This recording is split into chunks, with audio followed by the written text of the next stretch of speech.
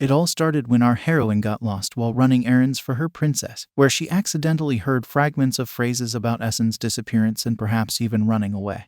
And the conversation was about how maybe he did it because of something there. And as a result, the bride ran away. At the phrase that he should be found by any means necessary, our heroine began to analyze what she had heard, but at that moment a glass vial fell out of her hands and broke. This circumstance led to the situation in which the girl was found, so now she clearly understood that she was going to die. After she saw the 3 men who discovered her, our heroine did not expect anything other than her imminent death. And we can immediately get acquainted with these young people and start with the closest person to the prince's assistant and heir to the Marquis of Oviedo, Turney Aguirre Oviedo. The second of them was the emperor's knight and genius fencer Diano Shabai Benedetto. The third young man was the only heir to the Apennino, Adrian Brest-Catel van Jackal Penson. Our heroine, realizing her situation, immediately tried to explain that she had just come on behalf of the princess, but could not really explain what she was doing here. The prince asked the girl who she was and heard that our heroine belonged to the Lupine Palace. The young man clarified that he was interested in other information and repeated the question of who she was, and the confused girl replied that she was an ordinary maid of honor. The prince could no longer tolerate these unclear answers and said that the only wise thing to do would be to kill her, and he even drew his sword to do so. The girl prepared to die, but at the last moment Turney stopped Adrian and said that if someone dies here, it will rouse suspicion. The young man also emphasized the need to be more careful, after which the prince asked our heroine how much information she had heard and warned the girl not to even think of lying to him. The maid of honor replied to Adrian that she had come up at the moment when they were talking about his fiancée running away. The prince asked the girl if she was telling the truth, and then our heroine admitted that she had learned that the bride was actually a man in disguise. Adrian immediately told his companions that in that case this witness should be killed, and the sword was again hovering over. Then the maid of honor fell to the floor and began to beg for mercy and promised to do anything. The prince asked the girl if he had heard her correctly, and then looked at her and made his decision, saying that in that case it would be her. Our heroine asked the prince what he was talking about, and the next moment she heard that her hair color was similar and her eye color was the same, and they would figure something out with her appearance. The young men also concluded that even with the voice they could try to do something, and then suggested that she just keep quiet. But the girl decided to clarify and asked the prince what he wanted from her. The next moment, the maid heard from the lips of the heir that she would be the prince's bride. And that's how our heroine's life changed completely. Viola Bilbaora, the name of our heroine, was a fallen aristocrat, but, according to Turney, this was not unusual and he believed that this girl was really innocent. The prince was worried about another question: why he had to get married at all and wanted to kill everyone, especially since he wanted to capture Essen, so he thought he could just force him to play the role of the bride, and he had a nice face. Adrian was upset that this young man had run away, making excuses for being a knight and having his pride, and the prince decided that once he inherited the throne, it would all be over, but until then he just had to be patient. The prince asked his assistant how the search for Essen was going and was told that Diana was looking for him diligently. The heir also asked Turney why he was sitting here instead of teaching that girl, meaning our heroine, and was told that he needed to rest because he was already doing his errands every day. The prince immediately ordered his assistant to go and teach our heroine, but Turney tried to resist a little more and began to express his misunderstanding of why there was such a rush. Adrian simply ordered him to go and do his work immediately, to which the assistant replied with tears in his eyes that he had never had a moment's peace in his life, and the prince told him to take responsibility and return with something that could be used. In the end, the young man told the crown prince that he would obey the order and left, and our heroine sat and reflected that in one morning her world had changed and that she had worked as a simple personal servant and was now the bride of the crown prince. The girl was lost in the questions of where she was and who she was, when the next moment she heard Turney say that he was hoping for her. The young man also suggested that she consider him her older brother, and our heroine, meanwhile, reflected on the fact that she could not have thought that this young man could suddenly become her older brother, and wondered how anything could happen in life. The girl was somewhat shocked by this statement, so Turney once again asked her if she understood that he was now her older brother, and our heroine wanted to answer him that she did not even want to know, but she remained silent. It is worth saying that after yesterday's incident, our heroine was locked up in the Lilia Palace, and this place was intended for the bride of the crown prince to live there and learn the routines of the imperial family. Now our heroine is told that she needs to rest, because tomorrow she will begin classes to prepare for the ball. Of course, the girl could not help but rest and collect her thoughts, and this was reflected in her face. From that day on, the former maid became the prince's bride and therefore had to acquire general knowledge. And in this connection, early in the morning, they broke into her room and dragged her to study. It was still hard for our heroine to believe that this situation was so real, but, strangely enough, everyone, except her, had a calm look on their faces. Turney turned to the girl again and emphasized that he wanted to explain the details of the situation to her again for complete clarity, after which he gave his name and title. The young man also announced that she was, as of today, Ashen Chevelle Rabat Ovido. He emphasized that our heroine is also considered to be the hidden daughter of the Marquis of Ovido, and therefore his sister. Our heroine was very surprised, although, on the other hand, she had heard about it, because recently rumors began to spread that the younger daughter of the Marquis had suddenly appeared, and it seemed to her that such a girl's appearance was somewhat strange, and, to be honest, it was difficult to think that such circumstances could actually arise. Now the Crown Prince's bride was thinking that if Essen had not really escaped, everyone would not have had to worry so much, although, on the other hand, if the young man had not escaped and she had learned their secret, she would probably have died immediately.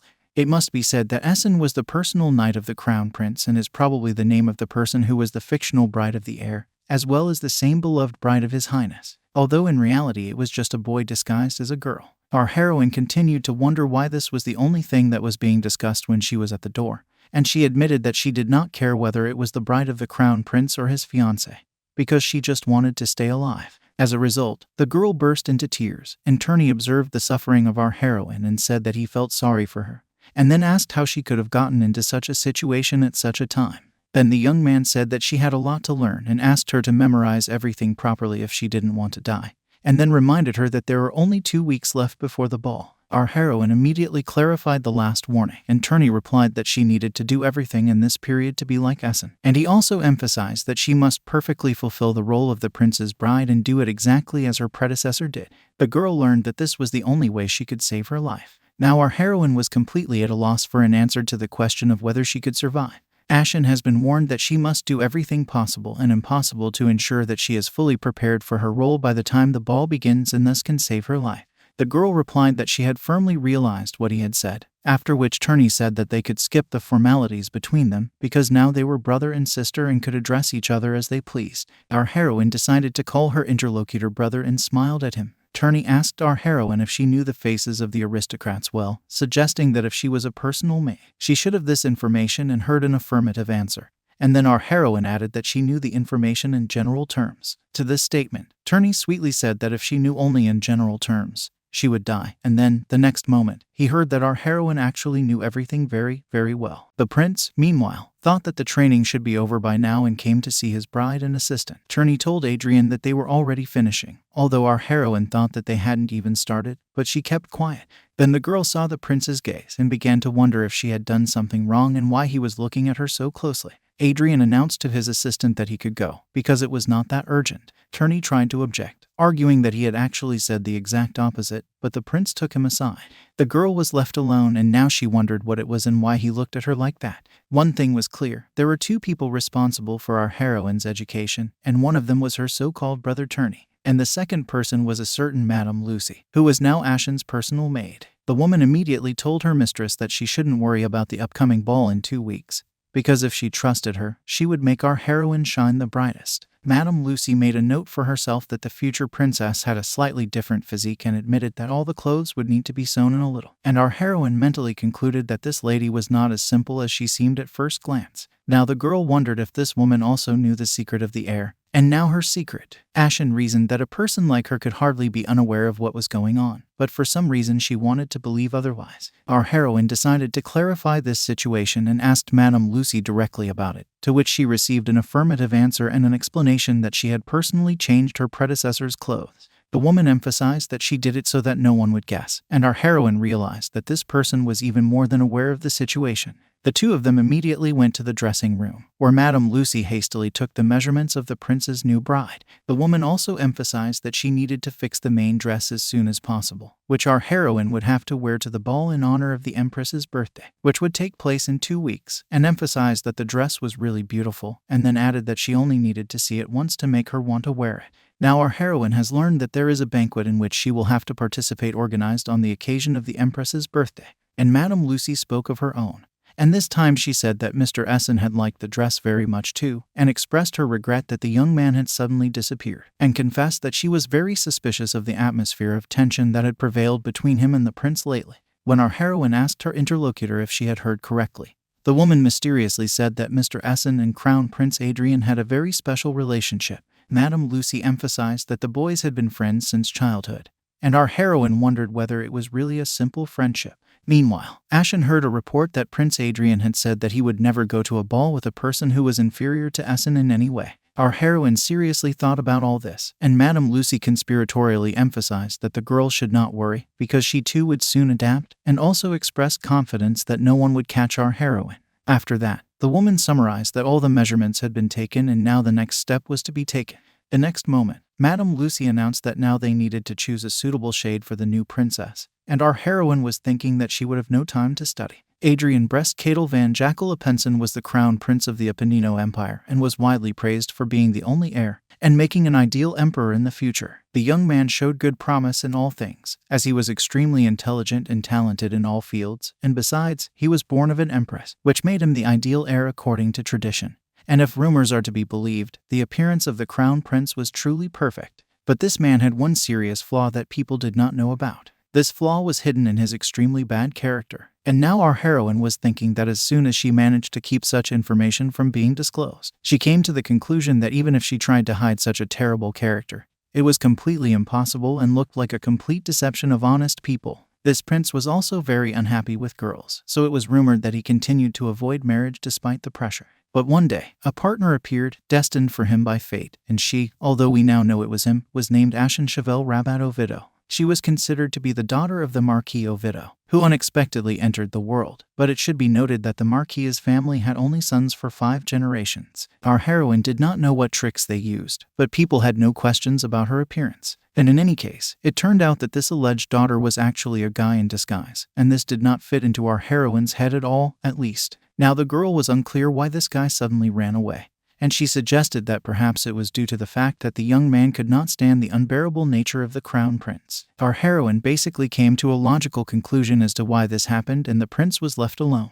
And at this point her thoughts were interrupted by Adrian's question about what she was thinking. But the girl was not going to give away her thoughts at all, so she did not find an answer so soon. The next second, the prince asked her if she really wanted to die right here and now, and our heroine replied that she was just thinking about her own thoughts. Adrian was not satisfied with this answer and suggested that the girl really wanted to say goodbye to this world. Our heroine fell to her knees and began to ask the prince to spare her, saying that she was wrong, and then Turney stood up for the girl and asked the prince not to joke like that. The girl looked at the prince and wondered if he was really making a bad joke. And then she looked at the rest of the audience and said that the heir actually drew his sword and it did not look like a joke. Adrian told our heroine to repeat what he had said the day before, but the girl was thinking about her own thoughts and did not hear his words, so now she looked for help from the audience, but Diana simply turned away. There was only hope for her brother, and our heroine mentally appealed to him to help her once again, and also wondered why he wanted to send his sister to the next world so easily. Adrian asked his fiancée if she was going to answer him, and the girl was thinking about Turney's suggestion. The next moment, our heroine answered by suggesting that he was going on a date with her. The prince declared that this was utter nonsense, and our heroine concluded that she was definitely finished. Adrian angrily emphasized that he had already given the girl several chances, and she ignored everything, after which our heroine began to beg for mercy again and thought that when he had given her chances, the crown prince concluded that the new Ashen was stupid and useless, and besides, he expressed his confidence that she would be caught immediately, and Turney thought that it was better that way. And our heroine thought that there is a proverb that says that it is not the dog that bites that barks, but the dog that keeps quiet and wags its tail, and mentally called her brother a lousy person. Diana also expressed his opinion and said that our heroine seems to have a lot of wit. The prince asked him if he was now opposing him and heard a negative answer, followed by Diana's explanation that he would not dare to disobey his orders, but simply expressed his opinion. Adrian emphasized that his knight had opposed him, and while he was justifying himself, our heroine concluded that Diana had pretended to help, but was completely useless, and that the prince was even more angry. Adrian had his thoughts written all over his face that there were enemies everywhere, and that although they had failed to kill him, they were now definitely looking forward to him making a mistake to strike. And our heroine continued to mentally beg the heavens that she did not want to die. Turney asked the prince if he was going to marry that girl after all. Adrian nervously asked if he wanted to die too, and Turney hastily apologized for his words. And our heroine was now wondering who this mysterious girl was, although she realized that no one would tell her about it. After a while, the girl learned that the princess was rumored to be looking for her maid, who had gone on an errand and never returned. The prince was immediately angry that he had asked her to tell him that she was dead, but Turney explained that no one would believe it and also said that the princess did not seem convinced. The prince told him to look into the matter, and Terry was again indignant that he had been given another difficult case. Diana interrupted the conversation and said that if the prince was going to kill our heroine, it would be better to do it quickly and remove the body. Our heroine, for her part, decided that this mouth should at least be sewn shut, because for some reason he had come to the conclusion that he could dispose of other people's lives as he pleased. The prince, on the other hand, decided that this statement was utter nonsense and asked Diana if he was going to marry the crazy girl himself. The dumbfounded knight asked the heir to be careful what he said and asked him how he was not ashamed to say such terrible things. Diana decisively stated that he was better off dying in that case, although the prince replied that he did not have to die, and our heroine mentally concluded that she envied her counterpart because she wanted to live, while everyone was discussing the prospect of her murder. The girl thought a little more and then asked the prince if he really needed a bride. She was well aware that all this time the crown prince had successfully withstood the pressure of his family even without a bride. People, on the other hand, were more surprised to learn that he had a bride. Our heroine concluded that he did not have to go so far as to look for a replacement, and the prince answered with a question and asked the girl if she needed to know about it and asked her to concentrate on her task. Turney stood up for his so-called sister and told the prince that the girl should not be treated so rudely, especially since she might be interested in knowing everything. Then Turney said that Her Majesty the Empress wanted her son to marry as soon as possible, and despite the fact that he had managed to avoid marriage all this time, hiding behind his youth, but he could not drag this issue out any longer. Turney explained to our heroine that the prince has already exchanged his second decade and is slowly approaching the age of marriage, so the old number will not work anymore. And in the end, Essen clarified everything for herself. And Turney continued to speak and said that, among other things, the Empress wants the prince to marry a certain girl and added that this person is a very unusual person. Then Adrian spoke up and said that it would be better to destroy the empire than to make a crown princess out of that madman. Essen thought that the prince must really hate this girl, and Adrian again asked his companions if they had found Essen and heard a negative answer. Then Turney suggested that his escape was due to the fact that the prince was too rough with him in bed. Our heroine choked on her tea at what she heard, and then some. When the audience paid attention to her, the girl announced that they could consider her heir and continue the conversation, and the prince asked her how the heir could talk, but she was even more confused and could not find an answer. Adrian noted that the prince's personal bodyguard had run away and suggested that if he had made this decision himself, it would be extremely difficult to find him. And Diana suggested that perhaps Essen had gone home. But the prince said that this was impossible, because when he contacted his family, he was told that Essen had not returned, and then reiterated that the young man should be found immediately. Turney drew attention to the fact that they actually had a replacement and asked the prince if it was really necessary to look for the missing Essen. And Adrian asked his assistant if he believed in our heroine. And then, without waiting for an answer, he told the assistant that no matter what, he had to make sure that this girl was useful and gave him a deadline of 2 weeks, and then added that he had to survive the birthday celebration of his mother Empress in any way possible. And our heroine asked the prince what would happen if someone suddenly guessed that she was a fake. Adrian gave a decisive answer that in this case she would either die or die, and told her to do her best. When the conversation was over, Turney asked Essen to talk to him as a friendly brother and sister. Our heroine mentally asked him where he could possibly see his brother and sister, and tried to mentally declare that they were in fact real strangers who did not share a single drop of blood, but, of course, decided to keep silent, having come to the conclusion that she had to escape from this madness as soon as possible. Turney was thinking about something of his own, and then asked our heroine if she was going to escape by chance. The girl hesitantly asked him what kind of escape he was talking about, and she wondered if her interlocutor was a mind reader. But she decided to clarify what would happen if she was caught trying to escape. The young man immediately said that this point was not even discussed, because her head would immediately fly off her shoulders. He also told our heroine that she herself knew that the inner palace, where the imperial family lives, has the strictest security, and added that this is especially true of the Lily and Poinsettia palaces, and then emphasized that after Essen's escape, the security was increased. Our heroine asked the interlocutor whether the prince was completely devoid of mercy, and was told that the fact that she was alive now was an unprecedented proof of his mercy. Although the girl was extremely surprised that such a thing could be called mercy, Turney decided not to frighten our heroine anymore and kindly asked her to ignore his words. The young man also admitted that he would survive even if he made jokes about Adrian, and then emphasized that she was a different case and it would not work that way with her. Turney's brother expressed hope that our heroine would live longer, and that was the end of their conversation. Since that day, the girl had completely lost all thoughts of escape, and it did not matter to her whether her brother had mentioned the execution on purpose or not, but she was sure that his words were not a lie. From that day on, our heroine began to study hard. She was not at all satisfied with the prospect of saying goodbye to her life, so she took the least possible path of resistance. Now the girl was taught the state of affairs in the imperial palace, as well as the etiquette that aristocrats were expected to observe. Our heroine came to think that at least she could keep up with the program because she came from an aristocratic family, albeit a decadent one. The girl also thought that otherwise she would simply die at the hands of the crown prince, and besides, the classes were very strict. The real reason was that the more she studied, the more likely she was to survive, and Madame Lucy prepared another outfit and wondered how the prince's bride liked it. Our heroine admitted to herself that she was already tired of even listening to the incessant laughter of this lady, especially since all her thoughts were occupied with her study.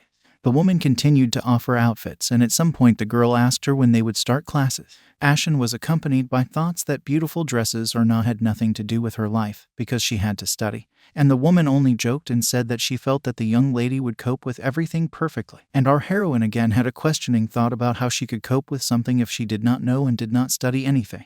At one point, Diana knocked on the door and asked how they were doing in class. Madame Lucy replied that everything was going on without the slightest delay and was perfect. And our heroine mentally cried out with a question about what was perfect and how to respond, but she remained silent.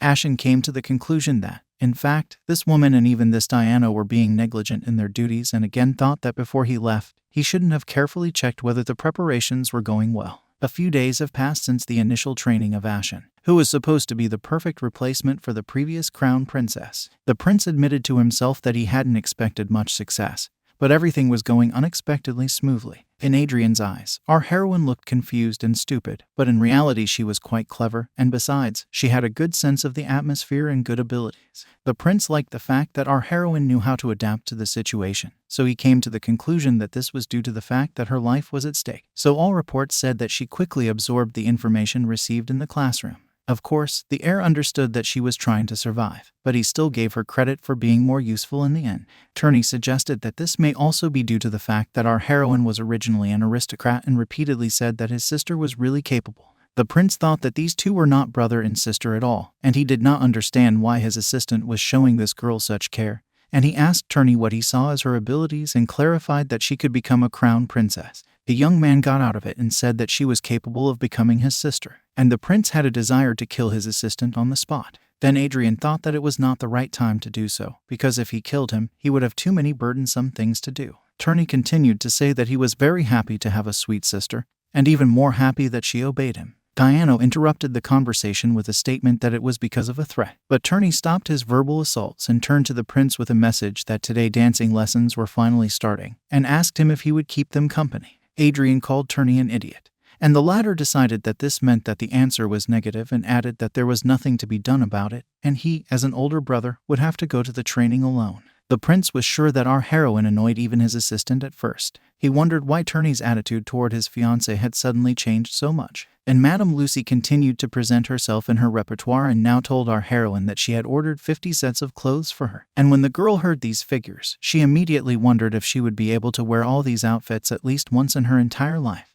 The woman stated that, given that it was her first time, the order was quite modest. And then Madame said that next time they would be ordering about 200 dresses and suggested that it would be a lot of fun to choose them. And our heroine had the feeling that this woman just wanted to play with dolls, using her as her dummy. And Madame Lucy continued to say sincerely and with a smile that tomorrow they would continue shopping and they would have to choose accessories. Our heroine came to the conclusion that she would soon develop a neurosis against the background of this laughter, but she restrained herself and said nothing in response. This woman continued to laugh, and at some point the maid told her something, and she asked our heroine to sit down and wait for her for a while. The girl looked around and thought that no matter how much you look, there are really amazing views. She recalled that it was a burden to buy even one cheap dress. At some point, our heroine thought that if she stole at least one dress from this warehouse, her life would be completely different. And then she decided that, of course, her life would not only be different, but no life at all, because it would simply end. So she set herself up to give up the idea, especially since the cruel prince with his destructive gaze was already looming before her mind. Essen looked at the door and wondered why this madam had been gone so long, and then heard the maids talking about Lady Gabrielle going to see the empress. Our heroine soon overheard the maids talking about how this girl was visiting her highness too often and assumed that she was doing so because she wanted to marry the crown prince. The girls also discussed that Gabrielle belonged to the chancellor's family. Our heroine immediately began to analyze the information and assumed that this was the girl whom the prince thought was crazy. The maids, meanwhile, wondered why the crown prince hated this lady so much and emphasized that she was very beautiful, although later one of them recalled the rumors that were circulating around this Gabrielle. These girls began to discuss the crown prince and say that he actually prefers men. Our heroine learned that because of this circumstance Adrian does not like the beautiful Lady Gabrielle, and he does not like other girls. And so they talked until one of them suggested that these rumors might not be completely true because there is also our heroine. Then the second girl said that it was actually rumored that Lady Ashen was a cover for the prince. Our heroine was shocked that she had most likely been discovered, and the girls continued to argue that it could be fiction and just meaningless gossip. Finally, Madame Lucy returned and placed a large stack of books in front of our heroine, and then declared that she needed to study all the information in them from beginning to end, and let out her ridiculous giggle again. Next, she was introduced to the first book she was going to work with today. Ashen was horrified that there are no pictures in the book, and it was filled with small letters, and she thought that even if she studied the text all day, she would not be able to master it. Madame Lucy did not end there, adding that at 7 o'clock they would start dancing practice, and summed it all up with an even longer oh-ho-ho, which simply killed our heroine morally, and the girl decided that her death was inevitable. Ashen tried to tune herself into the fact that she would definitely survive and continued her classes. After a while, the prince called Madame Lucy to his carpet and asked her how the maid was doing. The woman immediately kindly told the young man that he should call the girl my fiancée. Adrian corrected himself and asked again how his fiancée was doing and was told that she was doing great. Madame Lucy asked the prince where he had found such a charming girl, and the young man even repeated the word charming. Then the woman announced that our heroine is very kind and follows instructions perfectly, and emphasized that she may not be as beautiful as Mr. Essen, but she has her own individual zest that makes her an absolutely charming lady. The woman also told the prince that our heroine works hard from morning to evening to master various branches of science. Madame explained that her ward had mastered etiquette, poetry, singing, dancing, music, history, philosophy, and also noted that she had never been capricious or dropped out of school. The woman summarized her report with the phrase that despite the fact that our heroine is not easy to study, she is very diligent. Adrian called Diano and asked him what he thought of Ashen. The young man thought about it for a while and then said that since our heroine gets along well with people in the palace, he could conclude that this girl is really good and offered the prince his help in watching her. Adrian thought about it, and then he couldn't decide whether he could leave it at that. He was worried about the upcoming ball and did not know if everything would go smoothly during the event. The heir knew that if anything went wrong, he would have to marry that crazy woman right away. Adrian asked again if there was any news of the missing Essen. The prince heard a negative answer, and then mentally cursed, and then also mentally asked Essen where he had gone. He remembered his so-called bride predecessor, who asked the prince how long he had to endure this disguise, and Adrian replied that he had to do it until he became emperor. Essen, for his part, asked the prince if he could stop all this if he killed him, and was told that this was nothing more than treason against the crown. Essen indignantly told the prince that he had not become a knight for this. Adrian was sympathetic and tried to reassure his husband by telling him that even in this form he was still his knight. The young man asked in return whether the heir had ever seen a knight in a dress, to which Adrian said that he was the first of his kind and asked to be honored. And then Essen asked whether the prince was deliberately asking to die by his sword in this way. The heir insisted that he would kill him first, and this teased the knight greatly, after which he declared that he had had enough. Adrian now admitted that despite Essen's tension, he had not assumed that he was real, and now stated that he regretted not killing him then without hesitation. Adrian blamed everything on the empress mother and that crazy girl who had pressured her mother. It is worth saying that although it was widely known that the crown prince hated women, this was not true, as he hated all people, regardless of their gender. He would not have spoken to anyone but his childhood friends if he had his way. And from this perspective one might think that this young man was shy, but this would be refuted in a moment by those who knew the prince well. The empress mother herself was always dissatisfied with her son and his attitude toward the fair sex. But, in fact, one of the reasons for such hatred of people is due to the fact that he was imposed on the same girl from childhood. And even once the empress issued an unexpected order, completely disregarding the opinion of her son. The mother's decree stated that if her son did not bring a bride within a week, he would marry that girl. Therefore, there are many reasons for Adrian's reluctance and dislike of this girl, but there is one more, and it is the most striking. When the prince was 7 years old, the girl was offended that the young prince preferred to ride a horse instead of playing with her. She took his horse away and never told him where she was taking it, but eventually the animal died without food or water. It turned out that the girl had forgotten where she had hidden his horse. When Adrian called her to account, she said something disgusting, and it was a seemingly innocent statement that the animal had simply died. This was the key event after which Prince Adrian began to hate people, including the girl. After the empress's order, the heir hastily organized a whole week of balls to find a companion so that he would not marry that madwoman, but it was all in vain. As a result, the week of balls passed without producing any results, so the last remaining way to avoid marriage to that inadequate girl was to disguise his knight Essen and arrange a sham engagement. And it is worth saying that, of course, no one asked Essen's consent.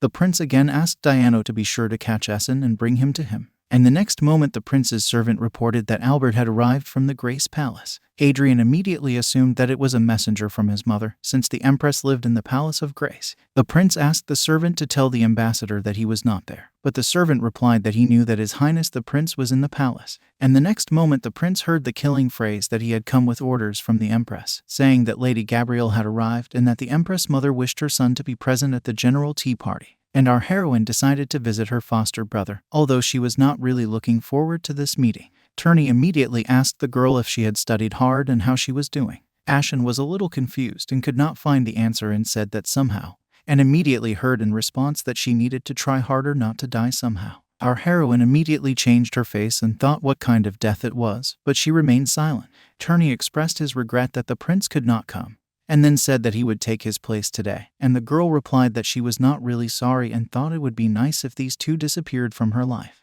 The young man asked the girl why she was pulling away from him and why she refused to get closer. Then he suggested that he was unpleasant to our heroine and shed a tear saying that his only sister was evil. And our heroine set herself up to not give in and pay attention to this provocation.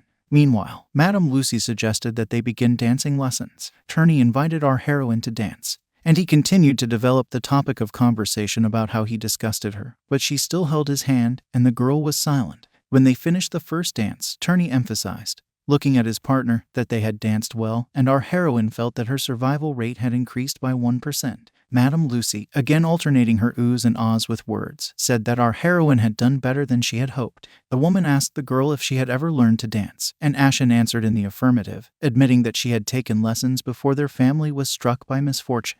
This madam was naturally upset, and our heroine thought about her life and how she didn't care then, but now the situation is much more catastrophic. Turney turned to Ashen with words of comfort and said that their family was definitely not in danger and reminded her that she was no longer alone. And our heroine caught herself thinking that she preferred to be alone. Turney then announced that they were done dancing because he had to go report to the prince. Although our heroine was again indignant that they had only danced one waltz and were already done, and suggested that they were probably annoyed by all this too. The girl was left alone in the room, and suddenly her brother looked into the room and asked her what she was waiting for, and then announced that she had to go with him. To the surprise of our heroine, her escort asked why she found him disgusting and emphasized that he had washed his hands well, and Ashen just wanted everyone to leave her alone. Adrian went to fulfill the empress's order and was furious that he had been deceived. The same inadequate girl was sitting across from him, and now she was saying that she missed him. The heir, without even talking, got up and decided to leave, thinking that the empress had ordered him to come, but that there was no point in being here without her. Gabrielle asked the prince where he was going and asked if he was so embarrassed by her look that he was running away. The girl emphasized that he was doing this for nothing, and then confessed that she felt the same way about the prince as he did about her and announced that they no longer needed to hide them. Adrian continued to fly into a rage at the empress's constant attempts to force them together lately, and decided that for the next few months he would not move if his mother called for meetings. Gabrielle, in turn, said that if he left just like that, the empress would be very upset and added that his mother had asked her to give him something. The prince asked this inadequate what this meant, and the girl exclaimed that his mother had said that if he was not here when she returned, she would prepare an even more magnificent gift for him. So the prince had to return to the table, and Gabrielle said in a voice of oil that they had not seen each other for a very long time, and he must have missed her, and perhaps he could not even close his eyes at night, as she did. Adrian confessed that he was sleeping very well and did not suffer from any of these things. Gabrielle emphasized that the prince had just aptly admitted that he missed her and emphasized that she understood without words, although Adrian tried to deny the misunderstanding again. The girl concluded that the exaggerated denial was a complete agreement and again emphasized that he obviously missed her very much, which she found to be a very sweet gesture on his part. The next minute, our heroine was brought to this tea party, only now she did not understand what the situation was all about. To explain how this situation came about, we need to go back in time for a while, to the very moment when Turney, after dancing lessons, brought our heroine to the prince. The young man found that Adrian had gone somewhere and asked the knight where the prince was, and Diana answered that the girl was here, and Turney even asked if he really heard that the madwoman was here and heard the answer that the empress was going to have tea with her and invited the prince too.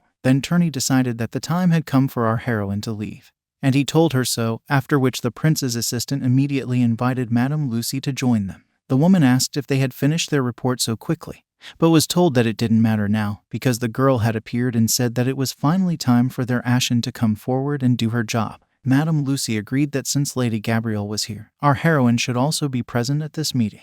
When the girl asked again, Madame explained that Gabrielle was the only daughter of the Chancellor, and our heroine was now convinced that the girl whom the prince hated so much and this Gabrielle were the same person. Madame Lucy continued her story, and this time she said that this lady was a member of the Valeriero house, who were the empress's maternal relatives from the infamous Nebel house. The woman explained to our heroine that this was the reason why this girl was in favor with the Dowager Empress, but at the same time, as a person, she was so-so, and Ashen mentally concluded that Madame Lucy did not like this Gabrielle very much either. Our heroine thought about the fact that she knew that this girl was from a very rich family, and the Nebel family's obsession with money was so strong that even commoners knew about it. In addition, most of the values of their family, during the decline, passed to the Nebel family, and now our heroine was thinking about the fact that she would have to face Gabrielle, the only daughter of this family. Madame Lucy emphasized that the girl's reputation was not very good, but in spite of this she was still popular with the aristocratic strata of society. Turney interrupted the conversation, saying that everything was fine, and he emphasized that their family was much more successful. Madame Lucy, through her ho-ho-ho, announced to our heroine that she must prepare herself mentally, but the girl did not understand what she was talking about and clarified that she meant mentally prepare. And the next moment she heard that, of course, she was going to perform before His Highness the Crown Prince, but our heroine did not understand why. Again, accompanying everything with her ho-ho, Madame Lucy explained that Ashen was his fiancé, and, of course, she had to win her fiancé away from Lady Gabrielle, and Turney fully confirmed the woman's words. Although our heroine mentally explained that she did not need this crown prince at all and was ready to give him to her rival even now. Another ho-ho-ho and another ho-ho-ho became a call for our heroine to get up quickly and think of it as rehearsals for the upcoming ball. And despite the fact that Turney convinced his sister that everything would be fine and they would be there for each other, our heroine concluded that all this sounded completely unmotivating. Diana handed our heroine a transparent veil, saying that Essen always wore it and therefore she needed one. And then they all went to the garden. The companions soon discovered the company of the prince and Gabrielle, and Turney hurried them all along, for he saw that the prince's sword was ready to leave its scabbard. Our heroine finally met her eyes with Gabrielle and saw her rival in person. Ashen noticed that the girl had become very gloomy and assumed that this was due to her arrival and the interruption of their idol. Our heroine also thought about the fact that this girl does not even suspect that she came here with these two literally under the threat of death. Just a minute later, Diana abruptly remembered that his sword was left on the parade ground and was crying alone. And Turney suddenly had an urgent matter, like forgetting to turn off the light in the room. So our heroine simply concluded that everyone is not a traitor. The girl assessed the situation and summarized that there was definitely some tension at the table, and Lady Ashen emphasized that they had not seen each other for a long time. Adrian stood up for his fiancé and said that she was very busy. Lady Gabrielle immediately asked her about her busy schedule, and our heroine wanted to say that she was actually sitting here and heard everything. Gabrielle said that, in fact, Her Majesty the Empress had invited her to dine with her and asked the prince if he would join her for dinner, but she immediately heard a negative answer. Then the girl told the prince that since he was so busy, she hoped that next time they would be able to enjoy dinner together, and our heroine immediately remembered that the prince had not said that he was busy. Gabrielle, meanwhile, told the maid to bring her new tea, for it was cold. The guest also pointed out that this tea could only be purchased through the Nebel family and emphasized that she had specially prepared it for the Empress as a present. The next moment, Gabrielle, after taking a sip of the tea, cried out and immediately called for the person who had brewed the tea. Our heroine thought that this tea had a very pleasant flavor and she did not see any problem in its preparation. But Gabrielle continued to inquire why the tea was brewed so badly and emphasized that she could taste the tea leaves and asked why the servants could not make normal tea. Our heroine was outraged that this Gabrielle was behaving like this, and she also poured the tea right onto the maid in frustration.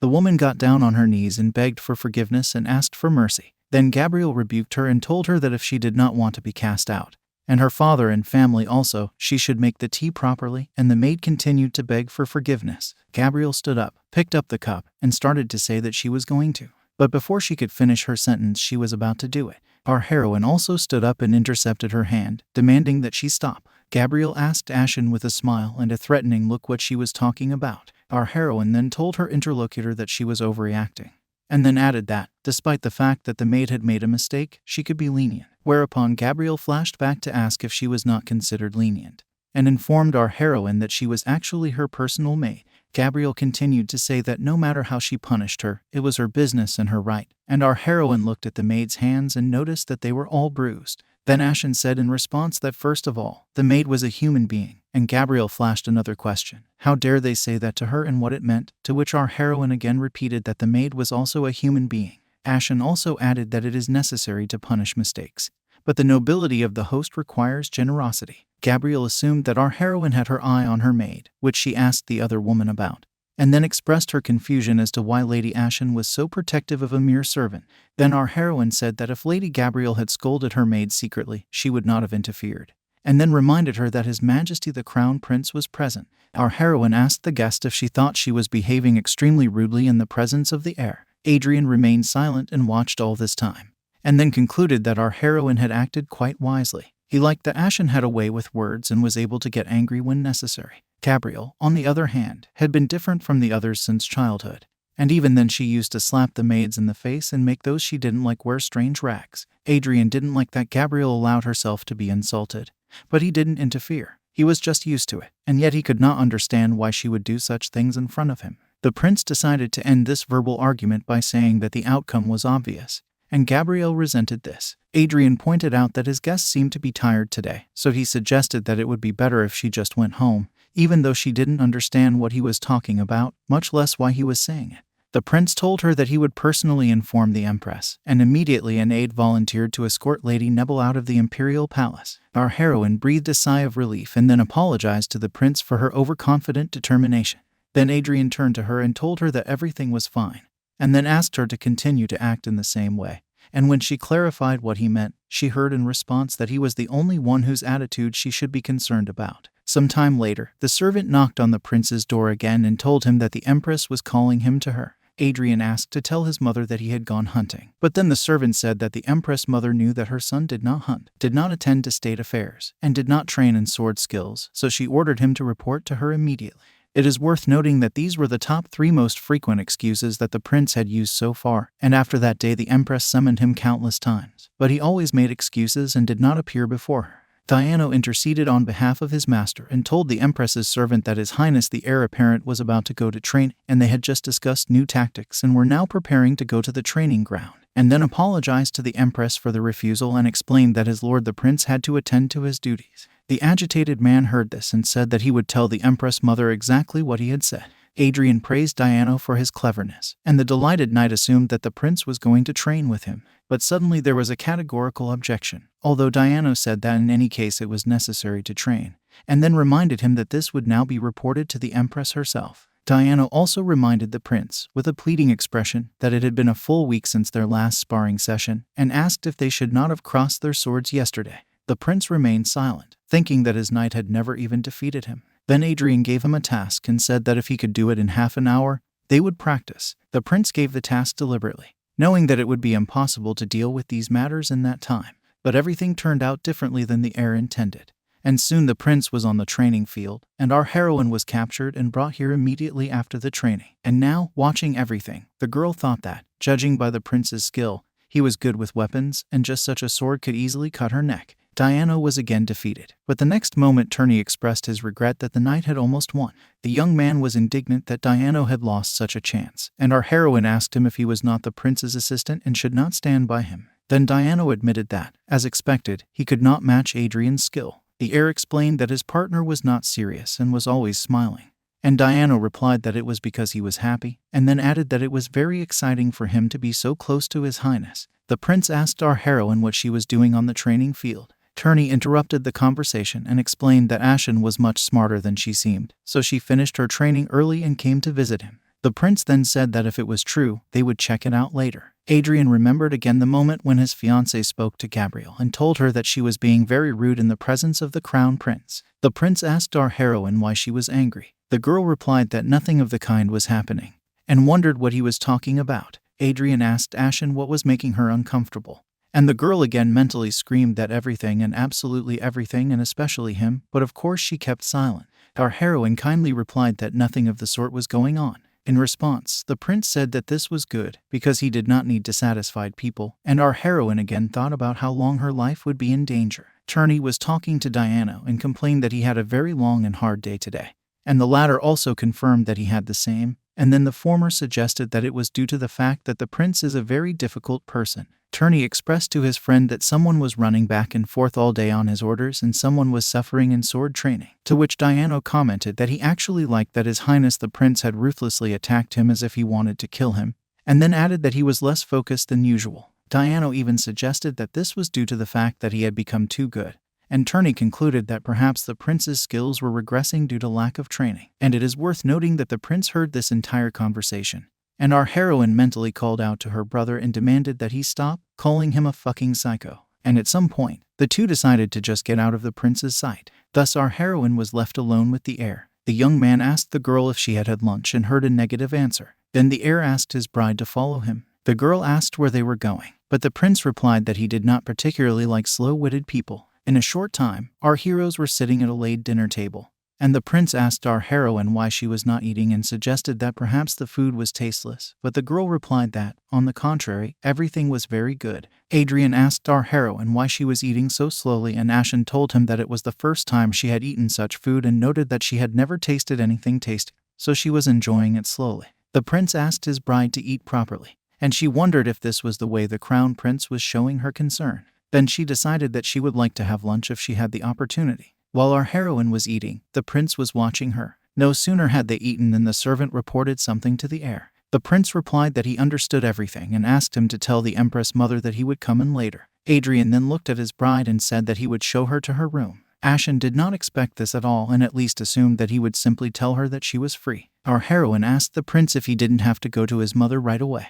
Adrian gave an affirmative answer, and then the girl asked him why he was with her now. To this question, the prince replied that he was afraid that our heroine would run away. Our heroine was so preoccupied with her thoughts that this time Madame Lucy tried for a long time to get through to her with the question of what their schedule was today and finally heard that they were continuing to study as usual. The woman then said that the answer was wrong because they had something else to do today. As it turned out, our heroine was supposed to visit the Grace Palace today. Ashen frantically remembered that this was the palace that belonged to the Empress Mother and assumed that today was the day of her death. She thought that if she had known this beforehand, she would have slept longer, and then she thought that she did not need to do so now, for she would soon sleep forever, so there was no point in enjoying earthly sleep any longer, and she wondered what life was all about. Our heroine decided to take advantage of the last opportunity, and asked Madame Lucy whether they had to go and heard an affirmative answer, followed by a clarification as to why she should ask such obvious questions and a message that the Empress was already waiting for her. Madame's response was another ooh-hoo-ha and a statement that she needed to prepare for the upcoming meeting as soon as possible.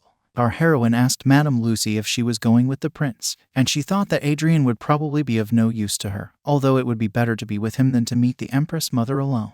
The woman replied to our heroine that the Empress had called only for her and had done so secretly. Madame Lucy considered it an extremely great honor, and Ashen thought that she was not at all likely to be honored in this way. Soon the girl was ready, and the woman was delighted with her skill, considering the results of her labor beautiful. To the sound of more oohs and ahs, Madame Lucy urged our heroine to go to the audience. In the corridor, the girl ran into the prince, who immediately asked where she was going. Ashen tried to think of something, and she did not understand whether she could tell her fiancé that Her Majesty the Empress had secretly called her to her. At this point, Adrian said that what he hated most was being forced to repeat a question twice and nervously asked the girl where she was going. Ashen did not understand at all why the prince was being particularly meticulous in his inquiries today, and suddenly Madame Lucy came to her aid, confessing to the prince that his bride was going to have an audience with his mother, and then adding that the Empress had called her herself. Our heroine wondered whether it was possible to say such things, and, if it was, why she had not said them before. Adrian thought about it and asked again,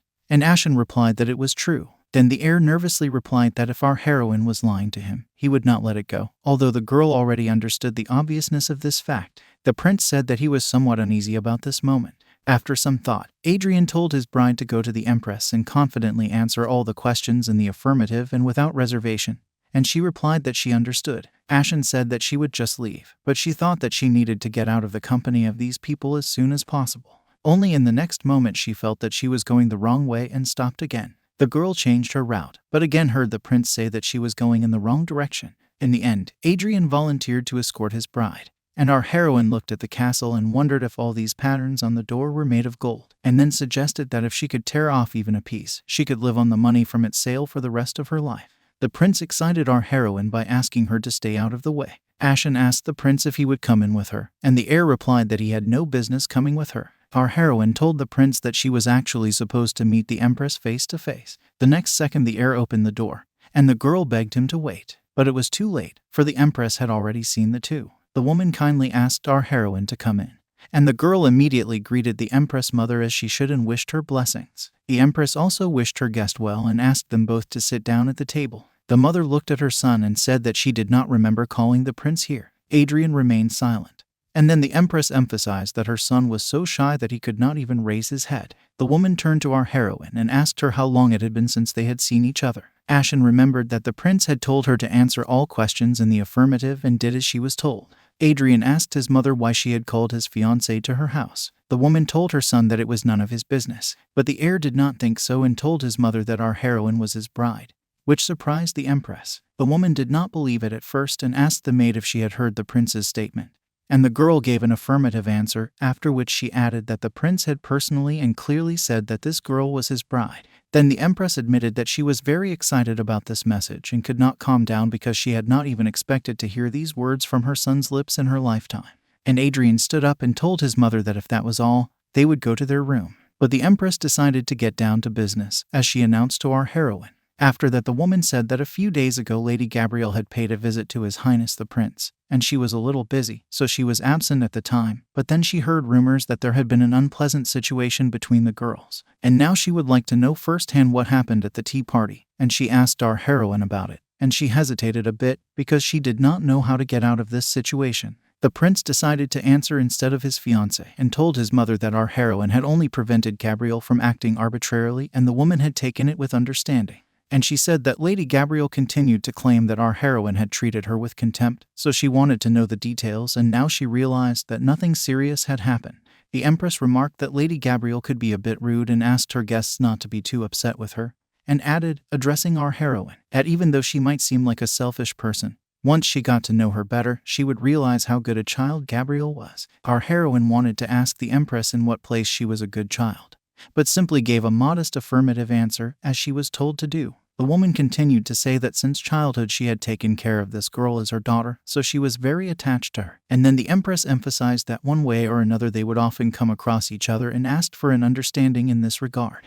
The empress also emphasized that her son and this Gabrielle, who was wonderful in her eyes, grew up together, so they would probably see each other often in the future, and expressed her hope that our heroine would not have any misunderstandings. And Ashen had no choice but to give an affirmative answer, as she was told to do. Then the woman said that she had heard that embroidery was now fashionable and asked our heroine if she had tried it. The question was somewhat unexpected and the girl thought about the fact that she had learned to embroider a long time ago, but now she could not remember anything and did not know how to answer and whether to give an affirmative answer. In the end, our heroine answered as she was told, and mentally added a small remark that it was so long ago that she was not even sure when, but she remembered for sure that it was in her childhood. The empress smiled and expressed her desire to see her work at least once, and then asked our heroine if she could hope for it. The girl gave another affirmative answer and an imaginary conclusion that she was finished. And then the empress asked her future daughter-in-law why she should not make a gift for her son. The woman kindly suggested that the heir would definitely not refuse a gift of embroidery from his bride. Our heroine mentally cried out to the prince, saying that he definitely did not want to do this. The mother empress could not admire her shy son. The woman decided to change the subject and said that the weather was very nice today and the sun was shining brightly. The empress then commented to our heroine that she was wearing a veil, and then suggested that she need not worry about her tan. The girl was again at a loss for an answer and did not know what to do, take off the veil or just give an affirmative answer. Our heroine again noticed that the prince was looking at her sideways and did not understand what he wanted, especially since she was doing exactly as he said. And then the following happened, where the empress somehow assumed that her son was treating our heroine badly, which she asked her about and heard an affirmative answer. The empress mother clarified whether Adrian was really rude, and our heroine again gave an affirmative answer with the thought that there was no difference in her thinking about the answers. The woman began to lament the fact that her son had been a very kind child as a child and expressed her incomprehension as to why he had changed so much when he had been an incredibly sweet and charming child. Our heroine was lost in the thought that the crown prince had been kind, sweet, and even charming as a child. The empress noticed the girl's reaction and said that she probably did not believe her words. And again our heroine gave the same affirmative answer, and she thought how she could believe in such a thing. But the woman continued to convince her future daughter-in-law that her son had looked so cute as a child, and was especially charming when he called her mother, and now she admitted that she missed those days very much. Adrian suggested that these unnecessary conversations should end. But the Empress again took this remark as a manifestation of shyness and asked her son if it had not happened that he had called her mother as a child and was a sweet child, to which the prince replied that he simply did not like this topic of conversation. Our heroine still did not believe that the crown prince could have been kind and sweet to children as a child, and the Empress next asked her if she understood that she was uncomfortable being here. Another affirmative answer was given by our heroine, and the woman said doomedly that she thought so. The Empress thought about it for a while, and then confessed that she really liked it. The son tried to understand what his mother liked, and then the woman asked him why he had such a stern expression on his face, and then asked if it was not better than discussing it behind his eyes. The Empress stood up, took our heroine's hand, and said that she was very, very sad that her future daughter-in-law had been kept at a distance from her all this time, and expressed her joy that they had finally had the opportunity to get to know each other better. The woman told our heroine that her son was still not mature and could sometimes be rude, and then asked the girl to accept her son as he was. Of course, our heroine could not say anything but an affirmative answer and knew perfectly well that at that moment she had won the Empress's trust. The woman seized the moment to say that she had one more thing to ask her future daughter-in-law. The Empress announced that a congratulatory delegation from the Sirius Empire would arrive tomorrow to attend her birthday ball, adding that her sister Empress Veronica and her son Prince Ronan would be among the guests. The Empress emphasized that she would like to entrust Lady Ashen with their care, and the prince said that he would take care of the matter himself. The mother was very surprised and even asked her son again, but the prince reaffirmed his decision and added that if she had nothing more to say, he and his bride would leave. The Empress was both embarrassed and surprised that her boy was so concerned about his future wife. Our heroine saw that the prince was very angry and did not understand the reason for this, so at one point she simply stopped him and asked him what was wrong. Adrian asked her if she really didn't understand it. Our heroine immediately asked what she had done wrong, and mentally told him that he had actually asked her to give only positive answers. The whole situation again made her think that, in general, today, as always, she was walking hand in hand with her death. When Turney learned the details of the meeting, he could not calm down and laughed for a long time. While the prince's assistant was laughing, he noticed that the heir himself was probably ready to cry. Diana could not help but say that the prince with a naked sword in his hand was very cool, but he thought that such a difference in behavior was abnormal. Turney asked everyone to pay attention to him and said that he was holding very important information, that the prince had asked him to be quiet, or better yet, to die. But he just had to say Essen's name, and a completely different atmosphere prevailed in the room. After which Turney said that he had managed to find out where Essen was now and added that he was actually the only one who knew where this person was, after which he asked the prince if he really wanted to kill him. Adrian told him to just tell him where he was, but Turney asked him to put his sword back in its scabbard first, and our surprised heroine wondered how much this man missed this Essen and suggested that perhaps they had really had a tragic love affair. The prince insisted that Turney tell him where he was, and the aide began to joke and finally said that he had suddenly forgotten where the place was. Turney then said that he had no idea and disappeared behind the door. Adrian gave the order to catch his assistant immediately and bring him here. This was followed by a statement that the prince intended to order his execution. Diana tried to reason with the prince by saying that they had indeed received the information, but they were still not sure of its accuracy, so they were checking the authenticity of the data. Adrian clarified what kind of information it was, but the knight was in no hurry to answer and looked ambiguously at our heroine. The prince understood and said that he could speak in front of her. Then Diana said that they had received information that Essen was now walking around as a woman, so they couldn't find him. And then the prince ordered to expand the search to include women. Adrian also emphasized that not a single hair should fall off Essen's head during the arrest operations, and he added that he should not get hurt, and our heroine simply concluded that love is love. Diana noted that not much time had passed since his escape, and he already missed Essen, and the prince admitted that he missed this person too. Soon the Empress's birthday arrived and people began to gather at the palace. Ambassadors and guests from other empires arrived at the imperial palace one by one to celebrate. The imperial family declared the Empress's birthday a public holiday and encouraged all the subjects to eat and drink to their heart's content.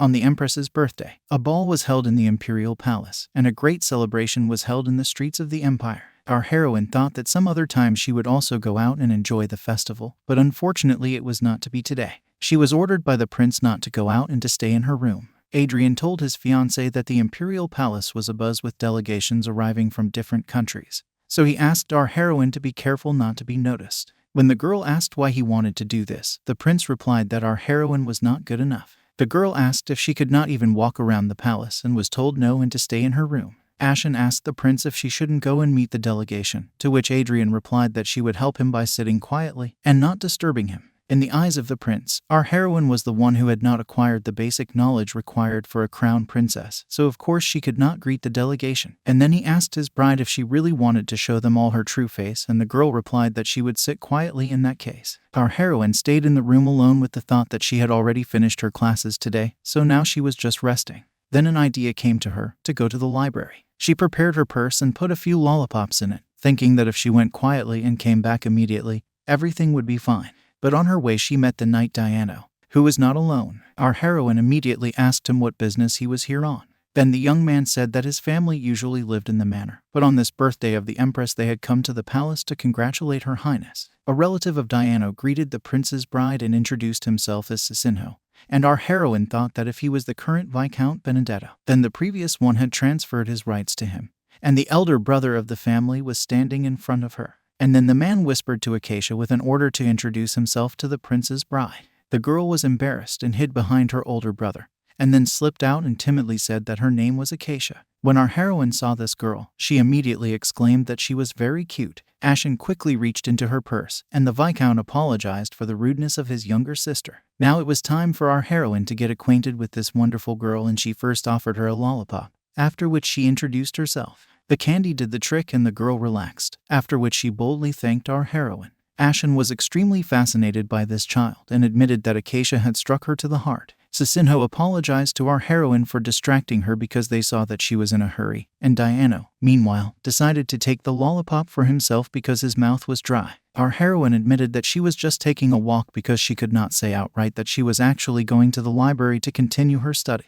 Diano took the lollipop and the girl tearfully asked him why he was eating her candy. The knight said that he thought it was meant for him, but Acacia cried even more and said that she had just let him hold it. Now all eyes turned against Diano, who tried to explain that others had misunderstood him. Our heroine took out 2 more lollipops and gave them to the girl, telling her to enjoy them whenever she wanted. And then Ashen stood up and asked Sir Diano not to take the candy from the child, but to eat his own. With that, our heroine said goodbye to her interlocutors and said she had to go. The prince, meanwhile, met the Empress Veronica of the Sirius Empire and her attendants. Adrian greeted the guest of honor and said that they had not seen each other for a long time. Veronica asked her nephew to skip the formalities, and then the prince said that his mother was already waiting for her inside. The woman was very happy to see her sister and said that her journey had been rather dark and that it had been worth it anyway. And then Veronica remembered that she had forgotten her son in the carriage and called him to ask how long he was going to be stuck in the carriage. Ronan stated that he had no desire to go inside, and his mother asked him if he was going to sleep and eat there. Eventually, the boy was forced out of the carriage, despite the fact that he fought and resisted, claiming that he was being mistreated,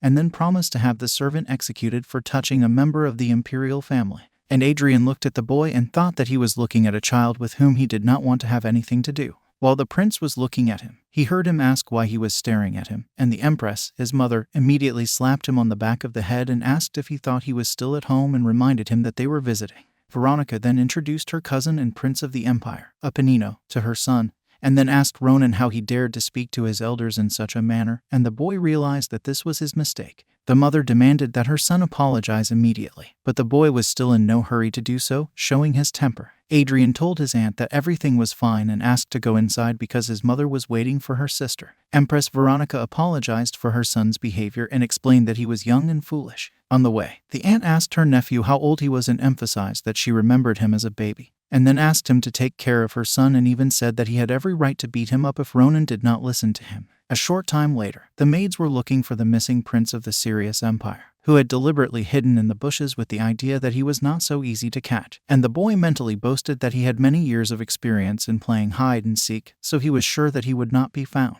And then Ronan thought that if he was caught, he would be in for a good time. He also realized that if the guards were called in to search for him, he would be caught quickly, so he decided that he needed to find a place where no one was around.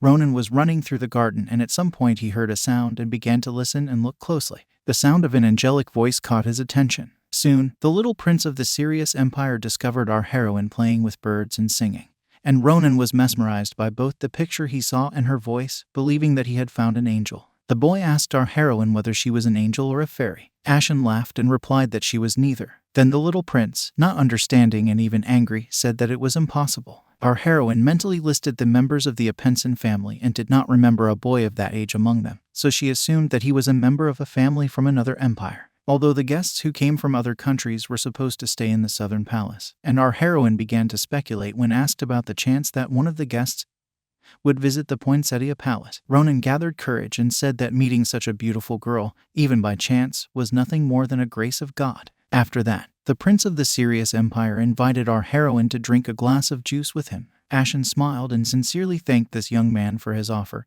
and then said that she was forced to decline his request. Ronan began to find out the reason for the refusal, and the next moment heard Adrian's voice saying that his interlocutor was his fiancée, and the prince called his cousin a stupid child. He then accused him of hiding, and Ronan began to say that he was not a child and demanded to be released. The prince of the Sirius Empire addressed our heroine as an angel and asked her to save him from the devil who wanted to capture him, and he also asked our heroine to punish this person. Adrian asked his fiancée what she would do in response to the request, and then the girl laughed and simply asked the heir to be gentle with the child. Adrian replied that he would take note of her words, and then threw his young relative over his shoulder and asked our heroine if he was gentle enough. Ronan continued to repeat that the heir was a real devil and ordered him to let him go, but Adrian only added fuel to the fire by saying that he would dine with him tonight and called him a weak man. The prince of the Sirius Empire continued to seek help from the angel and asked her to save him, and Adrian again told him that the angel was his bride. The young man also asked our heroine if she knew who he was, and heard a negative answer. The boy immediately turned around and introduced himself, giving his name and position.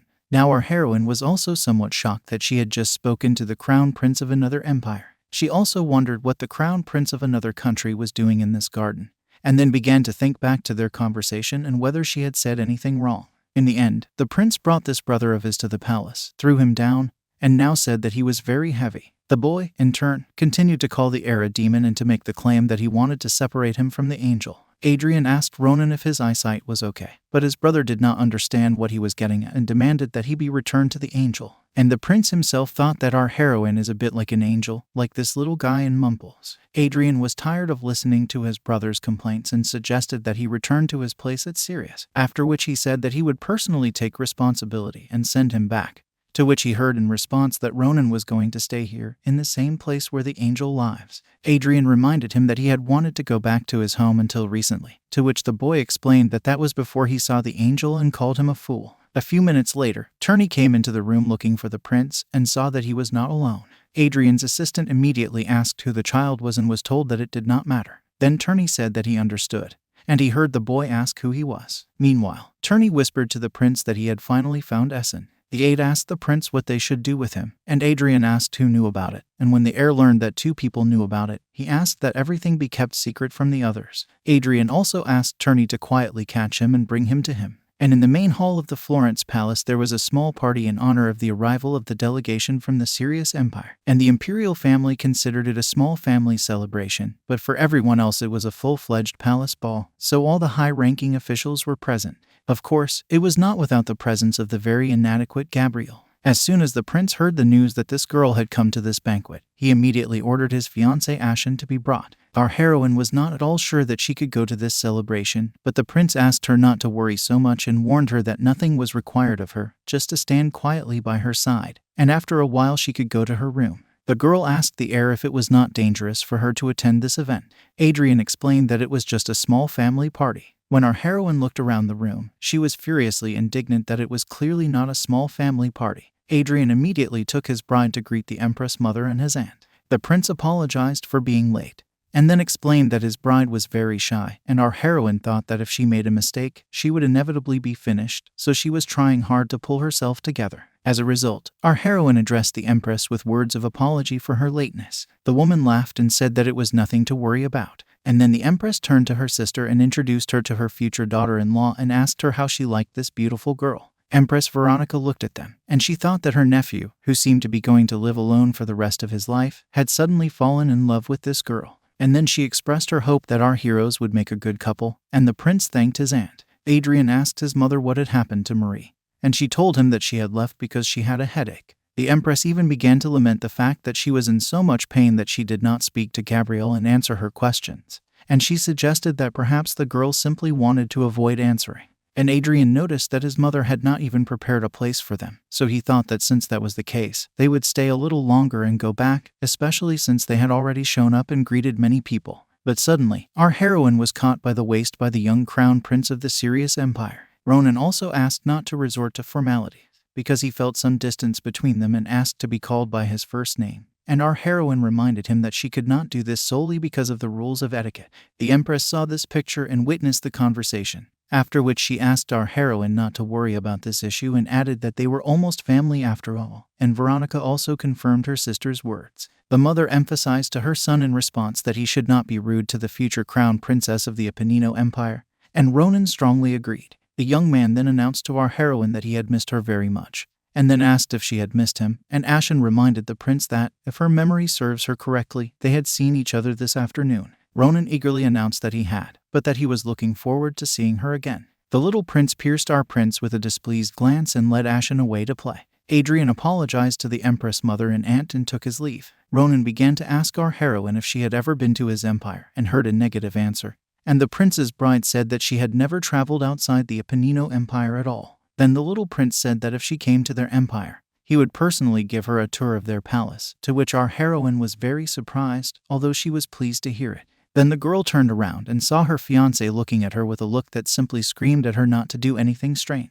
And our heroine replied to her interlocutor that she did not think she would ever have a reason to come to the Sirius Empire, and then added that if she was lucky, she was sure that there would be a person there who would take care of her. And our prince, watching them, did not like this petty prince more and more. Soon our heroine noticed that the music in the hall had changed, and that meant it was time to dance. Ronan immediately seized the opportunity and asked his angel to dance the next dance with him. Our heroine thought about this proposal, but when she turned to see what her fiancé thought about it, she could clearly read the words of command on his face that she was to remain where she was. Ashen had to apologize to the little prince and say that they would not be able to dance today, after which our heroine offered her interlocutor to dance next time. But the boy immediately objected and admitted that he really wanted to do it now. Ronan even cried, after which he took the girl's promise that next time they would definitely dance and stuck out his little finger to secure the promise. Our heroine confirmed her intention by mutual admiration and heard the prince's question about what kind of gift she liked. Our heroine immediately said that she would love a gift of life extension, and our prince continued to watch them. But that was not the case. Now Gabrielle went on the attack, approaching our prince. Ronan tried to find out what the gift of life extension meant, and our heroine simply said that it was something very valuable. The prince approached his bride and told her to follow him, and he noticed that our heroine was very frightened by his reaction.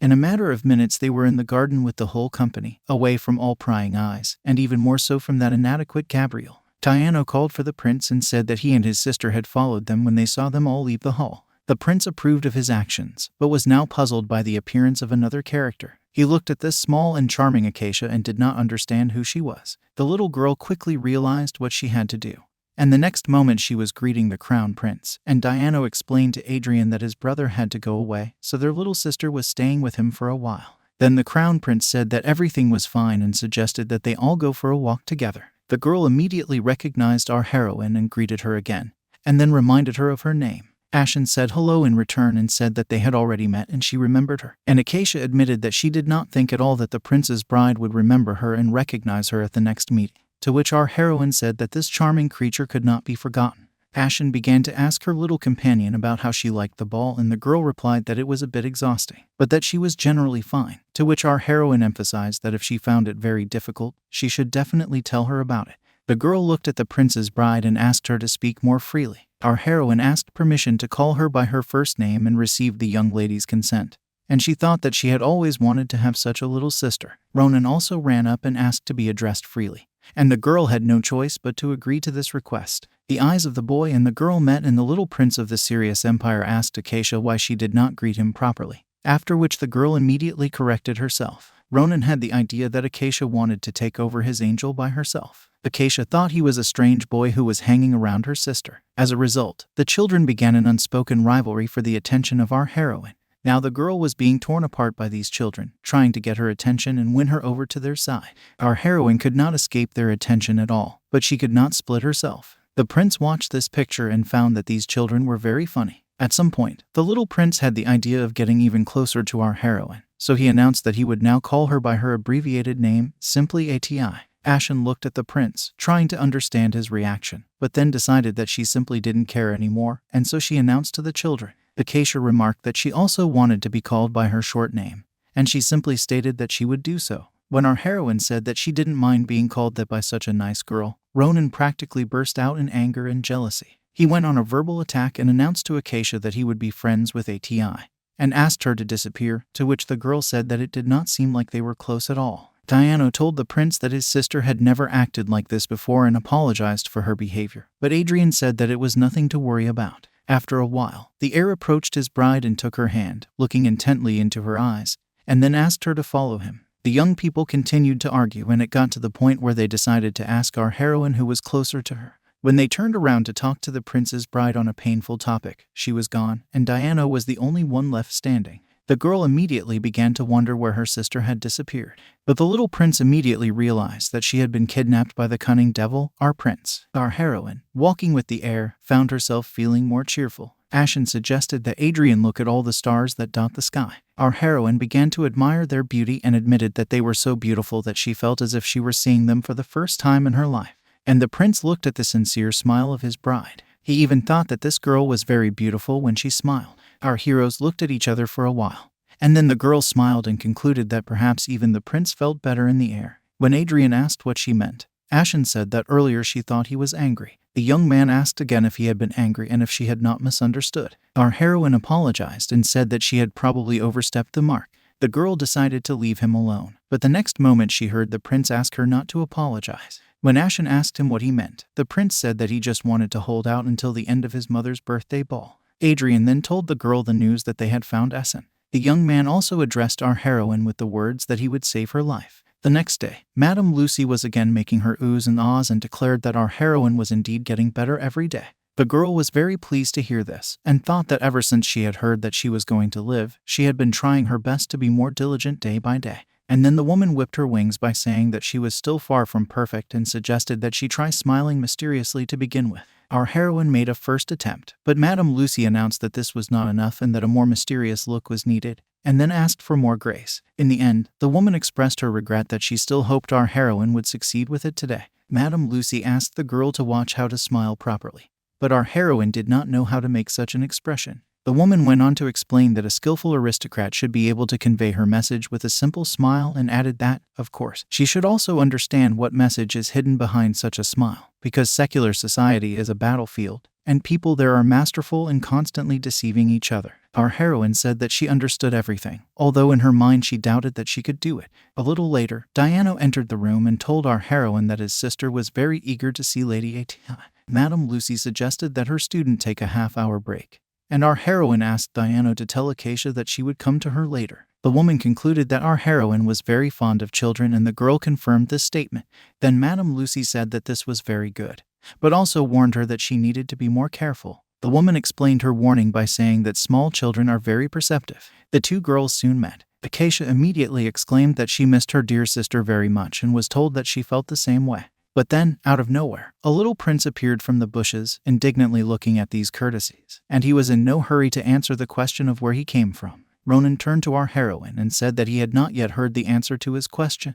Then Ashen told him that he should call her sister. Then the boy began to wonder if our heroine missed him. Acacia said that her sister had no reason to miss him. The little prince shouted that he was not waiting for an answer from her, but from his Ashen. Acacia replied that she was just answering for her sister because she was very kind and would say she missed him out of politeness. But that was not true, and then explained that they had a similar mental organization and she understood her sister like no other. In fact, this picture looked like this. On the one hand, there was the soul of the angel ATI, who would definitely say that she missed the little prince very, very much. But on the other hand, there was the soul of the child obstacle, who doubted this truth very, very much. At some point, Ronan concluded that Acacia herself missed him and asked her directly, but the girl said that this would never happen in her life. And our heroine watched these sweet children and came to the conclusion that she was wrong, that they hated each other. Now it was clear to her that these were just small quarrels between peers, which are inevitable when they get closer, so in her imagination these two could very well get along in the future. Our heroine had seen so many pictures of herself that she finally announced that Ronan and Acacia were getting along very well, and was immediately met with a double and categorical denial. The little prince said that no one could be friends with this girl and was told that she did not like him at all. Our heroine decided to end this argument and announced that she had brought cookies, and then asked who wanted to try them. The girl was the first to volunteer, but the little prince did not give in. Our heroine said that she had enough cookies for everyone. And when Diana heard this, he also wanted to help himself. Ashen looked at these children and thought that this is exactly how she would feel if her sister were alive now. When the children had eaten the cookies, our heroine asked them if they were tasty and heard an affirmative answer from Acacia. Ronan announced that the cookies were too sweet and he would not normally eat them, but since ATI gave them to him, he thought they were quite edible. After that, the little prince reached into the bag for another cookie, and our heroine realized that he also liked the treat. Acacia remembered that she wanted to ask her sister what she liked about her fiancé. In fact, our heroine did not like anything about the heir, but she had to say something, although she was completely at a loss for an answer. The girl thought for some time, and thought for a long time, for nothing more or less reasonable and suitable came to mind.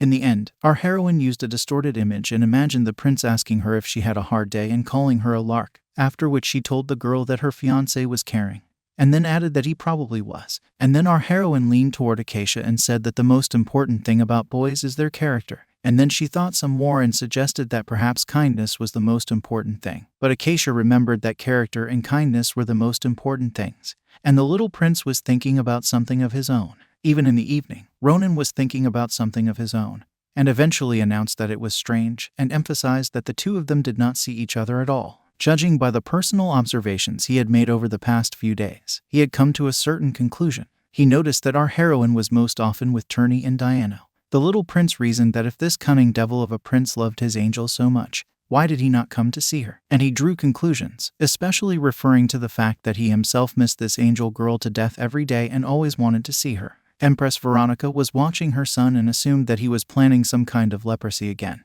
And she asked him directly, but the boy decided to speak frankly to his mother and tell her his opinion. The next day the prince and our heroine were called to meet the empress, although they had no idea why they were suddenly summoned.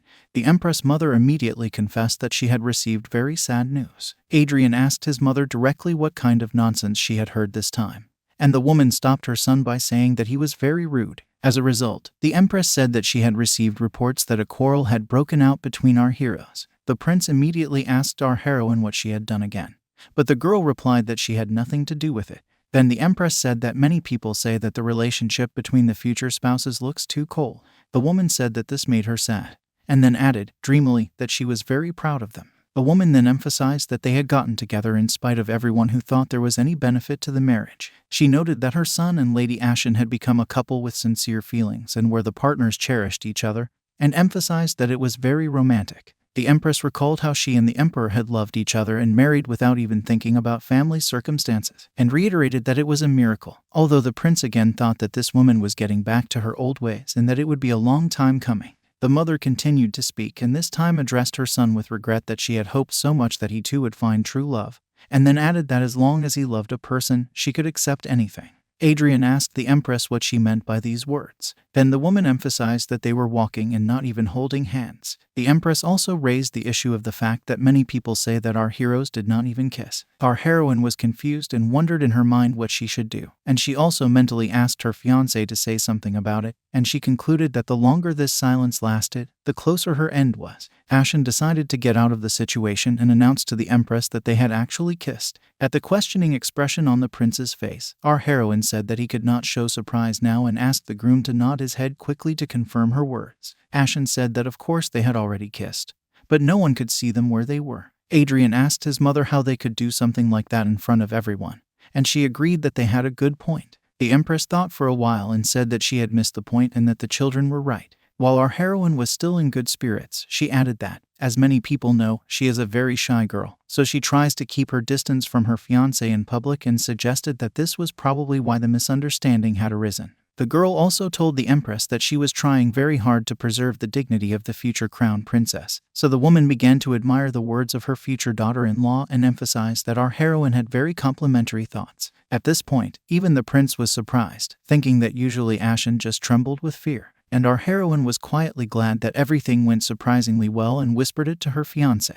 On the way back, Adrian decided to ask his fiancé when they had kissed, and she said that of course it had never happened.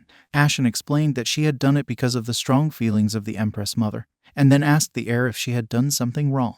The prince again noticed the same expression on our heroine's face and thought that before he would not have even paid attention to such a lie, but now he did not understand why it bothered him so much. Adrian asked his fiancée if she had ever kissed anyone. Our heroine was extremely embarrassed, and then gave a negative answer and admitted that she had no experience with a first kiss. The prince offered his hand and said that he would escort her to Lilia's palace. Naturally, the girl was very afraid, and the heir asked if she was going to take his hand. Ashen thought that if there was a rumor that they were not holding hands, they should really be careful about it. She admitted that she still found it difficult to do what this young man did with ease. She noticed that he just took her hand without any emotion and did not worry at all. Our heroine caught herself thinking that she hated herself for flattering herself with unreasonable hopes. On the way to the palace, Ashen asked the prince why he hated Lady Gabrielle so much. He replied with the remark that she had seen it all herself and now she was asking. The girl admitted that she thought there might be some other reason to hate her. The prince then said that Gabrielle was terribly selfish and could not see anyone but herself. Adrian also said that she was the kind of person who would not care if someone died in front of her.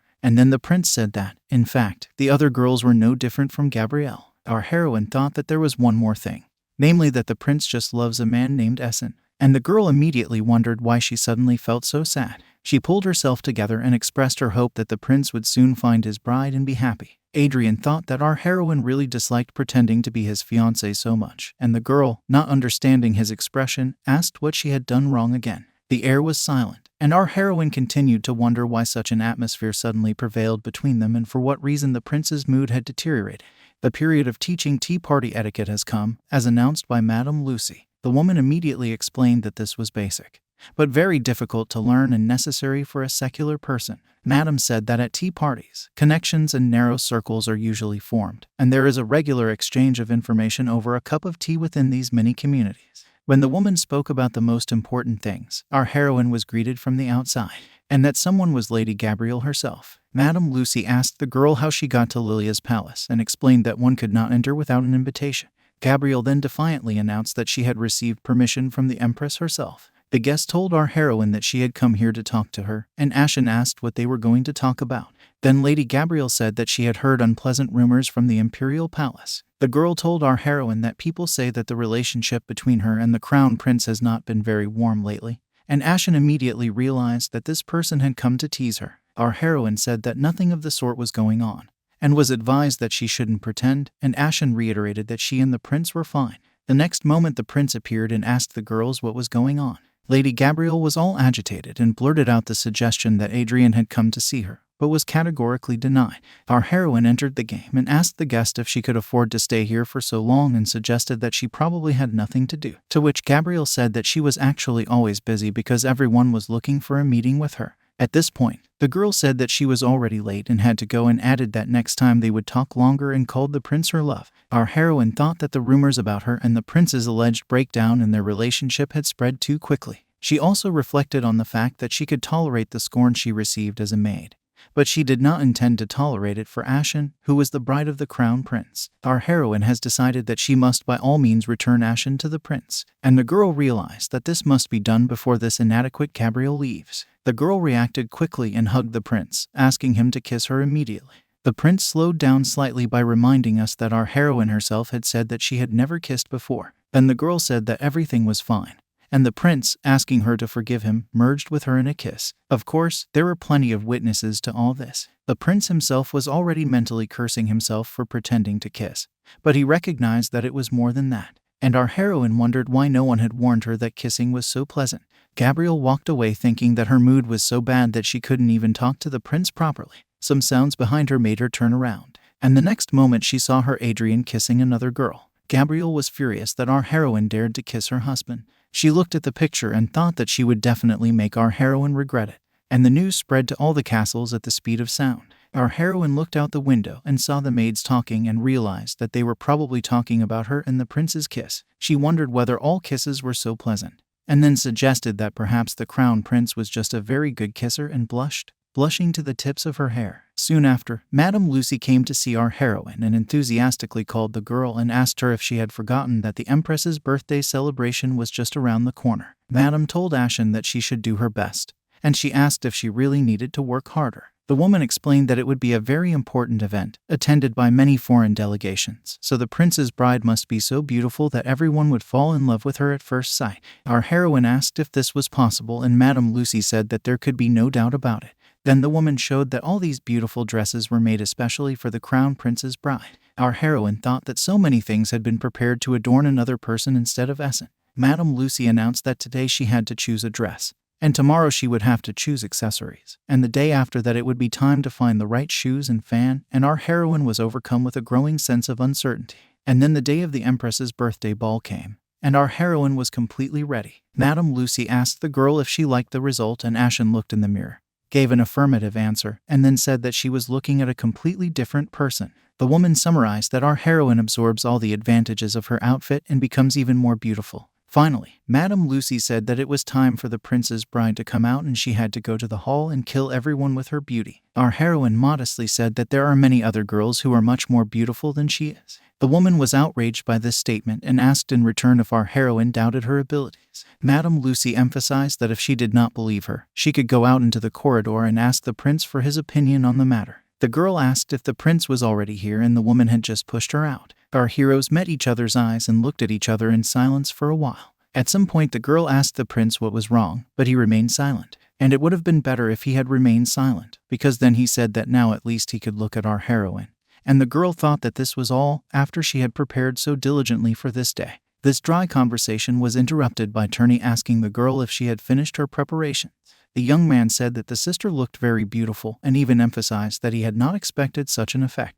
The prince hugged our heroine and chased his assistant away, although Turney could not help but comment that it was nice to see someone take care of his partner. Adrian, being in an extreme state of rage, demanded that his assistant stop spreading heresy and not stand in his way, but rather perish. Turney decided to retreat, and in parting asked our heroine to eat well and have even better fun. The prince invited our heroine to go to the banquet, and the girl thought that it was good that this day had finally come, and came to the conclusion that if everything ended well, she would even survive. When our heroes approached the entrance to the hall, it was announced that the stars of the empire had arrived, His Highness the Crown Prince Adrian, and then the name of our heroine was announced, accompanied by the fact that she was the future crown princess and bride of His Highness the Prince. The couple appeared and the eyes of all present were directed to them. Our heroine was very excited and even a little hesitant, but the prince said they had to go, so she thought that everything must be fine because she had prepared very diligently for this event, and they left. Ashen was slowly looking around the room and finally saw one person and thought that he was the most important person among those whom she had to deceive today,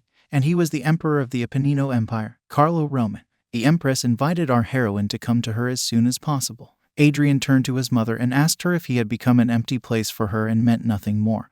And the woman was immediately a little embarrassed that she had not noticed him at once. The Empress then turned to our heroine again and declared that she was incredibly beautiful today. The girl was very pleased and thanked the woman from the bottom of her heart for the compliment. At this moment, the Emperor coughed, attracting attention, and our heroine thought that a great power of greatness emanated from this man. The man looked at the prince's bride and then said that he had seen everyone and could now go. After that he told the young people that they should get married as soon as possible and as the Empress wished, and our heroine did not understand what was being said, and then thought that she was so nervous that she was glad that everything went without incident. After all the mutual exchanges of pleasantries, the prince said that they would now take their leave. The Empress looked at the young people intently, thought about something, and then said that she did not know what had happened between them, but that they had looked much better than before. Our heroine thanked them anxiously, and the Empress asked them to have a good time. The girl could not believe that she had survived and was still alive, so she could hardly breathe. The prince watched his bride and then suggested that they try to make the best of the evening. The next moment they heard a voice calling for the prince. It was the Empress Veronica, who also greeted the future heir apparent, the princess, and asked how she was doing, and it is worth saying that the little prince was also very happy to see his sister. Our heroine gave her prince's aunt an affirmative answer and asked how they were doing. Little Ronan reminded our heroine that she had promised him a dance. The boy began to coax our heroine and kept saying that she had given him her word to dance next time. The woman decided to take her son and suggested that he go somewhere. The Empress explained to her son that they had to wish the birthday girl a happy birthday, and our heroine thought that she should not relax for a minute. Ashen caught herself thinking that she was terribly tired, and this was only the beginning of the event. Suddenly, our heroine noticed one person and her attention stopped on him. As it turned out, it was Princess Marie, and the girl immediately approached her brother. The princess greeted our heroine, and the prince asked her to leave the formalities behind and asked her what had happened. The princess made a claim to her brother that he had ignored all her messages these days, to which Adrian said he had not done so, and the girl continued to assert that she had asked him and continued to want to know where one of her maids had disappeared to. Adrian asked his sister if they had to talk about it here and now. The princess replied that she would come to the poinsettia palace later and expressed the hope that this time the prince would pay attention to her, and wished the bride a good evening. Our heroine asked the heir if the princess had revealed their secret, to which Adrian replied that if she had, she would simply have to get rid of her. Ashen again thought that she was on the edge of a cliff and decided that it was good that no one approached her while she was standing next to the prince, but she noticed that everyone was whispering about them. And the next moment the girl heard in the conversations that she used to be taller, and our heroine was upset that she had put on high-heeled shoes on purpose and was now afraid that because of her height she might be discovered. The audience began to speculate that perhaps today the prince's bride wore low-heeled shoes and began to discuss the latest fashion trends, where low heels were in great demand, and then began to look at the prince. Our heroine thought anxiously that it was a good thing that she had not been caught and decided that she should continue to behave in the same way.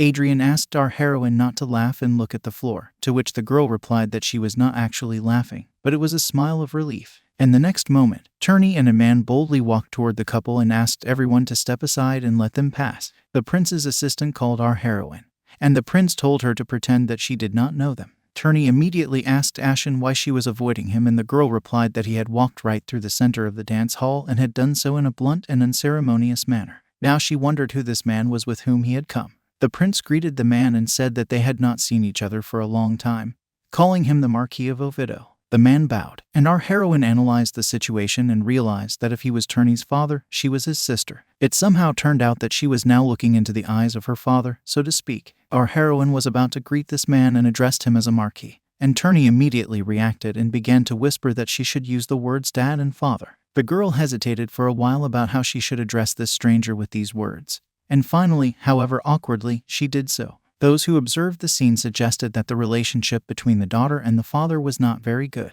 The prince noticed the stares and told our heroine that if she didn't do everything right, she would die. This was enough to make the girl start to cry and exclaim how much she missed her father and say that they had not seen each other for a long time. The Marquis was also playing and quite loudly addressed her as a daughter, saying how long it had been since they had met, and our heroine again said how much she missed him. And then the man told the girl that if she looked closely, she had lost even more weight. Our heroine sincerely admitted that she had indeed experienced many difficulties, and the caring father immediately asked how she had come to tell him. But then Ashen remembered that the prince was standing behind her and cheerfully announced that she had not really experienced any difficulties and was eating well and was in general doing well and could not be better. Then the Marquis calmed down and suggested that he must have been imagining things. People began to say that the idyll between father and daughter was a pleasure to watch, and our heroine realized that now everyone's eyes were on them. At some point, the prince took our heroine's hand and she realized that a tense situation was brewing again. And the situation was indeed of an extra negative class, because she approached them and greeted them, although it is more correct to say that only the prince was greeted by Gabrielle. She was accompanied by her father, the chancellor, who immediately came to greet the Marquis of Oviedo. Now our heroine met this famous chancellor and Gabrielle's father. Ashen noticed that the prince was still burning Gabrielle with his eyes. Of course, the girl played the situation in her own way and announced that the prince could not take his eyes off her. Gabrielle continued to dodge the issue and emphasized that she was embarrassed by the scrutiny of the crown prince, until Turney suggested that she look at Adrian's expression and understand. The girl told the prince's aide that it was useless for him to look at her like that, because she had room in her heart only for His Highness the Crown Prince. The young man asked her what she was talking about, and our heroine thought that this girl had even made Turney take on such a stern look. The prince embraced his bride and said that her legs must have been sore from all the long walking.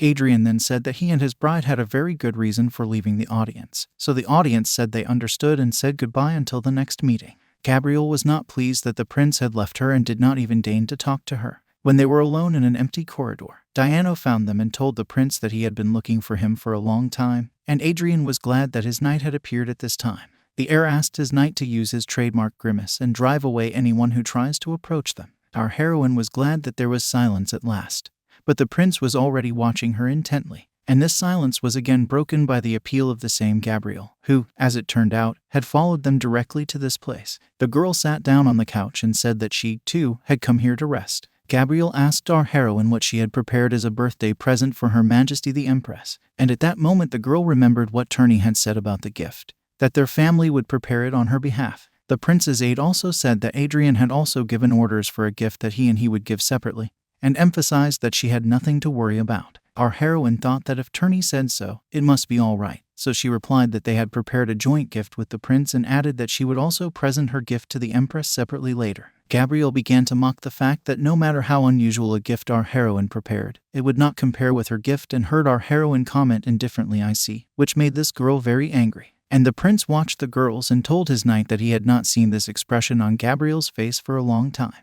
And that inadequate one continued her speech to our heroine, and this time said that she had no choice but to show her gift, for she saw that the prince's bride was very interested in knowing what she had prepared for the empress. Our heroine looked at her interlocutor suspiciously and thought that she hadn't actually said anything about what she was interested in.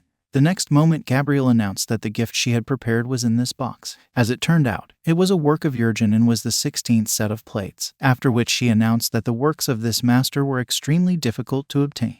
Our slightly surprised heroine did not even find anything to say on this occasion, and Gabrielle continued to wriggle in her statements that the empress was fond of collecting such plates and was especially fond of the works of the master Jurgen. The girl thought that she was experiencing a strange sensation, for it was definitely the first time she had been shown these plates, but for some reason she thought she had seen them somewhere before. Gabrielle could not calm down and continued to say that she had managed to find these works of art and could consider this luck to be nothing less than a manifestation of fate. At some point, our heroine noticed the initials on the plates, and the prince decided that she was going to fight back, so he came over and asked her to just ignore her. Gabrielle decided to take advantage of the opportunity and told the prince that she would be his in the first dance. But before she could finish, Adrian turned away from her and asked his fiancée if she would be his partner in the first dance. Our heroine noticed that her interlocutor had a faint look on her face and even thought that Gabrielle was about to cry. But that was not the case, because the next second this girl put on her brightest smile and exclaimed that our heroine cares so much that other ladies do not envy her,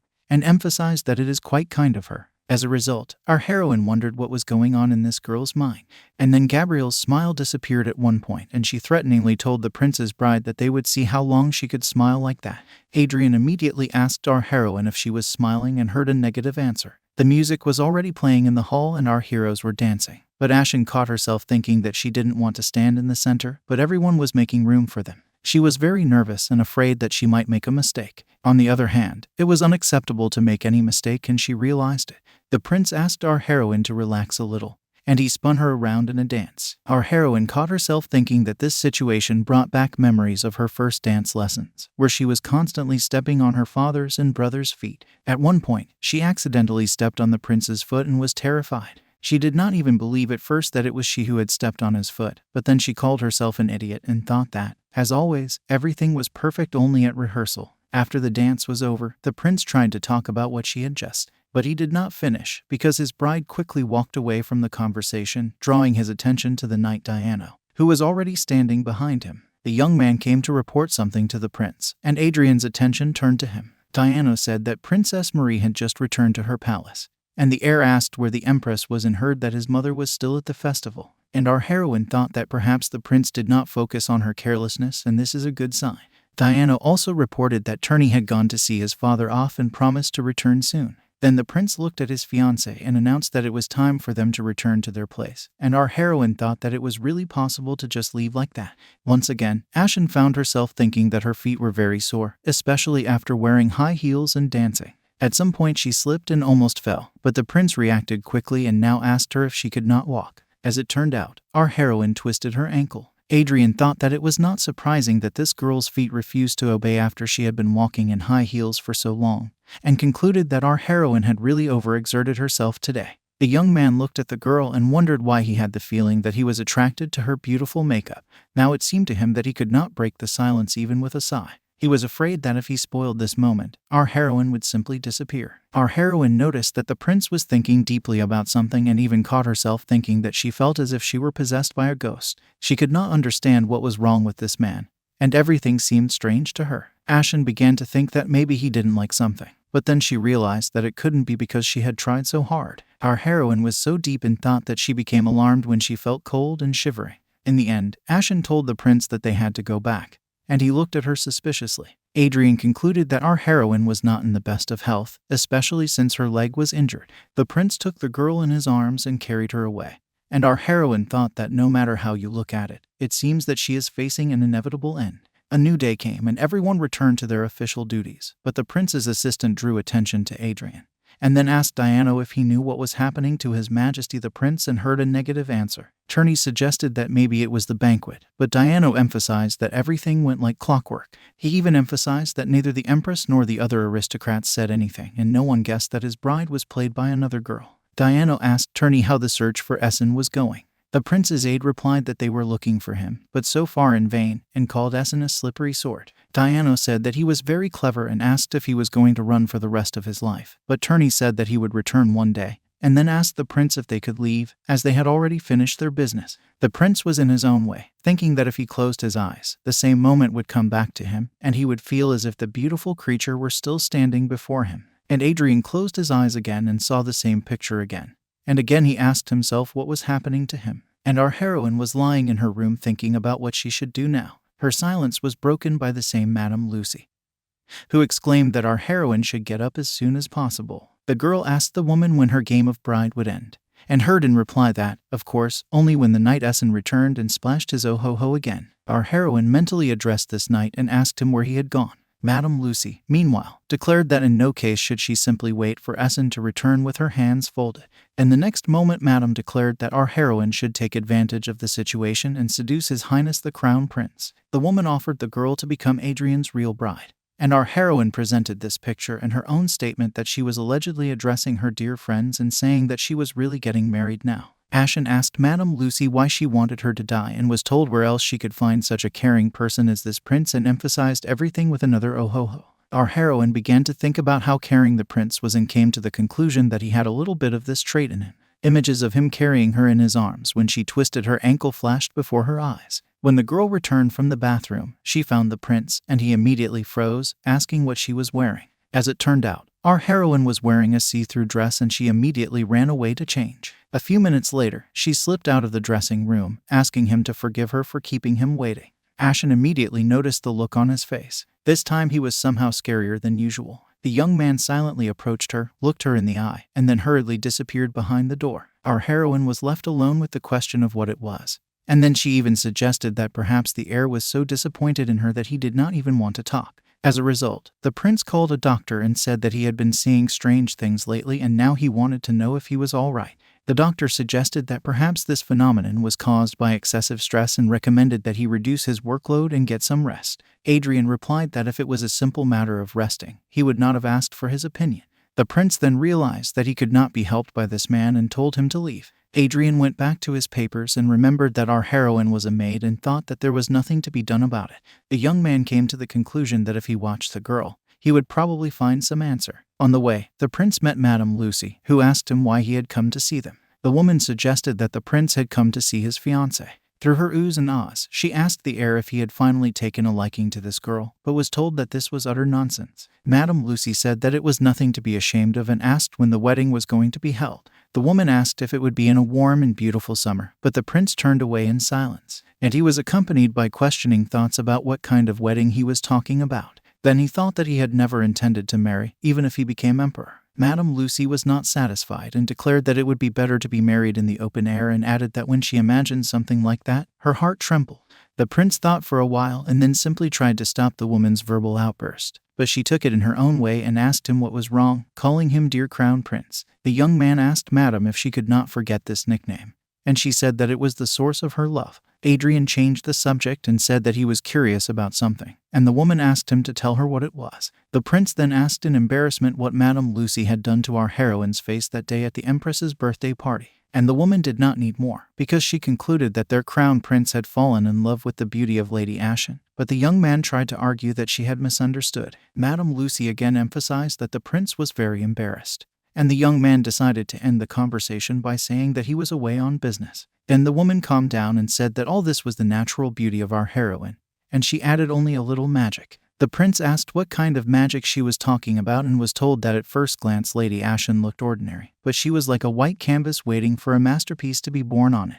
Madame Lucy said that no matter what color our heroine was dressed in, it would suit her and set her off favorably. And the prince emphasized that Essen was more beautiful than she was. The woman immediately said that of course they could not be compared, for young Mr. Essen was the most beautiful face in the whole empire. The prince realized that he was hearing the truth, but it made him angry for some reason. And Madame Lucy also confessed that it was difficult for her to explain, but when she was dressing our heroine, she felt a kind of return. The woman emphasized that it gives her special pleasure and she is even more satisfied with the result. The prince smiled and said in response that he was pleased, and also expressed the hope that he could rely on this madam in the future, to which the woman asked him to simply trust her. And our heroine sat with her books until she was visited again by the crown prince. He again silently approached her and again looked intently into her eyes. And our heroine again refused to understand what was happening to him, and the prince at that moment was thinking how he could possibly think this girl was cute. Adrian asked our heroine to leave the room for a while, and the girl obediently fulfilled his request. Then he told her to come back in, and our heroine obeyed his request again. In the end, the prince concluded, mentally cursing that she was a pretty girl. The prince asked our heroine to sit on the window, and he was again accompanied by this inexplicable feeling. The young man continued to look at our heroine and came to the conclusion that this girl was like a little bird. And then he again mentally cursed that she was not a little bird. When the prince was about to leave, he ran into Turney at the door, but the latter did not even speak to him. The heir's assistant returned to our heroine's room and asked her if she knew what was happening to the prince. Turney and Diana called Essen for a conversation and began by saying that no matter how you look at it, the situation is taking a strange turn. And then the prince's assistant said that, apparently, she would have to die soon. Our heroine asked what this meant, and then Turney suggested that she recall the prince's recent actions. Our heroine remembers a fragment of his sudden visit to her room, after which he silently looked at her and intently and left. She also recalled how he stood in the bushes and watched her closely. She also remembered how the prince sighed whenever they suddenly crossed paths in the corridors. Then she thought that if he had a problem with her, he could have just said so directly instead of just walking around looking at her. Diana suggested digging a hole to escape, and our heroine could not believe that even this man thought so. Then Turney said that it did look a little strange and admitted that it was the first time he had seen a prince behave like that. Adrian's assistant said that the heir apparent was obviously furious with anger at something. The young man asked our heroine what she had done in just the last few days, but she could not take it anymore and asked him to be quiet. Then she asked the audience what she should do to stay alive. The young men unanimously stated that they had to dig a trench anyway, and our heroine could not believe that they had only one option to save her life. Finally, Turney said that he had to go and wished the girl good luck. Essen was very upset and called her brother a lousy person who just came to eat cookies. In the late afternoon, our heroine went out into the garden thinking that the prince was walking around. Madame Lucy had told the girl the day before that she walked only in the backyard all the time and suggested that she try to walk around the garden. When our heroine came out the other side, she stood puzzled and wondered where the promised garden was. Madame Lucy told the girl that if she went out and walked straight ahead, she would meet him at once, but this did not happen. Suddenly, our heroine heard someone's voice. She decided that she would approach whoever it was and ask for directions to the garden. Our heroine looked around the corner and found a girl and a boy talking about something. Essen realized that there was a strange atmosphere here. The next moment, the girl confessed to the young man that she loved him. Our heroine was shocked that she had accidentally overheard someone else's confession of feelings and decided that she needed to quietly leave and not interfere with them. And that girl asked the young man why he was silent and asked him to accept her feelings, but heard a simple "I'm sorry" in response. Our heroine looked at this young man and understood perfectly well why the girl fell in love with him. As Essen lingered and then thought, she found at some point that this young man looked in her direction. And besides this, he also walked toward her and came closer and closer. Our heroine immediately cried out that she did not love him. The young man tried to talk to her, but our heroine fought back. Only after Essen did the young man say that there must have been another misunderstanding. But our heroine sank into the soul of this man and he wondered if they would meet again. A few hours later, Michael appeared before the prince with a report on the success of the delegation. Adrian, looking through the papers, emphasized that it was a long journey and suggested that it must have been difficult. The crown prince also told Michael that he had done an excellent job and thanked him for his work. The young man also heard a proposal to rest in the palace for a day and then report back in full. Michael was somewhat puzzled, because in the past the prince had always asked him to come right away when he finished his report. Then the young man said that when all the work was done and the report given, he rested better, and then he thanked the prince for his concern and took his leave. Michael also made a note of the fact that it was somewhat unusual to speak to His Highness on this occasion, for the prince was carefully studying his expression as he spoke. He wondered what had happened during the period of time he had been away. Moreover, the period of absence was not that long, only 5 months spent abroad, so Michael assumed that if Gabrielle found out, he would probably cause a stir. The prince met with his sister and she suggested that her brother might be in love, to which he replied that this was nonsense. Princess Marie immediately asked what kind of horse it was that had driven her brother so crazy. The girl told Adrian that he always behaved like this whenever he saw a horse, so now she began to ask what kind of horse he had seen this time and even suggested that it might be the same breed that they had failed to raise. Adrian began to think about the information he had received, especially since it seemed that this was the kind of behavior he would do if he wanted to get a horse. The princess also thought that perhaps something else had caused him to react in this way and had such an impact. The prince asked his sister to be quiet for a while as he thought about it, but she did not give up. Adrian said that he needed to think things over and began to analyze all the circumstances again. He was so deep in thought that he realized that something had happened to him that he had not expected. Marie tried to shake her brother out of his reverie and called out to him several times to ask if he was listening. The princess asked the prince to return her maid to her. The girl did not like the fact that her brother immediately ignored her whenever she spoke of his maid of honor, and she told the prince. Adrian had other thoughts going on in his head, where he finally came to the conclusion that he must be in love, and yet he could not believe it. Soon the empress joined them and was surprised to see the two of them waiting for her so obediently. Marie assumed that her brother had taken a fancy to some horse again and told her mother. The princess also added that he was tormented by the image of her in his mind. And the empress asked her son if it was definitely the new animal. The woman reminded her son that he already had over 2,000 horses in his stable. The empress asked the prince if he really needed more horses, but the young man simply said that they had misunderstood him. The sister immediately pointed out that he had said himself that he thought about her all day long and emphasized that this was nothing more than a love affair. And the empress mother shared her daughter's opinion and added that Adrian did not even ride all of his horses and asked him not to overstep his bounds. Adrian spoke again and said that this was not the case, and then got up and left. The empress concluded that her son was suffering greatly and suggested that he must have met a horse that had taken a serious liking to him. The prince decided that all this was due to the fact that Essen had run away and came to the conclusion that when he returned, these strange images would definitely disappear, so now he wanted to catch him even more. And our heroine finally got to the garden, but she got lost in it, although she did not understand how this could happen. And it happened that she walked and walked, and the scenery was the same, and then she began to be accompanied by only one desire, to meet someone.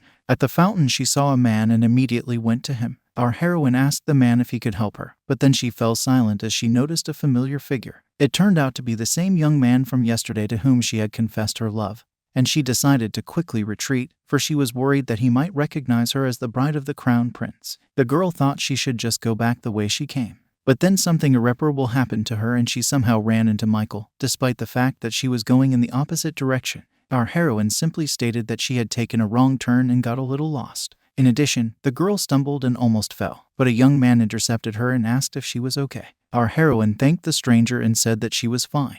At some point, Essen discovered that she was not wearing a veil and began to wonder where the thing was lost, and also mentally concluded that he did not yet know that she was the bride of the crown prince and suggested that perhaps she could avoid trouble. Our heroine asked the young man to show her the way back, and Michael clarified where she was going. When the stranger heard that the girl had to go to Lilia's palace, he was very surprised and said that he would take her himself. Soon our heroine noticed a familiar road and was very happy to be saved, and then thanked her companion.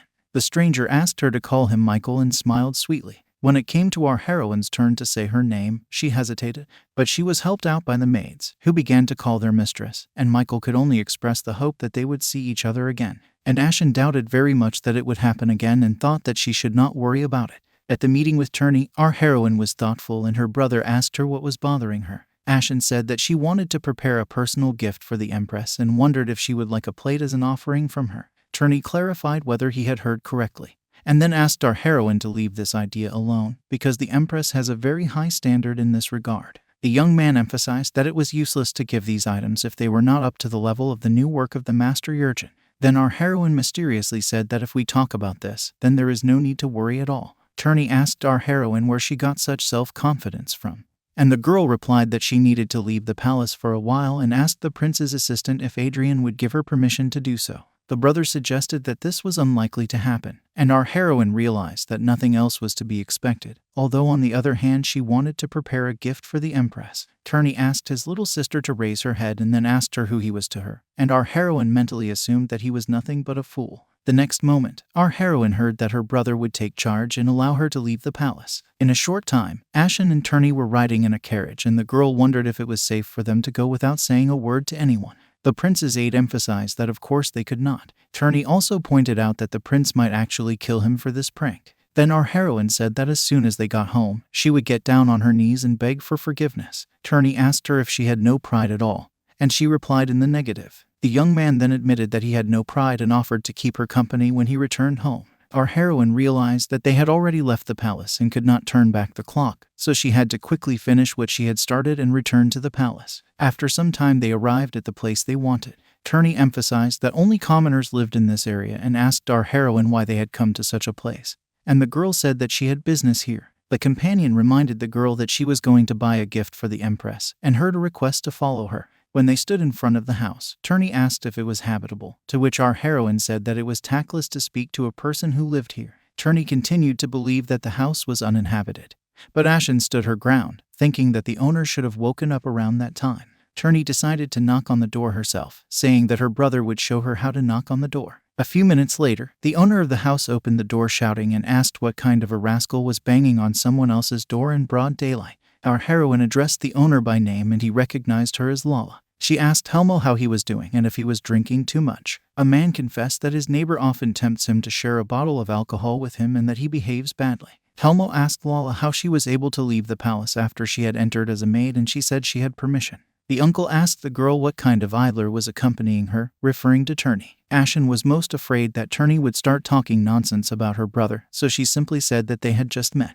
Nevertheless, Turney told Uncle Helmo that he was Lala's older brother, and our heroine mentally asked him to read the situation and act accordingly, but it was too late. Helmo listened to his guest's companion and then said that he had become her father's closest friend even before this baby was born, referring to our heroine. The owner of the house firmly told Turney that Lala had no older brother and our heroine understood perfectly well why Uncle Helmo was behaving so formidably. Uncle Helmo was the main artisan of their family before the fall, and he got along with everyone in the household and was good friends with her father. The fact that she had suddenly lost her family meant that Helmo's uncle had also lost a close friend, so talking about her family was painful for this person. Turney approached the owner of the house, took his hand and asked him not to worry, and then said that he would be a big brother to Lala and make her happy for the rest of her life. Uncle Helmo replied to Turney that he looked like a rich man's party, and then he sent him out the door, telling him not to bother Lala, but rather to get out of her life. The young man, of course, asked for the door to be opened, and the uncle loudly asked our heroine if this freeloader was threatening her, and heard in reply that he had actually helped her a great deal when she entered the palace. The owner of the house emphasized that everything looked completely different, to which Lala said that Turney was a really good person, and also kind. Our heroine let her companion back in, and he again said that he was indeed her elder brother, and asked the owner of the house why he had done this to him, but of course he did not receive an answer. The girl asked Helmo if he was still making plates and was told yes. Our heroine asked the man why he was still breaking them. Helmo replied that this is what he does because none of them have been successful. Lala asked her uncle Helmo why he thought none of them were successful and asked him not to say so, to which the man tried to explain that she knew all too well. The man said that what had happened to her parents, and he could not say anything more because they understood each other, especially since it was a painful topic for each of them. After that, our heroine asked the host if she could take some plates with her. Helmo asked the girl why she wanted his plates and heard that she liked them very much, so she wanted to use them in the palace. The man thought for a while and then said that he was going to throw them away anyway and said that she could have them all, but our heroine didn't need so many. The girl went to the warehouse and Turney went once with her, where he said that he had seen the pottery workshop for the first time, and then asked Essen if Helmo was a master and heard an affirmative answer. Turney assumed that our heroine was going to present the plates to the empress as a gift. After that, he noted that it was useless to make such an attempt if it was not a work of the level of Master Jurgen, and then asked our heroine whether her uncle would pull her to a master with amazing abilities. Turney continued to say that the pottery of an ordinary craftsman was unlikely to be to the empress's taste, but the girl said that it was all right. Essen explained that her uncle was an extraordinary craftsman, and meanwhile she found the same initials and Turney guessed that he was the famous Jurgen. When our heroine first heard about the master with this name, she did not know that it was her uncle Helmo, because he was usually addressed by his surname, not his first name. She realized the moment she saw his initials on the plates Gabrielle was showing her. Essen admitted that she could not help but recognize them, especially since they bore her godfather's signature. Of course, there are no new works now, because her uncle was breaking all the plates, and when Turney asked why he was doing this, our heroine said that there were circumstances.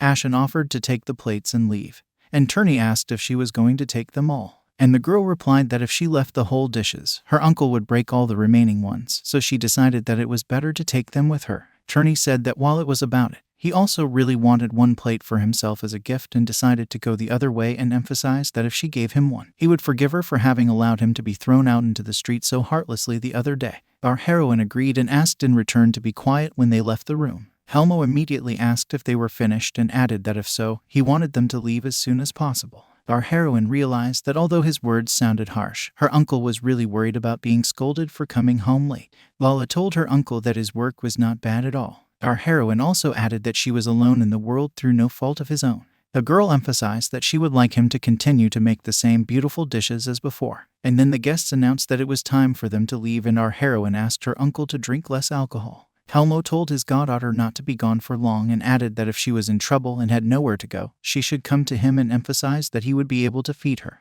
The prince, meanwhile, was practicing on the training ground. But again, all his thoughts were focused on our heroine, and now he wondered where she had gone. Adrian went to Diana and began to find out where Turney had disappeared. The knight suggested that perhaps his assistant had gone to visit our heroine, but the prince said harshly that this was not the case and added that they were both gone.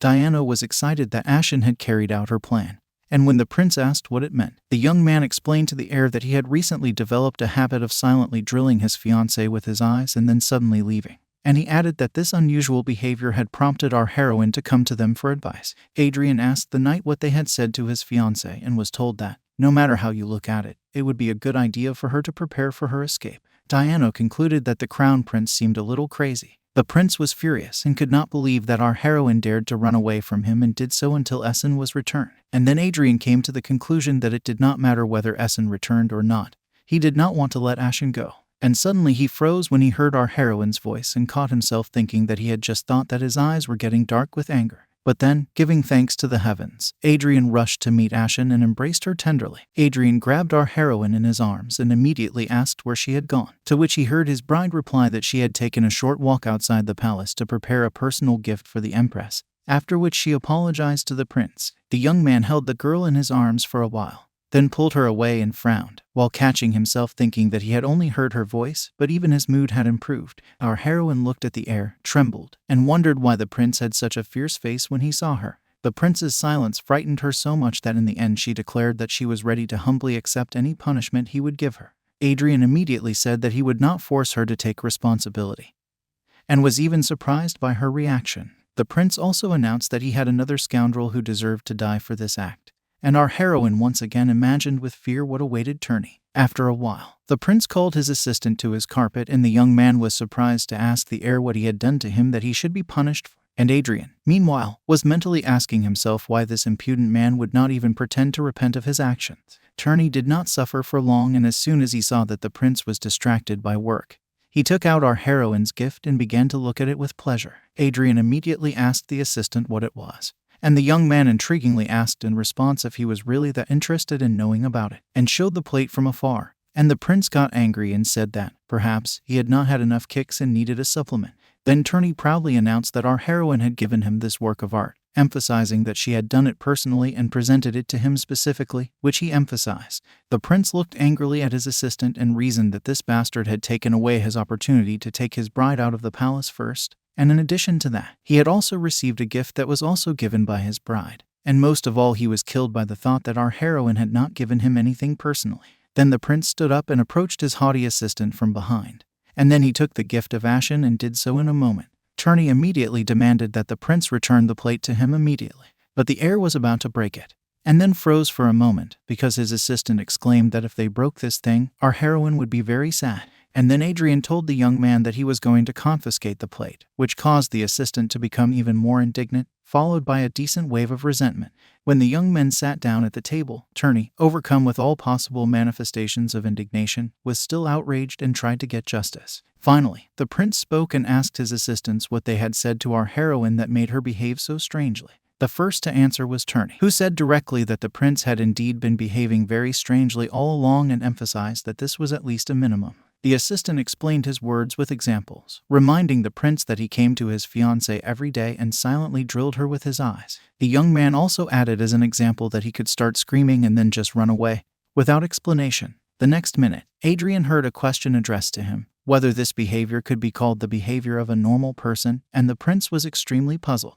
The heir decided to check with his knight to see if he really looked like that, and asked him, but he hesitated. And then Adrian asked Diana directly if he had ever been so mad. The young man thought about it, then looked away and admitted that it was true. The prince came to the conclusion that this was a real failure on his part, and then asked his friends what they thought he should do to make our heroine no longer afraid of him. Diana thought about it for a while and suggested that the prince, as an option, give his bride a gift. When Adrian asked about this proposal, the knight confirmed his words and explained that his sister always kisses him on the cheek when he brings her gifts. The prince imagined this picture with the participation of our heroine and even mentally talked through similar scenarios, after which he concluded that this was a very good reward for such efforts. Turney decided to express his opinion and announced to the prince that jewelry and flowers are boring and hackneyed gifts, to which he heard Adrian's harsh reply that he should keep quiet.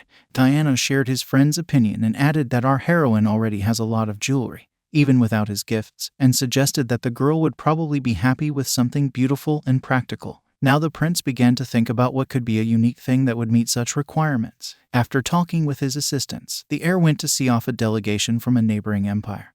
But now the little prince was shouting at the top of his lungs that he would never go anywhere. His mother, the empress, unhappily announced to her son that the ball was over and it was time to return home. But Ronan was not going to calm down, let alone accept it. Adrian watched his cousin and aunt argue, and then in his mind he called the boy a devil, a pudgy little boy, and sincerely wished he would disappear from his sight as soon as possible. The empress turned to the crown prince and apologized for her son's behavior, adding that she did not know where to put her eyes from shame, to which Adrian told his aunt that everything was fine and not to worry about it. The woman was grateful to the prince for having prepared the magic circle for their transportation and sincerely thanked him for his care, explaining that with its help they would return home quickly and comfortably. The prince replied to the empress that he was happy to help and please her, but thought that the real reason for his behavior was that he wanted to get the boy back to the Sirius Empire as soon as possible. And Ronan went to say goodbye to our heroine and said with tears in his eyes that she had not even danced with him and noted that even so he did not want to go home. Ashen told the boy that he would come back next time and they would definitely dance, but the little prince insisted and explained that he didn't want to do it next time. Ronan publicly announced that he wanted to be with our heroine right now. The empress could not stand it any longer and turned to her son with the words that he should look at his older brother and learn from his composure and endurance, but the boy only covered his ears to avoid listening to his mother's instruction. The little prince decided not to give up and asked our heroine to go with them and marry him, after which he immediately began to ask the girl to accept his proposal. But now the grown-up prince could not stand it and asked what else he wanted and, taking him by the collar, threw him into the magic circle. Ronan disappeared in a flash and silence reigned on the court. And the empress indignantly asked the crown prince how he could send the child away alone. Our heroine looked at all this and wondered if Adrian had been too harsh with the boy. The crown prince apologized to the empress for his behavior, bowed and wished her a safe journey. The woman looked at her nephew and mentally took back what she had said about him being serious. The empress came up to our heroine and expressed her sympathy that it must be very difficult for her to be around such a person and also patted her shoulders sympathetically. But the girl gave a negative answer to this remark. As she was leaving, the woman suggested that when she arrived in her homeland, she would probably hear her son screaming again and admitted that it was already giving her a headache. The empress said goodbye and expressed her hope that they would see each other soon, and was answered with a wish for a safe journey. When the prince and his bride returned to their room, the door was suddenly opened and Princess Marie came in. Without greeting or even knocking, the girl immediately blurted out the question she was interested in about the whereabouts of her missing maid.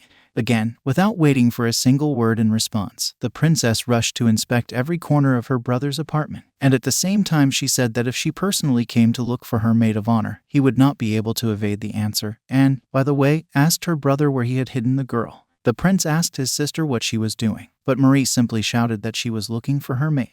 After a slight delay, the princess explained that she had sent the girl to him to take the picture, after which the girl did not return, and our heroine sat and mentally told her that she was sitting in front of her. At some point, Ashen began to think about what she should do and then came to the conclusion that she was wearing makeup, after which she remembered how she had once walked next to a princess and she could see her face well, and this moment now caused her excitement. But the next moment the girl discovered that she was not wearing a veil and became even more worried.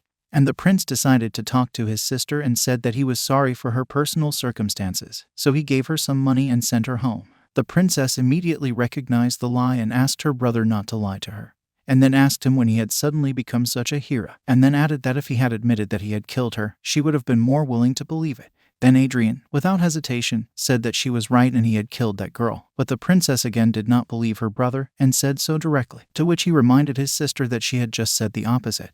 And the girl replied that it was just a coincidence, but did not mean anything. Adrian asked his sister if that was the only reason she had come to him. Marie then emphasized that for the first time in a long time she finally liked a maid, and added that this maid of honor did not talk much and did her work quietly, and emphasized that it was wonderful. The princess continued to praise her assistant and again emphasized that it was difficult to find such servants at this time.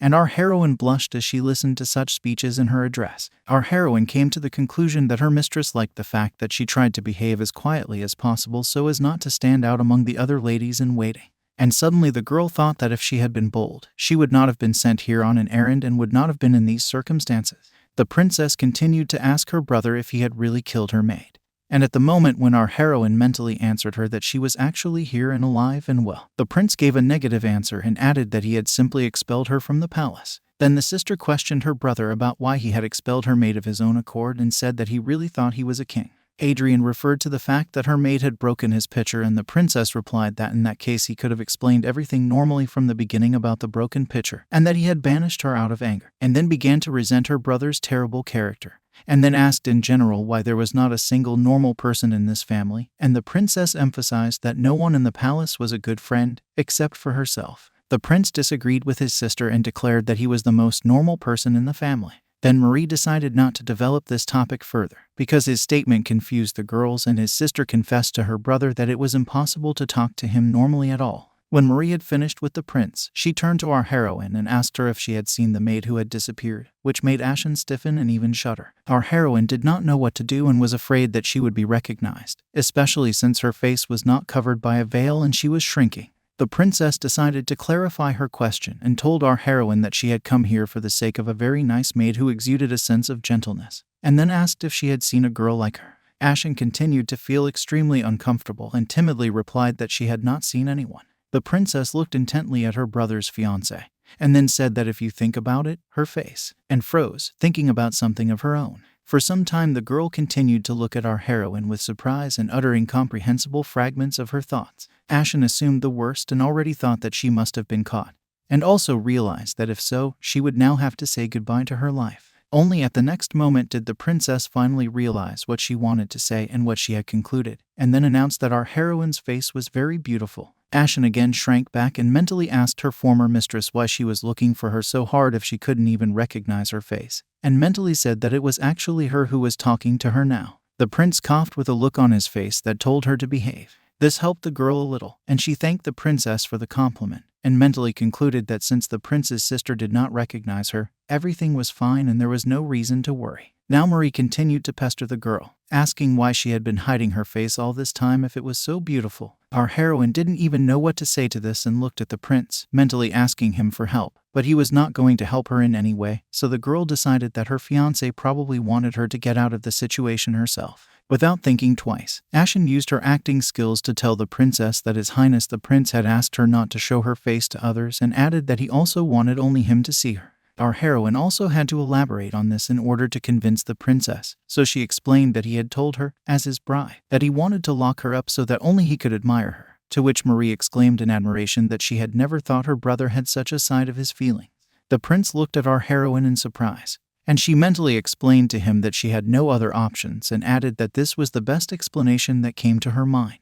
In the end, the princess told our heroine that she had fun talking to her and called her sister. Then she added that she understood everything about her maid and would continue to look for her on her own, to which our heroine mentally asked her if she could give up and calm down about her disappearance. But, of course, all this remained at the level of thoughts. Leaving, the princess once again turned to her brother's fiancé and said that their father had said that he wanted to see her, so tomorrow everyone should be present at the gala dinner. This news struck our heroine, and she even asked if His Majesty the Emperor really wanted to see her. And the prince replied to this statement that our heroine would not go, and then the sister announced that her father had promised to sell all his horses if they both did not come to this dinner. Adrian had no choice but to ask his sister to tell his parents that they would be on time. Marie said a cheerful goodbye to our heroine once again, calling her sister and saying that they would see each other tomorrow. When the princess left, Adrian asked our heroine if she had heard that tomorrow they would take part in a gala dinner, and the girl gave an affirmative answer, after which the prince emphasized that they should try to do well and survive it with dignity. Ashen thought for a while and then asked the heir why he had summoned her today, but there was no answer except for a simple meeting of eyes. This moment and the silence in the room made her feel uncomfortable, and she even blushed, and then mentally asked herself what was happening to her and why her heart was suddenly beating so fast. The prince answered our heroine's question by explaining that he simply had little free time and that his sudden statement frightened the girl, which made her shrink back into a crouch. In parting, Adrian emphasized that she should not forget about tomorrow's gala dinner, and allowed her to go, with which our heroine certainly agreed. When she went out into the hallway, she stopped again and wondered why she had suddenly started to react to him like that, and even worried about whether she would be able to cope with tomorrow's dinner in this state.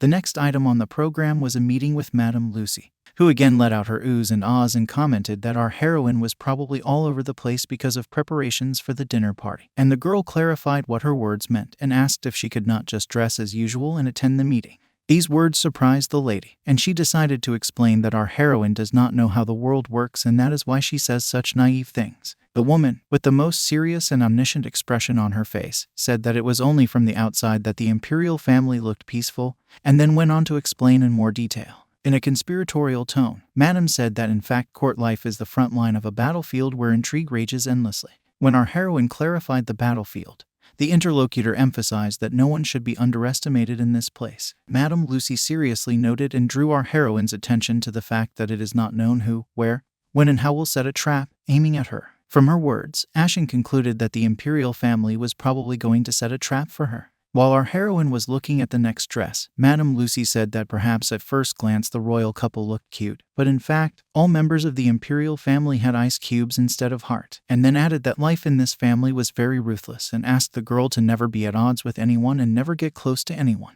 In the woman's opinion, our heroine had to appear before the emperor and empress in the best clothes, and Essen asked Madame Lucy how she came to this conclusion. But the woman was already on her own and suggested that our heroine wear a particular dress, saying that it would be the best for the occasion. The girl looked at her choice and noted that the outfit looked too fluffy, and she doubted in her mind that this option would be the best for such a dinner party. But Madame Lucy was not satisfied and continued to repeat that this was an imperial palace, and only lush dresses became battle dresses in the palace. Such arguments convinced our heroine, and she agreed with the choice of her interlocutor, although she thought, does everyone in the palace behave like this? But this question remained unanswered. For this gala dinner, the girl also prepared a plate made by her uncle, only now she doubted whether the empress would like her gift. The next minute, the prince entered the room and asked his bride if she was ready, and he stood at the door. The young man looked at the girl once more carefully, and then asked our heroine if she had not heard that they were going to a formal dinner. Essen mentally told him that all questions could be addressed to Madame Lucy, since it was her responsibility. She turned to the woman with resentment and complaints that she herself had said that such a dress was a battle dress in the palace.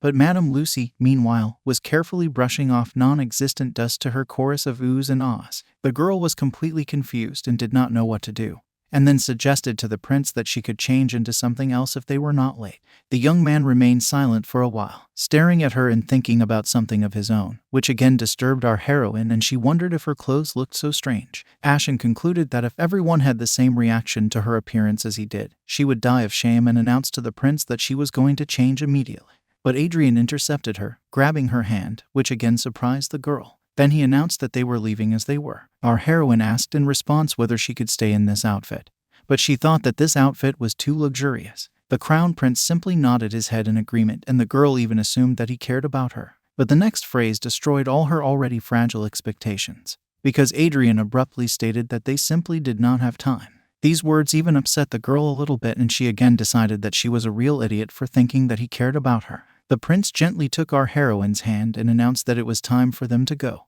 On the way to the emperor's palace, Adrian explained to his bride that it was just a family celebration in honor of the empress's birthday, and then asked her not to worry about this evening as much as she did about the banquet. Our heroine looked at the prince and thought that at least now he was worried about her or not, but she could not find an answer to this question. Her look puzzled the prince, and he asked what was wrong with her, and the girl immediately said that she was fine. But this answer was not enough for the prince, so he began to ask her if she was feeling well and even touched her forehead. Adrian concluded that her temperature was not elevated. Essen pulled away from him and timidly said that she was probably just nervous because it was her first time going to Kristen's palace. And that was partly true, because the emperor's palace was a place with the strictest access control, and it could not help but be tense. Finally, this small delegation arrived at the dinner venue and was allowed to enter. The empress mother immediately announced that our heroes should be seated at the table as soon as possible, and added that the emperor would be there as soon as he was done with his state business. The woman also noted that her daughter-in-law was very beautiful today and asked our heroine if she had specially dressed up for the meeting. The girl took a long time to answer, and then told the empress that she just wanted to look good in front of His Majesty the Emperor. The prince mentally concluded that our heroine had spoken yet another nonsense, although Ashen realized that she had answered too lightly and now did not know how to get out of the situation. An awkward silence reigned in the room, and our heroine continued to look for a way to get out of this situation. And suddenly she heard the empress's enthusiastic statement that this was an infinitely sweet reason for choosing the dress, after which the woman added that her future daughter-in-law was so pretty that she wanted to eat her, and then turned to her son and asked him if it was his idea that our heroine had dressed so beautifully. The prince looked sternly at his mother and gave a negative answer, after which he added questioningly that he really looked like such a person, and his mother agreed with his words. The empress spoke again to our heroine and emphasized that she looked stunning, and the girl thanked her and mentally thanked the heavens for somehow managing to more or less smooth out and survive this situation. The princess also decided to make her own contribution and told our heroine that she looked even more beautiful today than before, and even thought that it was probably due to the fact that her sister had really dressed up. In response to Marie's compliment, Ashen thanked her and emphasized that she was also prettier than usual today, which caused the princess to be confused about what was happening. She always did not look very good and now wondered how to understand her words in general. Our heroine realized that she had messed up again and quickly panicked, saying that she hadn't meant to say what she had said, and she wondered why everyone was picking on her words today. This time the prince came to her rescue and put his arm around his bride's shoulder and then asked his sister not to torment Ashen. Marie commented on her brother's reaction by saying that it gave her goosebumps to see him defend his beloved and was met with a stern request from her brother to watch his words. Adrian promised his sister with his whole expression that he would not be meekly dealt with, and the princess declared firmly that she was not going to fulfill his request and stuck out her tongue at him. Then Marie turned to our heroine again and announced that this was the first official dinner she was attending, and explained that she was in such a good mood that she decided to make a little joke. And Ashen immediately thought why this was the first dinner with the prince's fiancé, but first decided to answer that everything was fine and there was no reason to worry. But in the next minute our heroine did hear the answer to her speculative question and learned that she had always been sick and could not attend such events. After which the princess expressed incredible relief that the health of her sister, who, for a moment, was our heroine, had recently improved significantly, and now Ashen realized that it turns out that she had been known for her constant sickness all along. The girl looked at her fiancé with displeasure and puzzlement, and then mentally asked him if he would die if he said a few words about this circumstance. But no miracle happened. The empress picked up on this conversation and agreed with her daughter, and then emphasized that she was very much worried that her daughter-in-law was terribly fragile and always pale. Our heroine decided to announce to everyone that she was feeling much better and was no longer ill, which she decisively told the audience, and she continued to wait for her fiancé's reaction. But he continued to remain silent and not even look in her direction. The princess joyfully exclaimed that this was truly wonderful news and suggested that they should meet more often in view of the new circumstances, after which she emphasized that our heroine should attend a tea party at her palace, to which the empress said that she would not mind joining the three of them for a drink.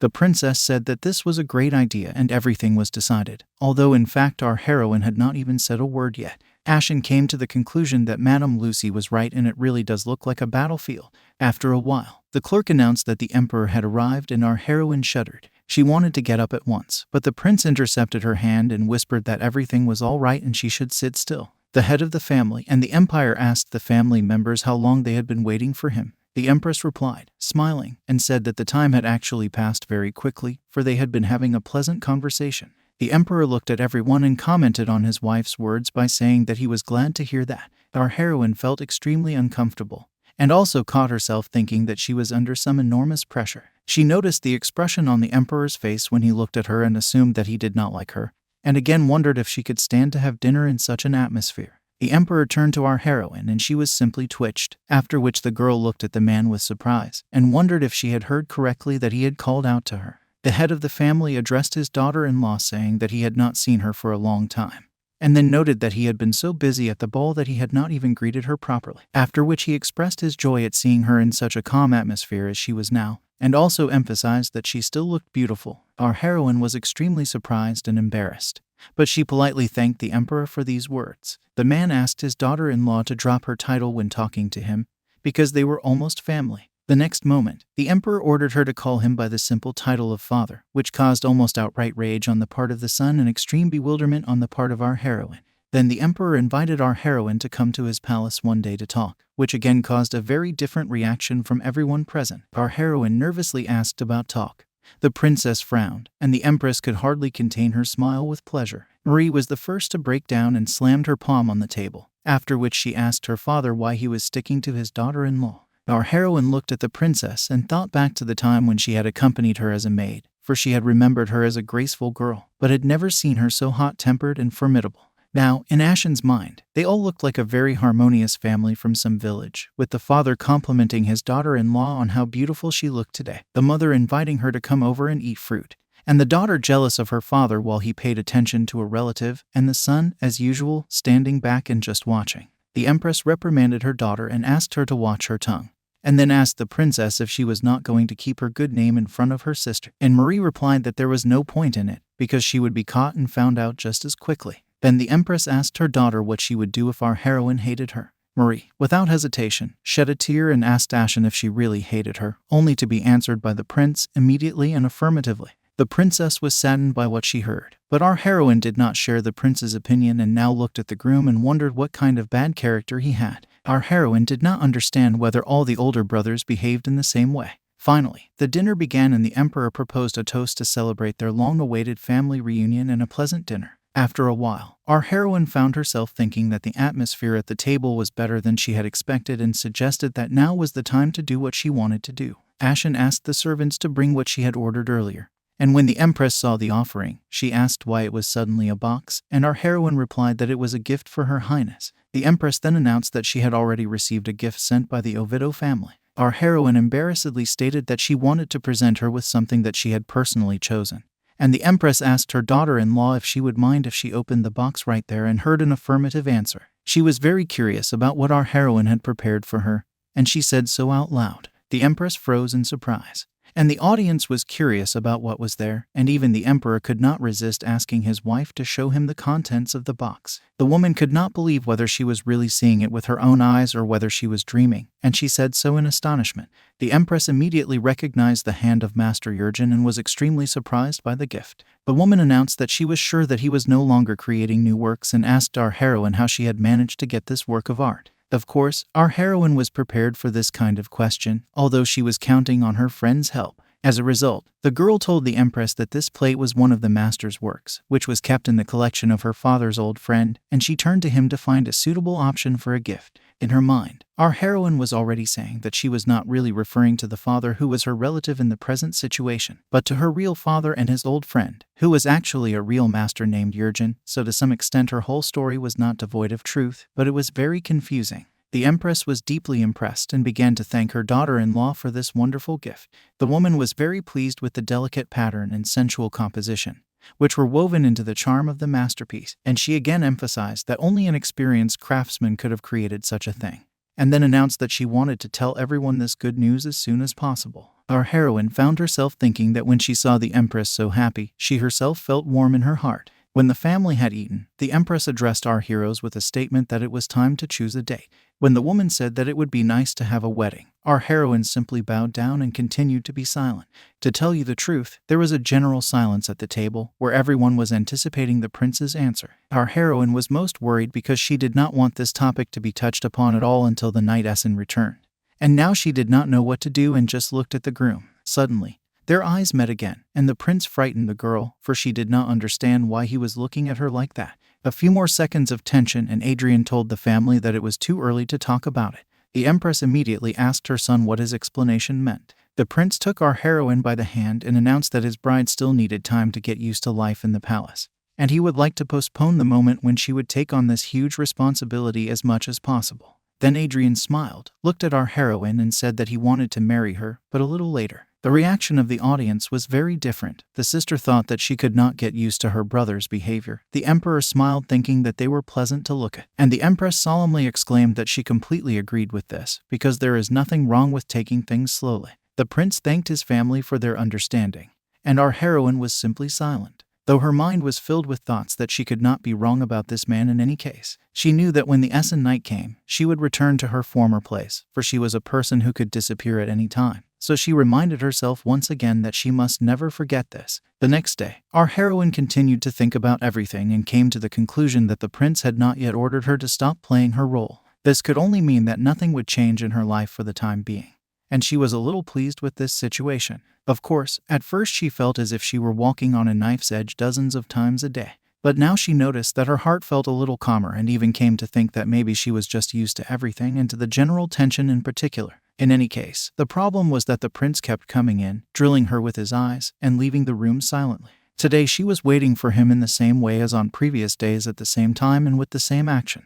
And the prince came, just as silent and gloomy, and sat down at the table at once. This time he asked his bride to sit opposite him, and the girl began to wonder why he had suddenly changed his tactics and whether he was not going to look at her and leave as usual. Our heroine again caught herself wondering if she was imagining things, or if there was some other atmosphere emanating from him today. It even seemed to her that today he was somehow handsome and even more so than usual. But as soon as she thought about it, the prince put on his gruff expression again and the girl froze. Then Adrian silently held out the box, which surprised the girl. Our heroine decided to ask what it was, but received a meaningful silence in response. Then the prince finally squeezed out a dry request to take it. As he was leaving, he said to the bride that if she didn't want it, she should throw it away. Our heroine wondered in her mind what was going on that made him leave so hastily. The girl opened the box and was stunned, to say the least, and somehow just speechless. And the prince, returning to his room, wondered whether our heroine would like his gift. The young man reasoned that the blade was very beautiful and practical,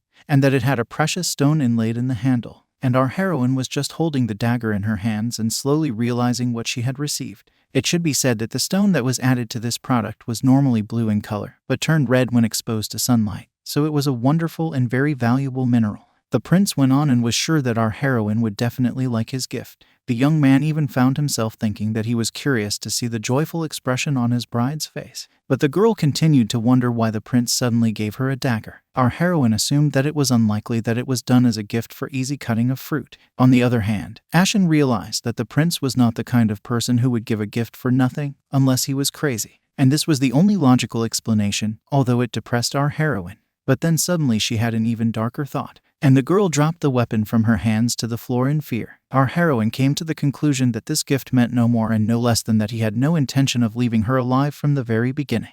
Essen was horrified at her guess that it was nothing more than a warning message that her end was near. After a while, the prince tried to find our heroine, but he could not find her anywhere and began to wonder why he had not seen her lately. Adrian visited Madame Lucy's corner and asked her where his fiancée had gone. The woman was somewhat puzzled by the prince's question, but then quickly recovered and let out another ooh-ho-ho. Madame Lucy was glad that the prince now quite naturally called our heroine his bride and concluded that it was nice to hear, but the young man demanded an answer to his question.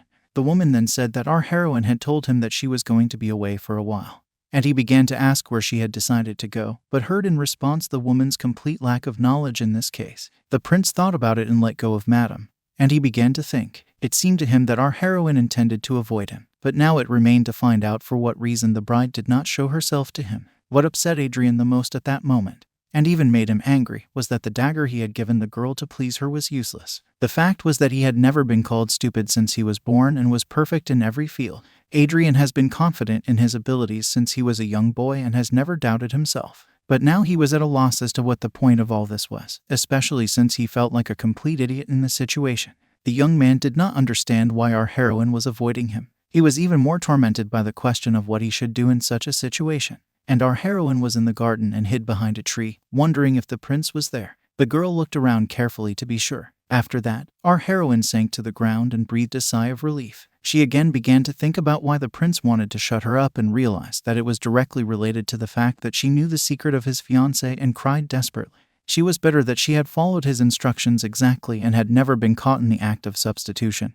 And through her tears she said that she had really tried her best. At one point, someone spoke to her and said hello. When she looked up, she saw Michael, who smiled and asked her what she was doing here. Our heroine said hello back and, of course, recognized the man, and the young man continued to say that they had not seen each other for a long time, and our heroine was confused. She immediately remembered that she had not yet introduced herself to him and now did not know what to do. Our heroine decided to introduce herself by her old name and called herself Lala, after which Michael froze. Then our heroine asked him again to call her by that name. The young man hesitated and asked if her name was really Lala. The girl answered in the affirmative, but she thought that she could not call herself Ashen, so she got away with another name. The young man sat down next to her, puzzled, and then smiled and said that her name was very beautiful. And our heroine found herself thinking sadly that her conscience was hurting because she was deceiving such a kind person. Michael asked the girl to answer his question and asked her what she was doing here. And our heroine answered honestly that she was thinking about a problem of her own.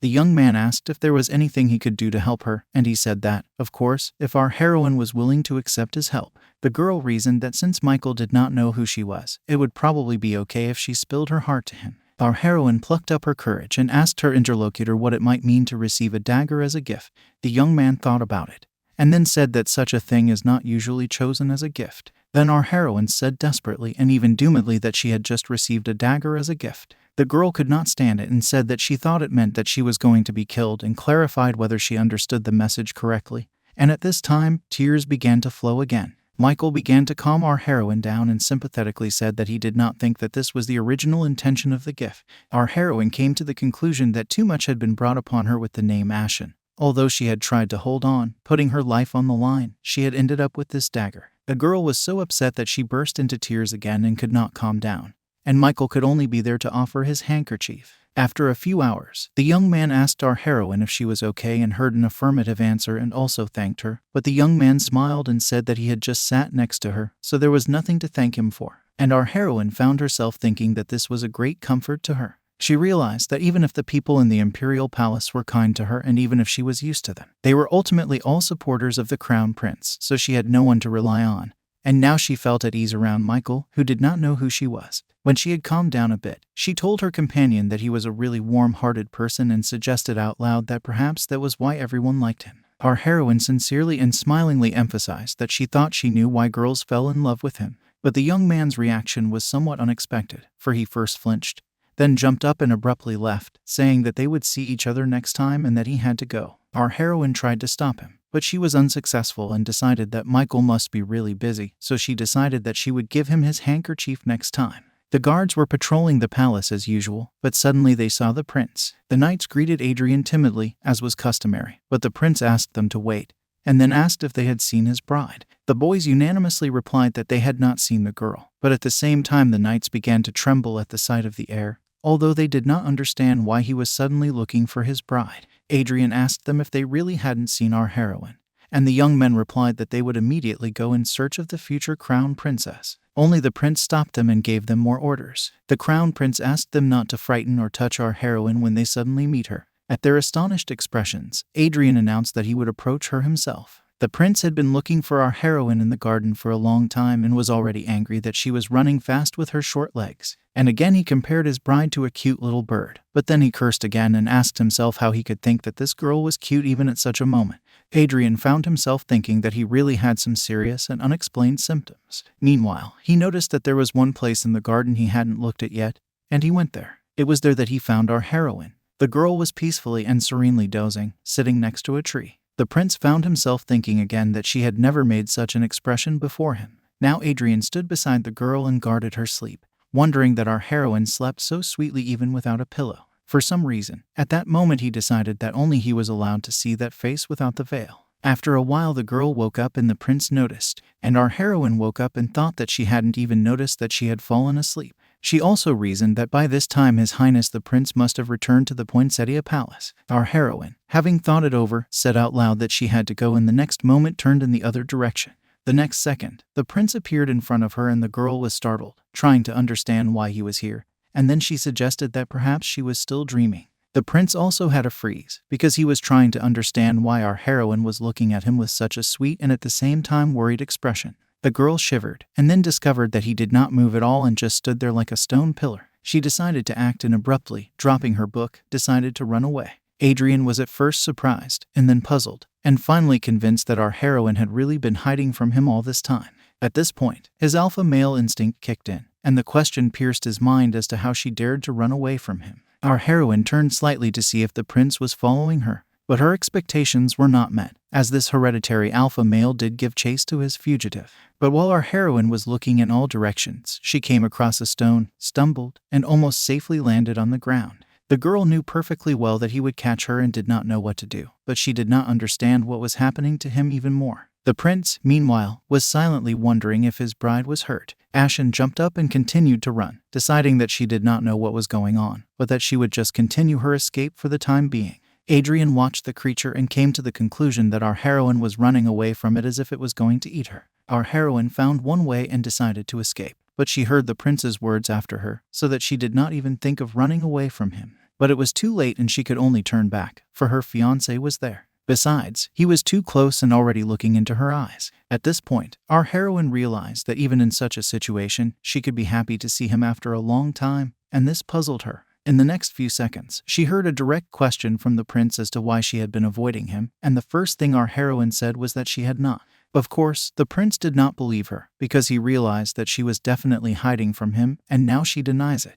Adrian decided to come at her from the other side and asked why she was running away from him now, but of course our heroine had no answer. She had nothing to say, for she had indeed been avoiding him and was even now running away. Our heroine shrank back in fear and mentally said that she only wanted to survive, so she did what she did. The prince looked her in the eye and asked her not to look away, and then asked her sternly again. He asked his bride again why she was avoiding him and she started to cry. Our heroine realized that no matter how hard she tried, His Highness the Prince could kill her if he so desired, for such is the relationship between a maid and a prince. Adrian discovered that our heroine was crying and asked why, and Ashen, meanwhile, realized that they could never be together. The prince reached out to his bride, and she replied that he had said he would send her away as soon as the Empress Mother's birthday celebration was over. The girl, in tears, asked the prince why he was treating her so harshly, and he looked at her tears and was hurt. While our heroine was crying, the prince's mind was filled with the only thought that she really hated him so much, and all he could say was a word of apology. Adrian told his bride that this time the truth would be the last time and added that they should just wait until they found Essen and return to the palace. The prince timidly explained to the girl that without Essen he had no choice but to force her to play the part and heard her agree.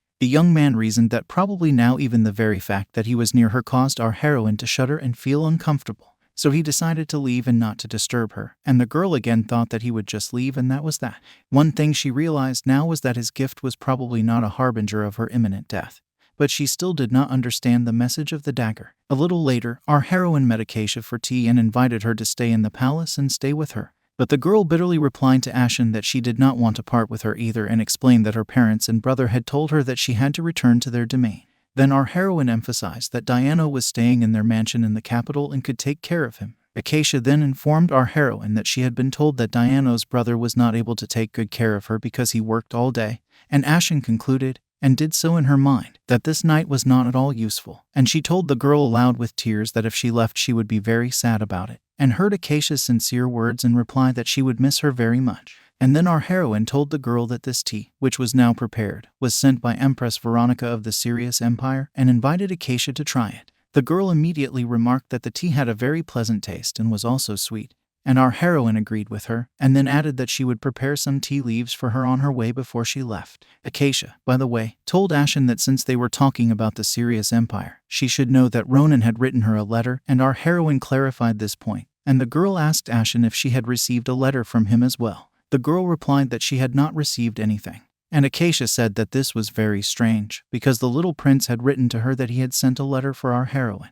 Ashen realized where the wind was coming from, so she decided to talk to the prince about it during the meeting and find out. Then Acacia confessed to our heroine that Ronan had actually sent a whole bunch of letters for her, but as she saw, she hadn't received any. In the meantime, the girl ground up the candy and turned to her brother, saying that it was a present for him and handed him the wrapper. Acacia asked Diana if he kept the gift she gave him yesterday, and the brother not only confirmed, but also showed the bottle of wrappers, and our heroine watched the relationship between the two with interest. Ashen wondered in her mind how this girl could think of using her brother as a wastebasket, and concluded that Acacia was definitely a very strong person. After this meeting, our heroine went to the realm of Madame Lucy and asked the woman what it was that she was looking at. The woman's iridescent ooh-ho-ho was accompanied by an explanation that it was a gift sent by the Empress personally for our heroine, and then an explanation that Her Majesty had been so delighted with the morning plate that our heroine had presented to her that she wanted to thank her with threads made from the feathers of the lilat bird. Our heroine knew that these birds were very noble and extremely rare, and now she could only guess how expensive this gift was. And Madame Lucy said that the Empress had specially prepared them, remembering her promise to give embroidery to her son, Prince Adrian. The girl vaguely recalled this moment, and then wondered if she had to do this as well. But it was then, at the first meeting, that the empress said that she wanted to see her daughter-in-law's work of art one day and asked the girl if she could hope for it and heard an affirmative answer. Our heroine now reproached herself for having said those words of consent. Ashen asked Madame Lucy what she should do in this situation and admitted that she did not know how to embroider, and the other person exclaimed that our heroine had forgotten who was standing in front of her. Then came the woman's remarkable statement to herself that she was a countess with the most outstanding needlework skills in high society. And in this stream of words our heroine realized that she had a savior, and then asked for her help. Madame Lucy announced to our heroine that in that case her embroidery training would begin tomorrow. And again she began to laugh with the same shimmering oh-ho-ho. The next minute the door opened sharply and Turney burst into the room with a request for help, which he addressed to our heroine.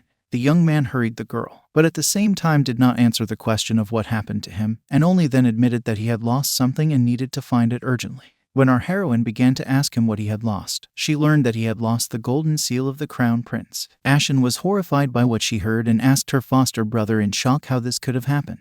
Turney admitted that he suddenly wondered if the seal was really as it was called and made of gold. The prince's assistant said that he had lightly bitten the edge of the seal and noticed that his teeth had left a mark on it. So, in his words, this meant that the gold was real.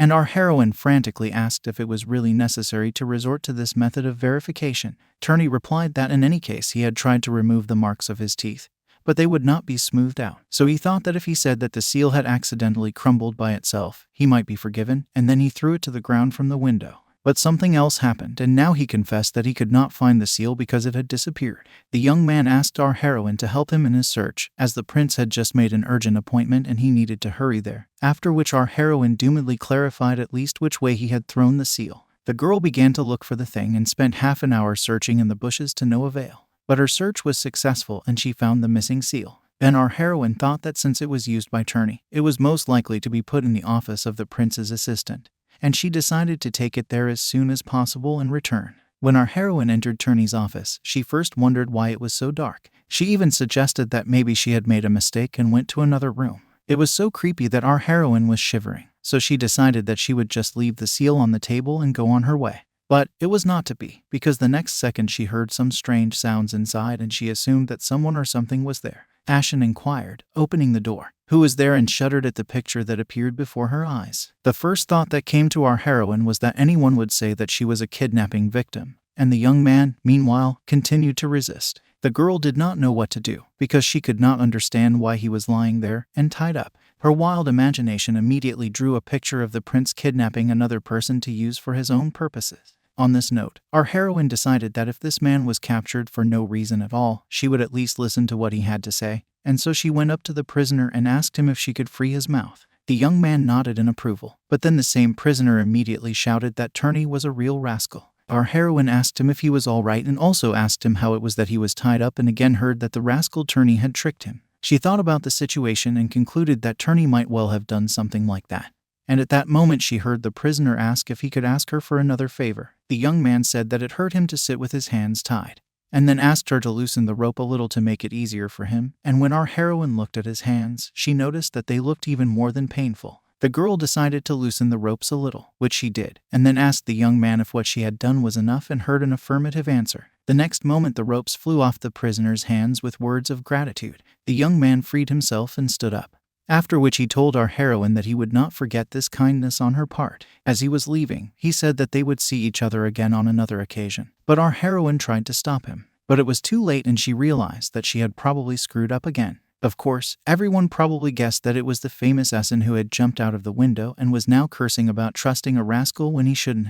The young man remembered how Turney had found him and told him that he could not run around all his life and said that he had a way to make it right. Then the knight confided in the prince's assistant and went to the appointed place. But he was surrounded and captured by traitors, and then he was brought here. Now Essen was reproaching himself for his mistake, for if he had known that Turney would stab him in the back, he would never have gone to the appointed place. He looked at his reflection in the mirror and began to laugh at himself, calling himself a rare beauty, and remembered that when he was a child he had liked to be called handsome, but the older he got, the more he hated his face. He was well aware of this fact, especially when maidens of all kinds came up to him and said that a knight's soul must be as beautiful as his face, and they wanted to get close to him. It even happened that his character was judged solely on the basis of his appearance, and this was done not only by girls trying to get reciprocal feelings from Essen, All of these circumstances led to the young man's special study of swordsmanship and his becoming a knight, because it all irritated him wildly. Only after a while the crown prince himself, the same one who is an even bigger scoundrel with a terrible temper, dared to dress him up as a girl. Furthermore, no one listened to Essen's words of objection, who declared that he would never agree to this again, even if he were captured and brought back, and his decision was categorical. Our heroine looked down from the balcony and tried to find the body, but it was not there, so she concluded that it meant that the young man was alive. The girl decided that she also needed to get out of the place as soon as possible before someone came and found her.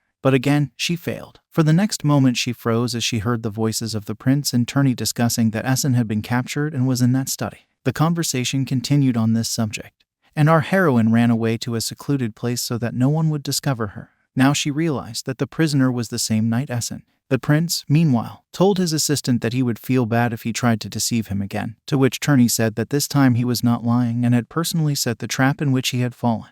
When the two interlocutors entered the office, they found no one there because the room was empty. Turney was the most surprised, as he was absolutely sure that he had left Essen here and did not understand why the office was now empty. The prince drew his sword of punishment and asked his assistant why he had lied to him about having captured the knight.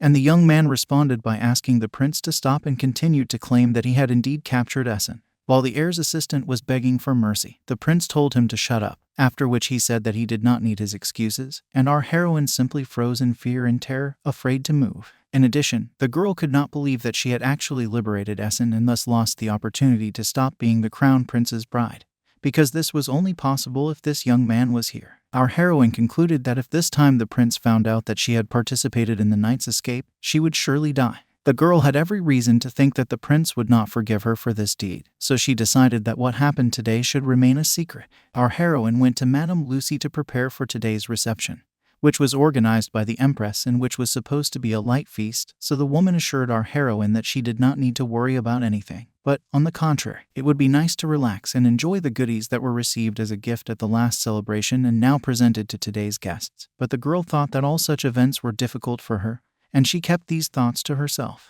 In addition, our heroine has not seen the prince since the day she cried in front of him, so she felt awkward meeting him at the banquet after such an emotional scene. When the girl was ready, she looked at herself and asked Madame Lucy what kind of jewelry was in her hair and said that she had never seen it before and was told that it was just a special hairpin. The woman also chirped that the prince had emphasized that he would be happy if our heroine came to the event today dressed up and diluted her stream of words with another burst of oh-ho-hoshes, after which she agreed with the heir's opinion and confirmed that one must always keep the honor of the imperial family. And our heroine simply noted that it was really beautiful. However, at the same time, our heroine felt as if she was being shackled and generally uncomfortable. A few minutes later, the prince knocked on the door and asked if his bride was ready. Our heroine caught herself thinking that there was one more uncomfortable component in this situation.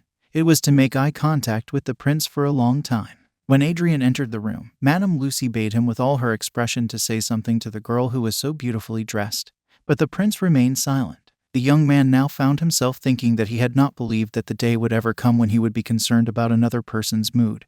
But it had happened and was happening right now. Silence reigned between them for some time, as each thought about his own things, and our heroine was no exception, for she was frantically worried about what would happen if it turned out that she had been the one to let Mr. Essen go. She was worried that she might accidentally blurt it out in the course of the conversation, so she decided that she would just have to keep her mouth shut.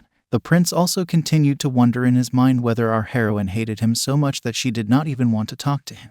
Finally, Adrian said that it was time for them to go to the banquet, and our heroine mentally asked the heavens that nothing unusual would happen today. When the girl got to the hall, she wondered if this was really a light banquet. She noticed that there was absolute luxury everywhere and in everything. Soon our heroine noticed Madame Lucy talking amiably to the empress and realized that the rumors about their friendship were true. When the ruler saw her son and daughter-in-law, she asked them to come in quickly and then invited the young people to enjoy the dishes offered, to which our heroine asked them to address her without formality. The empress was delighted with these words and began to call the girl by her first name, after which she asked to be addressed informally and asked to be called mother. But at this point the princess was indignant and considered it an extreme step of recklessness on the part of her mother, after which the daughter addressed the woman with a statement that in the modern world it is no longer popular to treat a daughter-in-law as a daughter. The empress replied to the princess that the formalities sounded too strict, And the girl asked our heroine to react to this in some way, but Essen said firmly that she did not mind such appeals.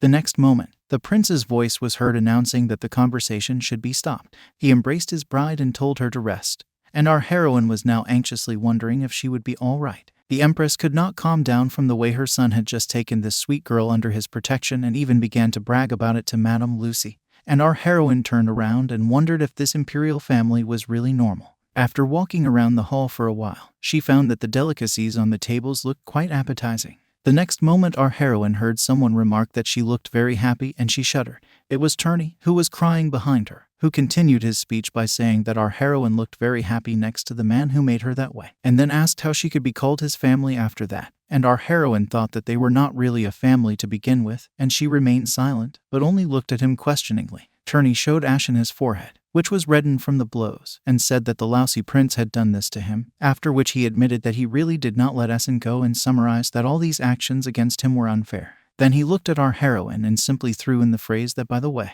after which he stopped talking and thought.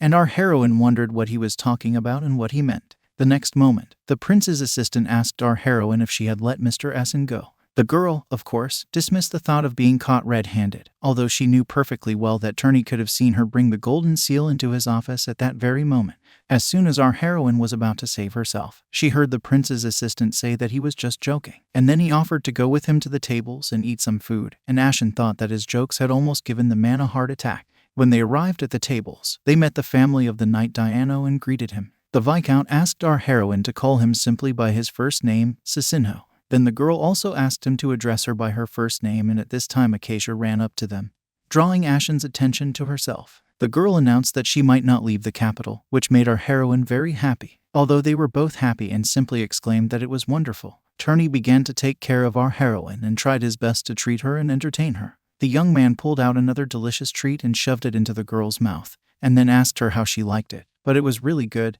And then they went to the other end of the hall because it promised to be even better. A little while later the empress was announced, and she immediately thanked everyone for doing her the honor of coming to her party. The woman also announced that the main course of the day would now be presented, which everyone was looking forward to. The audience began to whisper that the meal was served on special dishes. It was indeed the 16th set of plates by the Master Jurgen, which, by the way, had been presented to the empress for her birthday by Gabrielle. The audience began to ask the empress why she was only now showing such valuable masterpieces, and said that if a little more time passed, she would indeed be able to collect a complete collection of such plates. And Gabrielle watched all this and answered the people that there was nothing that a large family could not get.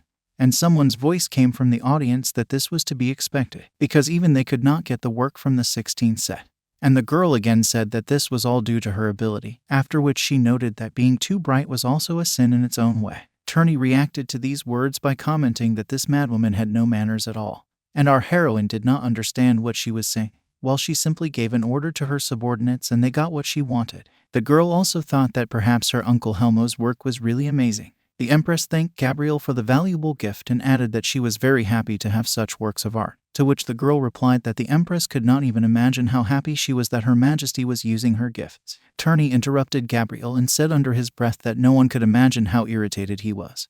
But our heroine stopped him and reproached him for his behavior. Gabrielle noticed our heroine and looked at her with a very telling question, asking if she realized that she was now firmly in the position of a person whom the empress particularly favored. Turney asked his sister what was going on with that crazy woman, and our heroine replied that she did not understand her behavior at all. The audience began to talk about how they could not even imagine that the empress would show them the most precious thing from her collection and did not express gratitude for this opportunity, because they did not know where else they would have had such an honor. And they also understood that it was simply a pleasure for their eyes and a manifestation of mercy on the part of Her Majesty. The empress was observing the assembly and seeing their joy, and she was at a loss as to what to do, and her footman inquired of her what was the matter. The empress replied that everyone present had enjoyed what she had shown them so much that she was now tormented by the thought of another, and she confessed that she really wanted to enjoy it alone. Then the ruler looked at our heroine and winked at her, and then ordered her footman to bring a plate. The guests began to whisper, wondering if there was anything more stunning than these works of art. Our heroine saw that the empress was opening the same gift she had given the day before. The empress spoke and said that this exquisite pattern and intricate technique were the new work of the Master Jurgen.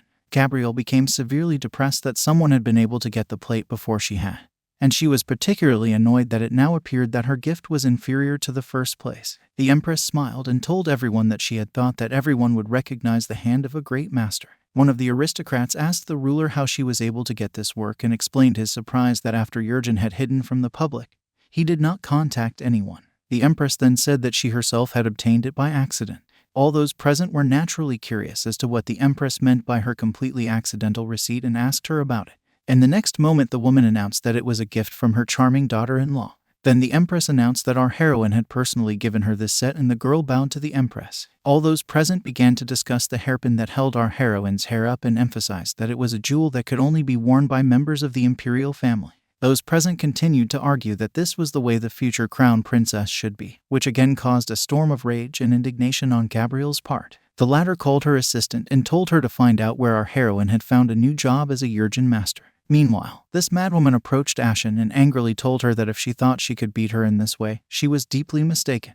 Turney asked our heroine what this person had whispered to her, and Ashen confessed that she had heard her say that she was mistaken if she thought she was going to beat her. The brother asked in return what the game was, but our heroine said that she did not know. After a while, the girl found herself thinking that it was finally calm and she could just enjoy the drink and the music. But suddenly the princess called her and asked for her help, and she needed it immediately. Our heroine asked Marie what the problem was, and the princess replied that she did not want to communicate with those people. When Ashen took a closer look, she realized that it was the daughter of Baron Claus and the daughter of Count Ivan. Our heroine asked the princess if they hadn't just been her interlocutors, and Marie explained that their conversation was too awkward to call it that and admitted that these girls do nothing but judge other people and pick their bones. Suddenly the prince appeared beside them, embraced his bride again, and told his sister to stop pestering Ashen and to leave them alone. Marie replied to her brother that he was the one who was bothering our heroine the most. The girl looked at the prince and did not understand what was happening to him, and she knew that her brother would have said something harsh in response. While the princess was thinking about her own, our heroine looked at the drinks and caught herself thinking that she would like to have another glass of sweet. The prince seemed to have read our heroine's thoughts and handed her a drink with the words not to drink too much. And his sister finally realized that her brother was concerned about someone else's mood and could not believe it. Adrian just decided to say a phrase with a proposal to dance, directed to our heroine, but could not even finish the sentence. Marie leaned against the prince's fiancé, saying that she had a confident feeling that the two of them would get along well. The princess also told our heroine that she used to feel uncomfortable around her and began to wonder why this might be, to which Ashen suggested that she was probably too shy, but she thought that the answer was too simple and that she was actually talking to a completely different person. Our heroine offered the princess something to eat and commented that everything she tasted was delicious and even the alcohol was sweet today. Ashen also invited the prince to try dessert,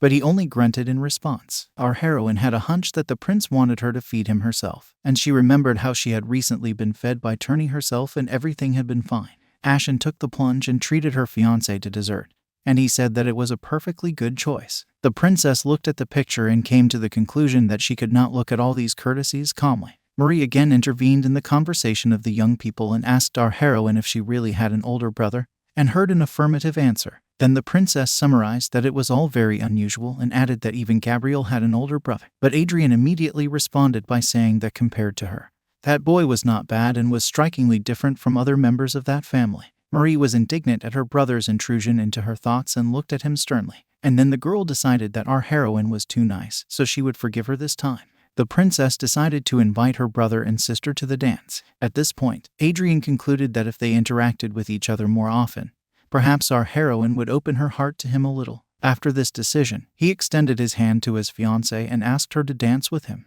The girl said yes and even added that she would be happy to do so. At some point it seemed to our heroine that she had probably drunk too much to forget, but she still realized that in any case, Mr. Essen was back, so soon it would all come to an end. She also thought that even this moment reminded her of some artificial illusion that would soon dissipate. Suddenly, our heroine stumbled, and the crown prince picked her up and asked her if she was all right, and also noticed that her cheeks were too red. But Ashen did not understand what was happening to her and why she felt so strange again, and her heart was pounding as if it would jump out. She blamed it on the alcohol she had recently drunk, but she thought it couldn't be that it was the fact that she was getting strange. The prince asked our heroine if she was sure she was all right, and the girl again confirmed that she was fine. Then she spotted a familiar face in the crowd and assumed it was Mr. Michael. Our heroine's interest did not escape Adrian's attention and he asked what was going on, but the girl gave a negative answer and added that there was nothing worthy of attention. The prince suggested that most likely our heroine was looking at some man, and then looked again at Ashen, who was worried about the fact that her cheeks were still burning and did not know what to do. The prince continued to think about his own, and this time his thoughts were circling around the topic that at the end of the last banquet his bride could barely stand up, and now he looked at her and worried that the girl's body was too weak, and for some reason in his head there was an association of our heroine with a newly born chick. After which the young man suggested that his bride go to her room so that she could rest in peace. At some point, the girl stopped the prince and told him that she would leave here alone. Adrian was not going to give in and bewilderedly declared that he would walk her to the bedroom door, but was met with another objection from our heroine and her statement that she would go alone. In the end, the prince agreed to her terms and went his way. Our heroine finally breathed a sigh of relief when she was alone. She did not want the prince to see her in this state, and now she thought that she would probably feel better when she returned to her room and rested. But when she decided to go to her room, she found that there were no guards around. And a few hours ago there had been some further developments, where Turney had enthusiastically declared to his newly captured prisoner whether he thought he could make a fool of him and get out of the capital unnoticed. Essen asked the prince's assistant what kind of phrases he used in a villainous way and was told that he had to endure blows on his beautiful face, which had now turned into something unclear. Essen asked Turney where he had seen the beautiful face, to which the young man replied that he had to go to a banquet anyway and asked him to sit up straight. The prince's assistant also told Essen that if he would sit quietly and wait for him, he would bring him something tasty, which did not make the prisoner particularly happy. But this time the knight prepared himself more seriously, and now, left alone with himself, asked the void whether Turney really believed him so much, and also suggested that perhaps he simply underestimated him, and he had already cut the rope with which his hands were bound with a previously hidden shard. When Essen freed himself, he looked around and concluded that the owner of the room was learning from his mistakes. He concluded that the room was windowless this time, but then thought that this did not mean that he could not escape again. Essen opened the door and knocked out the first guard with a single blow. The second guard demanded that the knight stop, but the young man was not in the mood to take orders from anyone but the guard. One more blow and Essen walked freely down the corridor and again wondered if Turney had left only 2 guards to keep an eye on him. But soon the new guards joined in and gave chase, and Essen realized that there were actually many more guards assigned than there had been in the previous case. When the young man came around the corner, he met our heroine again and froze. The girl looked at him questioningly and thought that he did not look like a guard. Essen, at the same time, was thinking that this lady looked familiar to him. But soon he heard the voice of the guard saying that the fugitive had hidden around the corner and was almost upon them. And then he grabbed our heroine in an armful and led her to the room where they were both hiding. The guards, meanwhile, ran past the door shouting that they must not let the fugitive escape, and he signaled to our heroine to keep quiet. Soon the knight noticed that the guards had left, and our heroine remembered that this was the man she had let go last time. Then Ashen addressed him by name, which surprised the young man. 3 weeks have passed since Essen returned, but our heroine has not yet been sent back, and, despite her constant concern about this issue, she has continued to be used for her assigned role. Moreover, the girl knew that in a week there would be a celebration in honor of the founding of the country, and she wondered whether she should participate in it as the partner of the crown prince. But no one gave her an answer to this either. Madame Lucy's oohs and ahs did not stop, and this time the woman addressed our heroine with the words that she looked just perfect today, after which the woman added that the girl would definitely shine the brightest at today's festive banquet. And Ashen thanked the lady for the compliment and her efforts. The woman began to accompany our heroine, saying that young Mr. Turney was already waiting for her. But there was no need to call him, because the next moment the prince's assistant cheerfully greeted our heroine. The girl asked Turney why he had come so early, and the boy replied that he had been told to come by Adrian. The next moment they met someone in the corridor, and our heroine noted in her mind that this girl was very beautiful. She attracted attention with her gorgeous silver hair and blue eyes, and one could generally say that she was a beautiful person with a cold atmosphere. But the stranger also recognized our heroine, realizing who was standing in front of her, and the next moment they met eyes. Turney smiled nervously and asked the lady he met why she was here dressed like that. It was not difficult to guess that it was the same knight, only in disguise, and now Essen said the name of the crown prince, and then asked meaningfully what was more important than that. Turney decided to introduce our heroine to the knight and said that he was probably meeting her for the first time, after which he offered to greet the girl and said that this was his sister Ashen. The young man turned to our heroine and said that it was the first time she had ever met this person, so he also introduced her to Essen in disguise as his younger sister, whose name was Ashen, and our heroine asked the prince's assistant how this could be. Turney happily announced that he now had 2 sisters and enthusiastically exclaimed that they could both call him Big Brother. But Essen certainly didn't like that. Turney decided to make fun of the latter and asked him if he was happy to dress up as a girl again after a long time. after which he happily emphasized that it was actually his idea. Essen captured Turney and simply said that he was going to kill him. The prince's assistant asked our heroine to help him because his second sister was trying to kill him. But our heroine mentally begged this knight to beat him a little more and not let him go so quickly. After a while, Essen was in disguise and calling everyone idiots, after which he got even angrier and did not understand why they had to make him change his clothes if they already had an understudy playing the role of the crown prince's bride. Turney began to lament and regret the fact that one of his sisters had disappeared. But the young man told him to just shut up. The boy turned to our heroine with a grudge against the knight for hurting him, and the girl asked the prince's assistant why Mr. Essen was here. Turney said that everything was simple and explained that there could not be two Ashen. According to the prince's assistant, it would not be good if the prince's second bride was in another palace and the servants saw it. Then our heroine said that there are not many people in the prince's palace and most of them know about the secret of his highness and suggested that in any case the secret is kept safe. But in fact, in the end, it all turned out to be childish, at least that's what our heroine thought, as well as the fact that the prince wanted to put Mr. Essen in an awkward position where he could not worry about being caught. And the young man looked at our heroine and thought that to think that the very girl who had met him and even saved him had begun to play the role of Ashen instead of him. But our heroine was also looking at him and thinking about her own. And this even confused the young man a little. Turney suggested that Essen must have lost his common sense while running away from them. Our heroine decided to play the situation a little bit and simply greeted the young man and said that she was pleased to meet him, and he said that he was pleased to meet her, but he did not even look away, but did not say anything more. Turney started calling Essen rude because he didn't like the fact that the young man decided to address our heroine informally at their first meeting, and the girl looked at her so-called brother and thought that he had behaved exactly the same way at their first meeting, but decided to keep silent. The prince's assistant looked at our heroine and asked her why she was looking at him like that. And the girl replied that she was just doing it.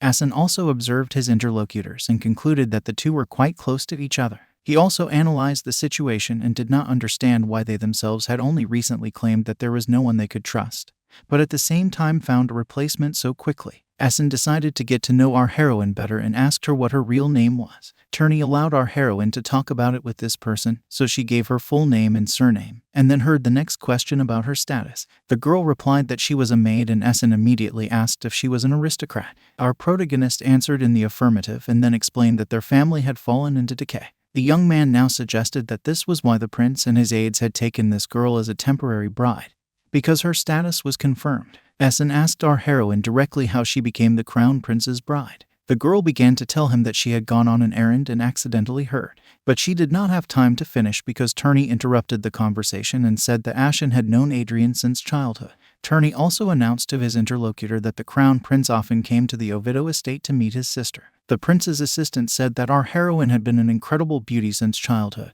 and Essen asked him if he was crazy, after which he added that Turney was definitely insane and emphasized that it was already a disease. Essen reasoned that, apparently, our heroine was somehow involved in this case. He also concluded that this girl, in addition to becoming Adrian's fiancée, was also supposed to play the role of Turney's sister, and for some reason he felt sorry for our heroine. The next moment Ashen heard Essen say that it must have been hard for her, and they began to echo in her soul, because no one had ever been able to understand her feelings before. And this young man was the first, and she could see that he was doing it sincerely. Our heroine realized how good Mr. Essen really is, and she even thought she saw a halo around him. And then she concluded that she could not help but like such a person. At some point she realized that this was the reason why the prince had taken a liking to him. Our heroine realized that the heir really loves Mr. Essen with pure love and cannot be blamed for it. The girl told the other person that she was fine, and she thought that now that Mr. Essen had returned, she no longer had to live in constant anxiety about being caught. But at the same time she again found herself thinking that for some reason her heart was hurting. Our heroine found the answer and decided that it was definitely due to the fact that she would no longer be able to see her dear Acacia, and confirmed that there was no more reason for this. She set herself up to forget about all the relationships that had developed in the place while she played her part. After a while, the prince entered the room and asked the others what they were doing. Adrian was angry that his assistant was a real lousy person who did exactly the opposite of what he had asked him to do. When he had asked him to bring our heroine to the hall before the banquet, the heir immediately caught the expression on our heroine's face and did not understand why it was there and what it meant. Turney turned to the prince with the words that they were just about to leave and asked Adrian why he had come. The prince went over to the sofa and asked his assistant to move over, then sat down on the edge, took our heroine's face in his hand and asked her to look at him. The crown prince asked the girl anxiously who had said what to her. The young man asked our heroine if these scoundrels had offended her in any way, but the girl did not know what to say, so she just looked him in the eye in silence. Adrian was waiting for the bride to answer his question about who had offended her and why. Then the girl gave a negative answer and explained that she had just met Mr. Essen for the first time and was exchanging greetings. The prince frowned, for he began to think that her expression was too sad for such a simple explanation. Turney was displeased and launched into a verbal attack, asking the prince why he had become suspicious of them in the first place, and then asked the heir if he was listening to them at all. And seeing that he was not, he said that it was true what the proverb says, that raising children is a thankless task, and then pointed out that the obvious proof of this was sitting before them. Essen observed these scenes, and especially the constant grumbling of the prince's assistant, and concluded that nothing was changing. The knight then looked at the prince and asked him if he could let the girl go, for he had had enough of holding his bride's face. Only now did Adrian pay attention to Essen and make a comment about him being here, although he heard in response that they had recently seen each other. The prince replied that he did not remember this and asked the knight why he was here, to which Essen replied that they had met by chance. Our heroine asked the heir if it wasn't time for them to go to the banquet. Adrian became agitated and realized that she was indeed right and said that they should leave as soon as possible so as not to be late, and then gave his hand to his fiancée to accompany her. The prince surprised Essen with his behavior, and it can be said that the young man did not even expect the prince to change so much in such a short time, and the knight even began to doubt whether he was really facing the former Adrian.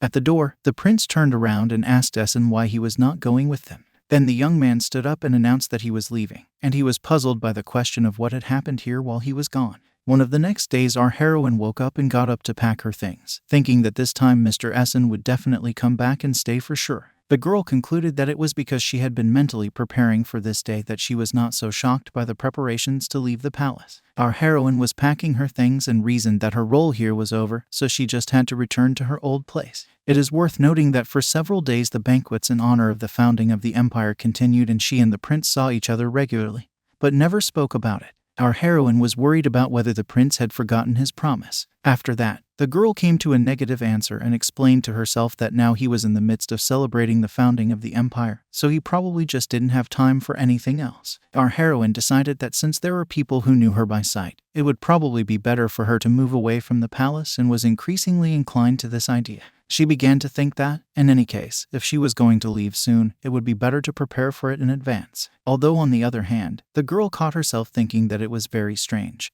because at first she wanted to run away because she was afraid of dying, and now she feels a kind of sadness when she thinks that she will have to leave. At some point, our heroine noticed the dagger given by the prince and now wondered what she should do with it. Someone knocked on her door, and she allowed him to enter, and as it turned out, it was Essen, who asked if our heroine had a minute to talk to him. A young man came into the girl's room, looked at her and said that she looked exactly the same. Our heroine knew that Madame Lucy was always trying to change the interior of the house, but she kept stopping her because she knew that the former owner would return someday. Essen asked our heroine if she wanted to get something from him, and the girl answered with a counter question as to why he was suddenly asking her about such a thing. The young man then reminded her of how she had freed his hands when he was tied up in the office. Essen also reminded us that he had promised that he would not forget about this debt, and now announced to our heroine that he wanted to return as much as he had received. In his mind, the young man also noted that he was also extremely curious as to why the prince and his assistant had changed so much and were so friendly to our heroine. The girl was somewhat confused by this statement, for she thought it was just words, but he came to her to keep his promise, which surprised her greatly. Our heroine was so impressed that she ran up to the knight and told him decisively that he was definitely an angel, which confused the young man, who even asked what she meant. Ashen then explained to Essen that he was the second person she had met here who was so kind. The knight looked at our heroine inquiringly, and then looked her in the eye again, no less inquiringly, and concluded that she must be one of the abnormals, too, and then asked her again if there was anything she wanted from him and emphasized that he was in any case indebted to her. The girl then replied that everything was fine and that it was enough that he had returned safely. Essen explained that it was a bit difficult because he had already made a promise, to which our heroine replied that she really didn't need anything. The young man thought for a while and then announced to the woman that if she did not mind, he would help her later. In the eyes of our heroine, he was infinitely kind and she looked at him as if he were an angel, and the young man did not understand why our heroine looked at him like that. As he was leaving, Essen admitted that he was not as good a person as she imagined or wanted him to be, and then emphasized that our heroine was clearly mistaken about something.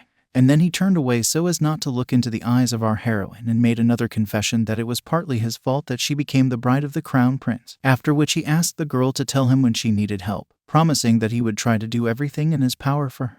Our heroine thought about these words and came to the conclusion that in fact this situation that happened to her was entirely Mr. Essen's responsibility, but then decided that it was better not to say so. After this conversation, Ashen went to the library with the idea that while she was still living in this place, she should at least read more books. On the way to her room, our heroine overheard the maids discussing the fact that Mr. Essen had returned to the palace and mentioned the possibility that this time the young man had taken part in the battle in the south. The girl listened to the conversation and heard the maids continue to speculate that the knight had been traveling on a secret errand, or perhaps even ill, and our heroine now understood what the other maids thought of him. And the maids continued to admire his beauty and came to the conclusion that in any case, contemplating Mr. Essen is nothing but a pleasure for the eyes and began to admit that they are members of the club of admirers of this man. Our heroine lost herself in her thoughts for a moment, imagining that they had something in common, for she was a member of the Acacia Club. And then Ashen heard someone ask if they had seen Mr. Essen and the Crown Prince's bride together. The maids began to discuss what they might have thought was a resemblance between the two,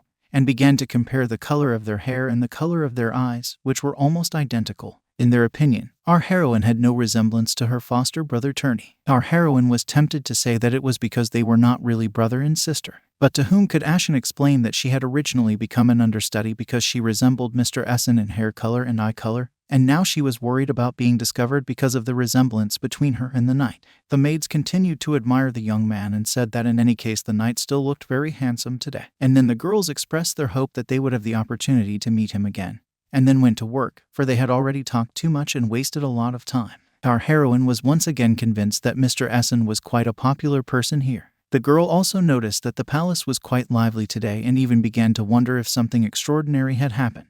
And an hour ago, something like this happened, because Turney broke into our heroine's room without permission and announced to the void that he had come. Soon the young man saw that our heroine was not in the room and began to say that he was dying of boredom and wondered where his dear sister had gone. This went on exactly until the moment he found our heroine's suitcase packed. When Turney opened it, he saw that her things were packed and again began to wonder in the void why she had packed and where she was going. The first thought that pierced the mind of the prince's assistant was the girl's decision to run away after Essen returned.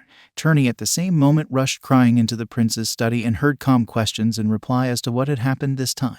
Adrian sharply told the assistant that if he was going to bother him, he should leave at once. But the next minute the heir heard that his bride was going to run away. Adrian could not believe that our heroine was going to leave him and also thought that it was connected with the return of Essen.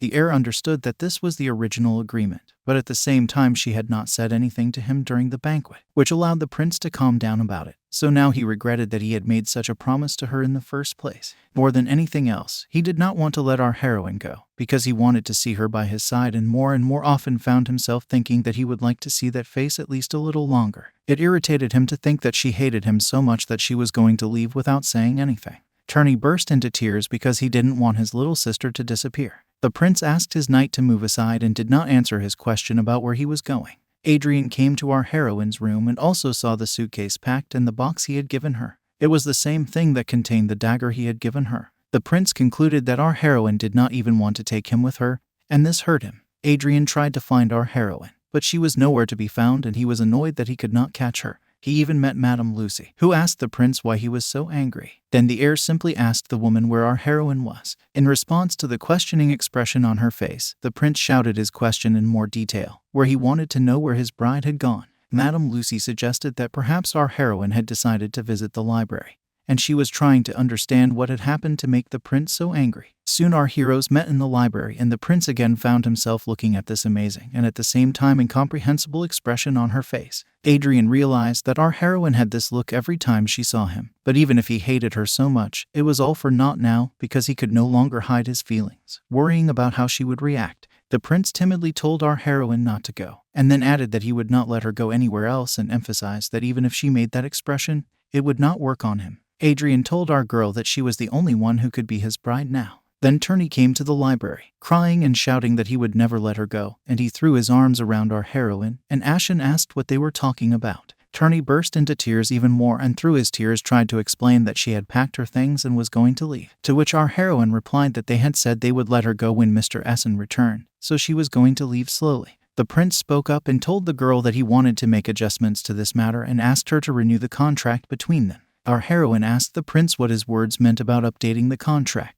Then Adrian stated in response that Marie had seen her face anyway. And at that moment our heroine assumed that this was why he said that only she could be his bride. And the principal continued to speak and noted that Essen refused to disguise himself as a girl even under pain of death. Adrian also emphasized that, on top of everything else, our heroine had done an excellent job as the crown prince's bride, and Ashen couldn't believe that this was the first time he had praised her. A young man asked our heroine to pretend to be his fiancée until he became emperor, after which he promised that when it was over, he would give her a title and reward her with jewelry. Turney told his little sister that she only had to be patient for 3 years, and our heroine thought about it, and then she began to analyze whether His Highness the Prince should become emperor during this time. She thought that she really didn't care if she looked like a prudish and title-hungry person if she could stay with this man for a little longer. Our heroine thought about it for a while and then declared that she agreed and would do her best to fulfill the contract. When the girl returned to her room, she could not believe that all this had happened because of a simple suitcase with things. She looked at it and reasoned that even though she would have to spend 3 more years of her life here, she would have to leave the palace one day, so she decided to leave it packed, and then she found the handkerchief. It was the same handkerchief that Mr. Michael had lent her in the garden, and she thought that she should give it back to her master.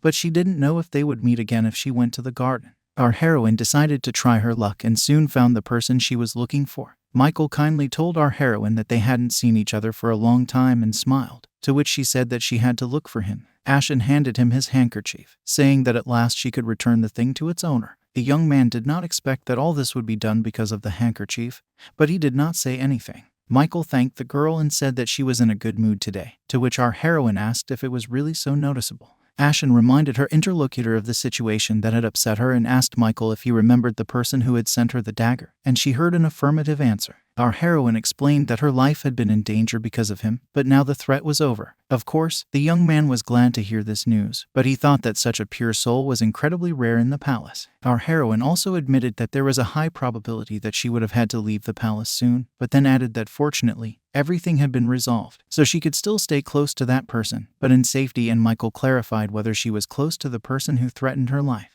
The girl then explained that she had actually brought the threat upon herself, and when the other person asked her what she meant by that was that it was her fault. Michael was still confused about the fact that his interlocutor should be around such a dangerous person. He also admired the fact that our heroine was defending someone with such an expression on her face. It even made him a little angry, and Michael thought deeply about his own. His thoughts were interrupted by our heroine's gratitude for listening to him today, and the girl added that if it were not for him, she would have had no one to share her joy with. Michael responded by saying that if she wanted to share anything else, she could always come to him, because he was ready to listen to her at any time. Some time later, a servant of the Empress was sent to our heroine to inform her that Her Majesty wished to invite her daughter-in-law to a joint dinner and to inform her that he was waiting for a reply. Ashen then told the messenger to convey to the Empress her thanks for the invitation, and that she would find time to visit her. Madame Lucy witnessed this circumstance, and when they talked, the woman solemnly exclaimed that our heroine had finally adapted to palace life, and the girl, in turn, asked her if she had really given a good answer to the messenger, to which Madame declared that it was not only a good answer, but a very good one, and then added that if she continued to behave in the same way, it would be wonderful, because she was doing well. After this conversation, the woman announced that our heroine had to get ready for lunch with the Empress, but our heroine was even a little confused, because she did not understand at all whether she had to get ready for lunch. Madame Lucy immediately explained that such meetings certainly require careful preparation,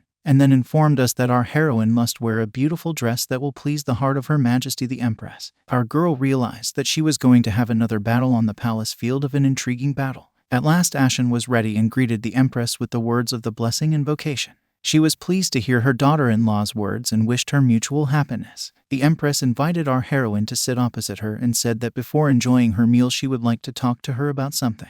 The girl was so surprised by this statement that she even asked again, and in her mind wondered if she had been discovered, and even began to worry. The Empress asked her maid to bring the thing she had mentioned. A box of jewelry was placed on the table, and the ruler asked her daughter-in-law if she recognized it, and then she told her that it was the famous necklace called Helena, adding that it was a treasure of the empire and as valuable as the imperial palace itself. Of course, our heroine knew about this jewelry and now admired the golden-colored jewels on this necklace. The stones that were woven into the jewelry were called dragon's eye, and they were equated with the symbol of the imperial family. Our heroine knew that this was laid down in the history of the empire, when the soul of the dragon Agillos was reborn into a man who later became emperor. She knew that his descendants, who inherited the dragon's soul, have a pattern in the apple of their eye that symbolizes the essence of the founder, and only the current emperor and his direct descendants have it. She also remembered that when a new emperor is born, the pattern disappears from his brothers. In the memory of our heroine, there are fragments of knowledge that, according to the customs of the empire,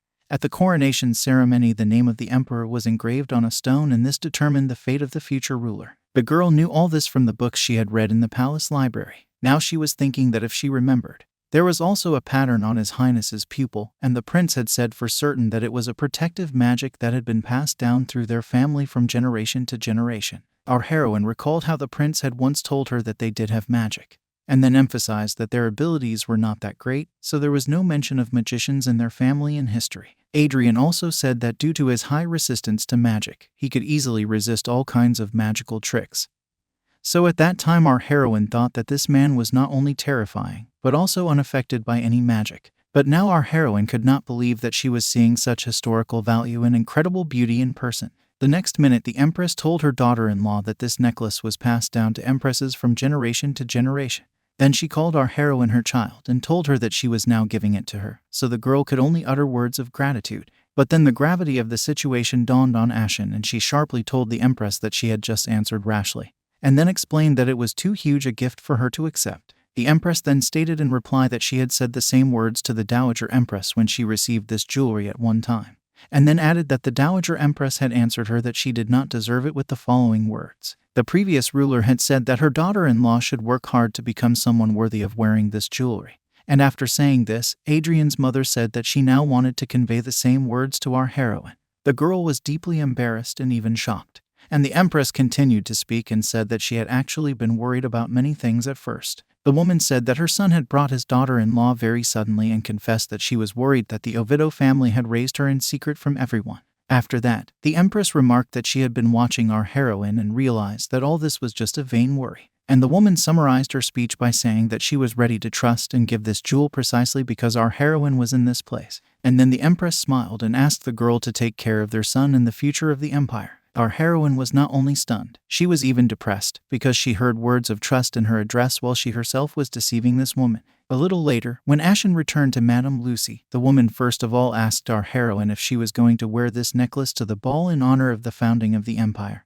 But the girl doubted how she could wear something so valuable. Then Madame Lucy said that the necklace was made to be worn, but despite the fact that our heroine understood this, she was still saddened by these words. Madame Lucy addressed our heroine with the words that this necklace is imbued with the magic of the emperor, who was the founder of the empire, and then emphasized that it will not break, and asked the girl not to worry about anything and to wear this jewelry with confidence. Essen replied that she would not do so because it was not the right time. Then Madame Lucy said that if this is the will of our heroine, then it will be so, and hid the box. Essen addressed the woman saying that she had noticed that she was addressing her differently. Madame Lucy explained that it was impolite to address Her Highness the future crown princess informally, and our heroine replied that she was not used to it anyway and asked to be addressed as she had done before. At the next moment, our heroine heard the woman ask if she should say that this was a manifestation of her sincerity, and Essen clarified with Madame what she wanted to convey to her. Then the interlocutor bowed to our heroine and said that this meant that she recognized her as her mistress and added that she would always accompany her in the future. Madame Lucy asked our heroine if she knew that the Knight of Essen spent a lot of time as the prince's bride,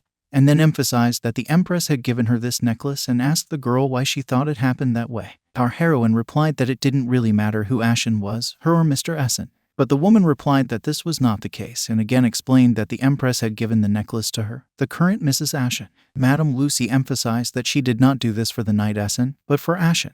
The woman explained that this was nothing more than the ruler's recognition of her as the future empress, and then added that she herself believed that our heroine was worthy of becoming a crown princess. Madame Lucy emphasized that everyone knows that she has a special position in the palace. And in addition, the woman emphasized that she has been friends with the empress for a long time, and admitted that in her youth she was the nanny of the crown prince. So she is unofficially considered a member of the imperial family. The woman said that if she had remained the crown prince's nanny and simply enjoyed life at court, there would have been no problems, and then noted that our heroine probably had questions about why she had become the personal maid of the prince's bride. And then our heroine learned that this was due to the fact that it was the prince who asked her for her help. Essen then realized that Adrian could not have asked for such a favor from a random person, because there were many things to take care of when the fake crown princess appeared. Madame Lucy again broke into our heroine's thoughts with the statement that she had agreed, also because she found it all interesting, and then added that she was pleased to decorate her as her exalted soul pleased. The woman also confessed to the girl that, regrettable as it was, she had treated her with a slight disdain when she first appeared and now expressed the hope that our heroine would forgive her for her ill-manneredness. Madame Lucy replied that everything was fine, and even added that it was the other way around. And then our heroine emphasized that she had caused her a lot of trouble because she lacked knowledge and experience in everything. And then she thanked the woman sincerely. Madame Lucy was so impressed by this answer that she simply said that she really liked this trait in our heroine. The preparations were coming to an end, and Madame told our heroine that since she refused to wear the Helena necklace, she had to wear it at today's event.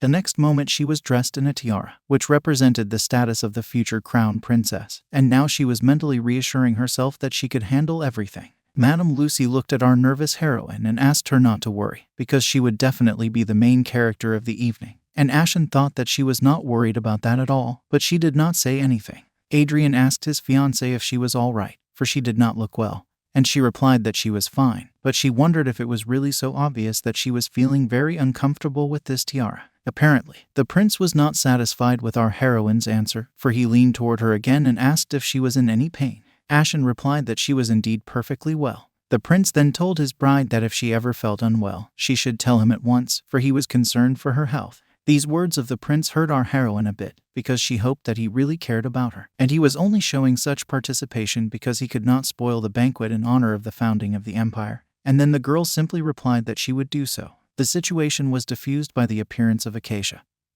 who immediately ran up to our heroine. The girl announced that a festival was taking place in the city and asked her sister if she had ever been to such an event.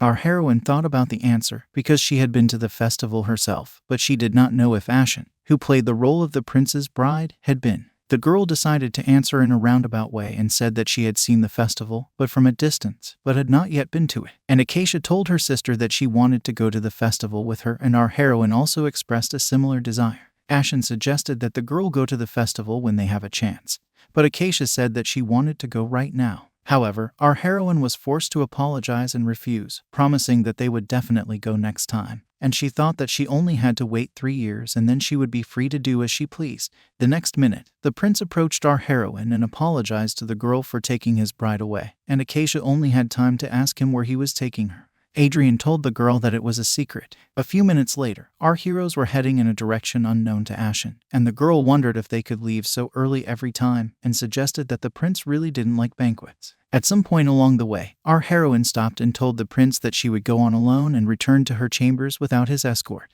but the prince stopped his bride by asking where she was going. Our heroine asked the prince if they had not left to go to rest, and heard in reply that they had to get ready and go somewhere, after which he suggested that they should go immediately to the Poinsettia Palace. The girl was curious as to where they were going if Adrian was acting so strangely. But a little more time passed and our heroine was glowing with happiness as she walked the streets of the festival. The prince, as if by the way, told Essen that it was her duty as his bride to observe such things. Adrian told the girl that there was a performance in the other direction in honor of the anniversary of the founding of the empire, and asked his bride if she wanted to go there, and immediately heard a joyful and affirmative answer. The young man asked our heroine to speak to him freely, because no one outside knows who they are, and Essen asked the prince anxiously how she could afford to address him freely. Adrian simply said that she could not call him among the common people His Highness. The prince asked our heroine to call him by his first name. The girl again resisted, but was stopped by Adrian, who asked her to repeat after him and said his name. Our heroine gave out his request with the prefix Mr., but the prince asked to say just his name.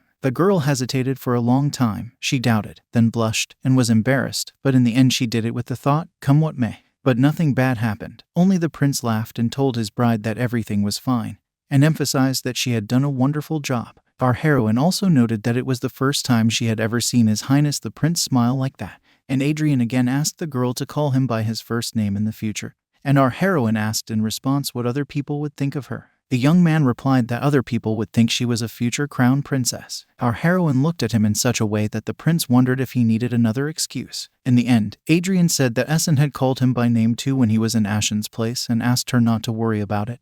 And then our heroine agreed. The young man caught himself thinking that it was very nice to hear his own name from her lips. And besides, it was a nice feeling to be called by his name, and he admitted that he even liked it. Soon our heroine discovered something and interrupted his thoughts by asking him to go in that direction. Suddenly, a stranger called out to the two of them and asked them to come to him. It was one of the vendors who attracted the attention of our heroes to himself and his brightly colored goods, after which he asked the couple if they really came to enjoy the festival and happily offered them to buy sparklers. Our heroine immediately began to admire the bright flashes, and the prince asked how much his goods cost, and the merchant answered. The prince paid, but our heroine heard the price the man said. Then Ashen turned to her fiancé and somewhat indignantly asked him to wait, and then quietly said that the price of these lights was too expensive and added that usually sparklers cost 3 times cheaper, to which Adrian replied that if there was a festival going on, then it was possible to overpay. Then our heroine said in response that it was wrong to do so, because one day you could be left with nothing. The prince smiled at his bride and said that in this case she should always be with him to prevent this from happening. And the girl now stood puzzled and did not understand how he managed to turn this circumstance around. Our heroes walked around admiring their lights, showing them to each other and admiring the colors they had gotten. Suddenly the girl noticed that the prince was always looking in the same direction and tried to understand where he was looking so intently, and soon discovered that his gaze was directed at the kebab stall. Our heroine concluded that it meant that His Highness the Prince was hungry. The girl worked quickly and within a minute was ordering delicious kebabs. A few minutes later, the vendor announced that their order was ready and the girl saw that the food was ready and now emitting the most appetizing aromas. Our heroine turned around to hand the stick of fried meat to the prince, but he said that his hands were full and he did not know what to do with it, although she was sure that a few seconds ago he was holding sparklers in one hand.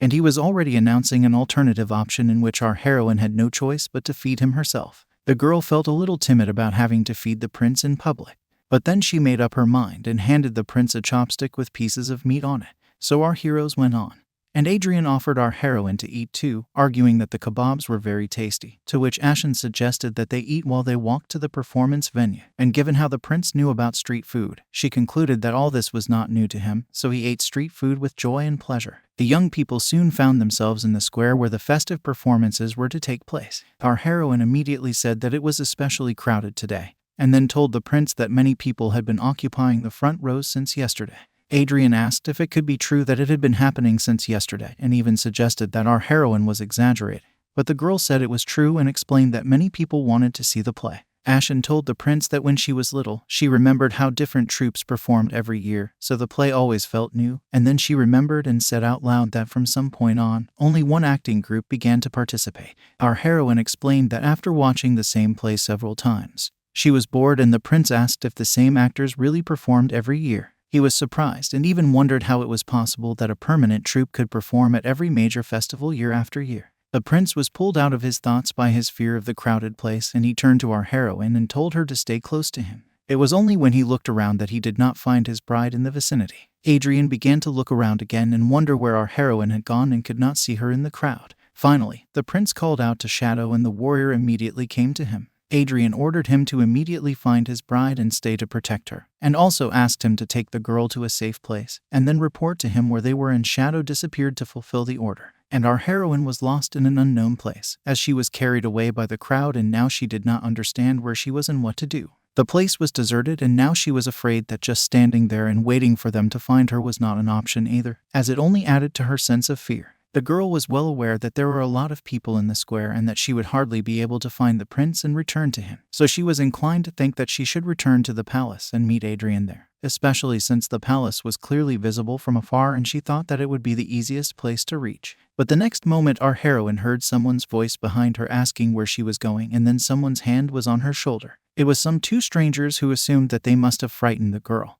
and the second of them announced that there was something interesting on the other side of the street and invited the girl to walk with them. Our heroine wonders if they have bad eyesight and don't notice that she is much younger than them, so she has to announce that she is married to stop them. Then the stranger said back that they were not bad guys at all and added that if anyone heard our heroine, they would think they had done something terrible, but she still dared to shout and call for help. In the following moments, the prince grabbed our heroine by the shoulders and asked the scoundrels how they dared to approach his girl. When our heroine saw that it was the prince, she immediately hugged him, and Adrian asked Ashen if she was all right and said that he was very worried about her. While our heroine was not looking, the prince ordered Shadow to deal with the scoundrels in the back alley, and they disappeared silently in a flash, most likely forever, and Adrian only asked his bride to forget about them and reminded her that fireworks were about to be lit and suggested that they go to the square, referring to the suggestion to watch the fireworks and take their minds off what had happened and to calm down because of the fright. The prince emphasized that they should hold hands so that they would not be lost again. It did not take long to persuade our heroine, And soon, holding hands, the girl was watching with delight the sky, which was blooming with colorful lights, and the prince was watching only one light, his own light. And now he was thinking about the idea of organizing fireworks every day. And he even decided that with a budget he would do something to make sure that this creature was always happy. At some point, our heroine turned to the prince and asked him if he was watching, and Adrian replied that of course he was. And then he reached out to his bride and left a gentle and long kiss on her lips, which was accompanied by violent explosions of fireworks. The next day, our heroine met her friend Mr. Michael in the garden and told him that she had been to the festival yesterday and had seen a beautiful fireworks display. The girl asked her companion if he had seen these blossoming lights in the sky. The young man answered in the affirmative and said that he had watched the fireworks from the palace, and then asked our heroine if it really meant that she had not been at the banquet. And the girl began to think that it would probably be better to agree with his assumption. Essen went on to say that she had also eaten various foods from the shops and told her interlocutor that she had tasted all the dishes before, but for some reason they seemed to be many times tastier at the festival. And Michael suggested that this was due to the atmosphere of the festival. Our heroine emphasized that in any case, the fireworks were the best and added that it was the first time she had seen bright and colorful flashes of light so close. And then she thought that if you think about it, the balls at the palace were too trivial and Madame Lucy often had to drag her to them. Michael pulled our heroine out of her deep thoughts. The young man asked her if he could go to the festival with her and added that he would like to enjoy the atmosphere of the festival with her. For a split second, our heroine thought that this was an invitation to a date from Michael, but then she thought that this young man clearly did not have this context in mind. In the end, the girl agreed to his proposal and added that she would be happy to go to the holiday with him and smiled. And then she remembered that Acacia had also said that she wanted to go to the festival and expressed regret that they had not been able to attend the festival together. When Michael asked our heroine who Acacia was, he found out that she was the younger sister of her friend and a very nice girl. Essen also admitted that she follows her around and calls her sis. Our heroine cheerfully summarized that she is an incredibly sweet creature and promised Michael that she would introduce them someday. Suddenly, the young man announced that he actually had a cute little sister, and this news came as a surprise to the woman, who said that if it was his sister, she must be a real angel. But Michael somehow unexpectedly and even inexplicably stalled, and our heroine even thought that she had asked or said something wrong. And then she heard from the interlocutor that in childhood his sister was really very nice. But now she behaves as she pleases. Michael once bitterly announced that perhaps that was why he missed those days so much. Then our heroine realized how to cure him and offered to join the club of fans of little Acacia, and when he asked, explained that they could be fans of this little girl together. Some time later, at the Lupine Palace, Princess Marie was outraged by another piece of nonsense she heard. The girl continued to be indignant at how it was possible that they were gossiping that her sister was ugly, so she covered her face with a veil. A maid told the prince's sister that there had been rumors that the future crown princess was beautiful. Then the maid continued that since no one had seen her face, the palace was rumored to be full of people who thought she was not that beautiful. The princess announced emphatically that her sister would soon become the crown princess and asked everyone to be careful what they said and for the maid to go and do as she was asked. Now Marie wondered who could have spread such a rumor and who would have benefited from it. A maid from the palace of the ruler also decided to report to her mistress about the talk in the palaces.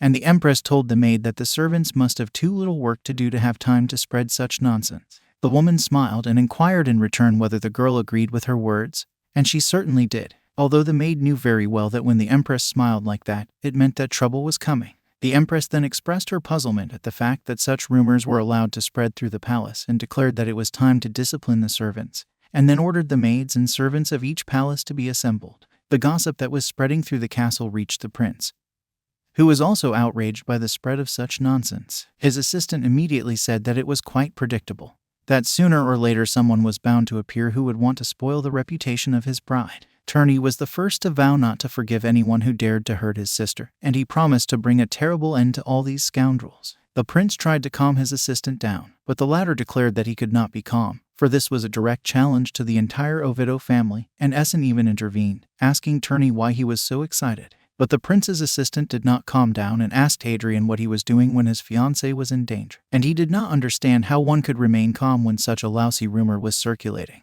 And these words practically served as a challenge to the prince. But his assistant would not stop shouting that the real Essen was the most beautiful girl in the world.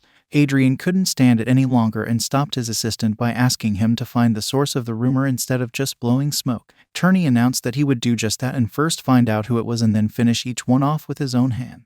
Essen suggested that our heroine might know who was spreading such rumors about her, referring to the fact that she was a person of interest, to which Turney said that her sister might be very upset when she found out about it, and also expressed that he should go to our heroine and console her. But the prince stopped his assistant and said that he should first report to him about something. Turney asked the heir if he really wanted to know information about the performance at the festival and heard an affirmative answer. The young man then looked at his scrolls and said that they were a list of the committee members responsible for the preparation of the festival, and added that originally there was a rule that said that a troupe that had performed once was excluded from future performances, but that although they had circumvented it, the paperwork was set up so that there was no problem. The prince concluded that the person behind all this was not a cool person and said that he needed to dig deeper into the matter and find out everything in detail. Turney told the prince that he fully agreed with him, and then emphasized that he would first look for the source of the rumors about his sister, and the prince agreed to do so.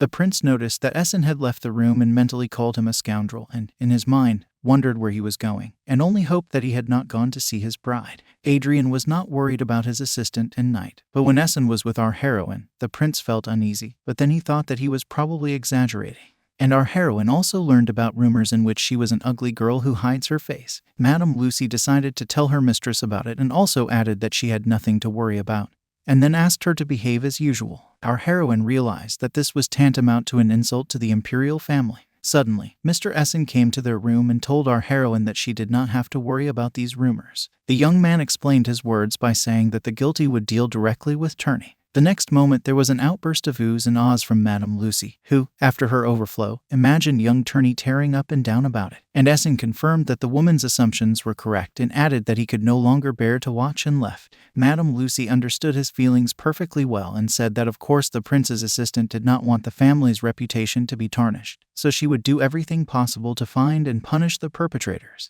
The woman also added that Turney would definitely not allow his beloved sister's feelings to be hurt, which again stunned our heroine.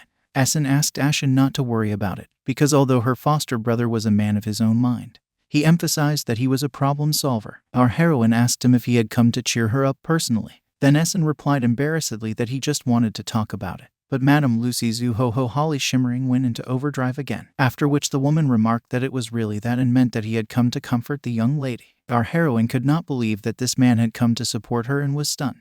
This encouraged the girl so much that she thanked the knight and promised him that she would not lose heart. The very next moment another person entered the room and announced that His Majesty the Emperor was inviting our heroine to an audience. And the girl lost heart again, because she did not understand why the ruler himself would need her. Essen was also puzzled by this and even asked if the emperor had summoned her before. On the other hand, our heroine understood that this was quite natural, because the former Ashen, in order to break off the engagement, refused all meetings. She did not accept any invitations and behaved as if she were saying that you can do anything with me, even kill me. And in the end this whole situation led to the fact that everyone began to believe that the prince's bride was in poor health. Now our heroine reasoned that if the emperor invited her for the first time, then something serious must have happened, and Essen offered to accompany her if she was so afraid. Our heroine has thought it over and has come to the conclusion that she cannot continue to rely on others, because it is time for her to cope with such circumstances on her own. Ashen announced that everything was fine and she would go to the meeting alone. She then said goodbye to everyone, smiled and left. Madame Lucy could not help but say that this girl was incredible and simply stunning, and Essen agreed with her. In a short time our heroine was standing in front of the door of the emperor's office. When she was allowed in, she greeted His Highness with a warm greeting. The man also wished her blessings in return. But our heroine continued to worry because she assumed that she had been summoned by the emperor because of the rumors that were circulating in the palaces. Suddenly the girl heard the ruler say that they had not seen each other for a long time and that he addressed her as his daughter-in-law. The man smiled and told her that she could skip the formalities around him, for he was practically a member of the family, and then invited her to sit down and have tea with him. The emperor also told our heroine that she must be wondering why he called her so unexpectedly. The girl began to say, frightened, that if she had done something wrong. But before she could finish her sentence, the ruler stopped her and told her that there was nothing wrong. He also told his daughter-in-law that he just wanted to see her. After these words, the emperor asked our heroine if this was not a burden for her, but our stunned girl replied that of course there could be no burden and added that everything was fine. The emperor then asked Ashen whether she would become his companion and whether she could continue to come to his tea parties, and the girl replied that if he did not mind her company, he could call on her at any time. The ruler decided to address the rumors about her that were circulating in the palace and admitted that he had heard them. Our heroine immediately thought that the emperor would order her to take off her veil, or she was most afraid that he would say that she could not be a crown princess because of the gossip. But the emperor said that he knew that all this was nonsense, and then he added that he was very embarrassed to say this in front of her, but his son had high standards of female beauty and added that he resembled him, so he knew that such rumors would definitely be false. The emperor tried to reassure his daughter-in-law by saying that there is always room for gossip in the palace, and then expressed his hope that our heroine would not take this circumstance to heart. Then our heroine smiled and replied to the ruler that she would remember his words, and she thought that it turned out that this man was also concerned about her. The husband also said that he was worried about it,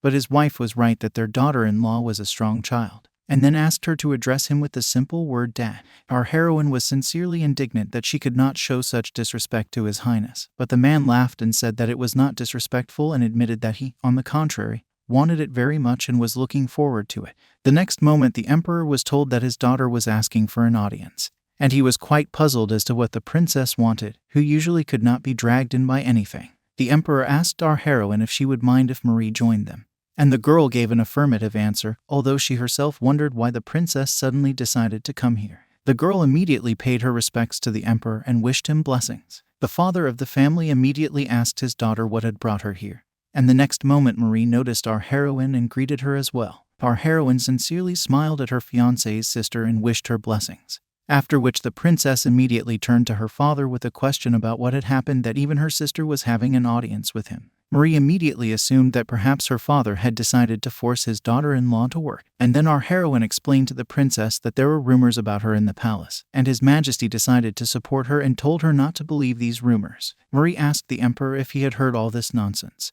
and then added that when he said he knew all this fact burdened her even more, to which the father replied to his daughter that she was always dissatisfied with whatever he did, and then asked his daughter why she had asked him for an audience so suddenly, and the girl replied that she wanted to leave the palace. Marie explained to her father that her mother had allowed her to do so only on the condition that she take either the guards or Lady Gabrielle with her, and then confessed that she did not like the idea of noisy guards, let alone a girl accompanying her, and added that she just wanted to take a quiet walk in the city. Then the emperor asked his daughter how she felt about going for a walk with her sister and added that if they went together, he would allow them to take only 2 guards with them. Marie could not believe this happiness and began to persuade our heroine to agree to these conditions, and then heard an affirmative answer, which made the heir's sister indescribably happy. The emperor, of course, emphasized that it was necessary to ask the empress and the crown prince for permission. It was thanks to our heroine that the girls received permission from their parents. The only thing left to do was to obtain the consent of the brother, although this was not the least of the problems. The prince immediately gave a categorical refusal, which infuriated his sister to no end.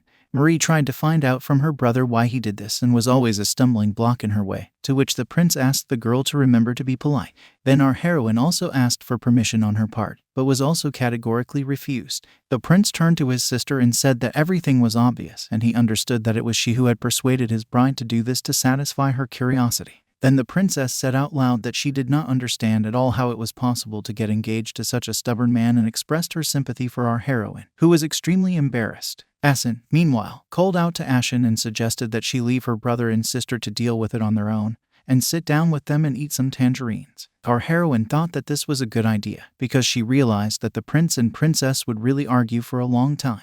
Adrian kept telling his sister that he would not agree to her whims, that she would not tell him, and asked her to leave him alone. Our heroine watched the members of the imperial family and concluded that they were both very categorical, but she also saw that the princess was not going to give up. Marie kept shouting at her brother that who did he think he was, that he thought he could tell anyone to do anything. Adrian announced that he was at least our heroine's fiancé, and then added that his sister was a bad influence on his fiancé. Our heroine even dropped the tangerine from her hands at these words. Marie did not restrain herself and asked her brother why he was so harsh on her sister. Adrian began to think that he was trying to be kinder and did not understand why he suddenly seemed harsh to everyone around him again. The princess asked her brother how his bride would be able to make friends and how her sister would survive in this harsh world. The prince replied that she was not alone at all and that she had him, but Marie then emphasized that what if he was not around. But Adrian gave a categorical answer to this and stated that this would not happen. The sister once again concluded that it was impossible for her to talk to her brother. Our heroine decided to calm the princess's temper and offered her a tangerine she had peeled for her. Marie melted at this attention from her brother's fiancé and thought it was some kind of angel. The princess turned to her brother and told him that he must treat his sister well, and he replied that he knew that without her telling him. Marie continued to make her case and added that it was all right now. The sister told the prince that when our heroine became crown princess and then empress, this would be impossible, and suggested that they look to their mother's example. The prince again said no.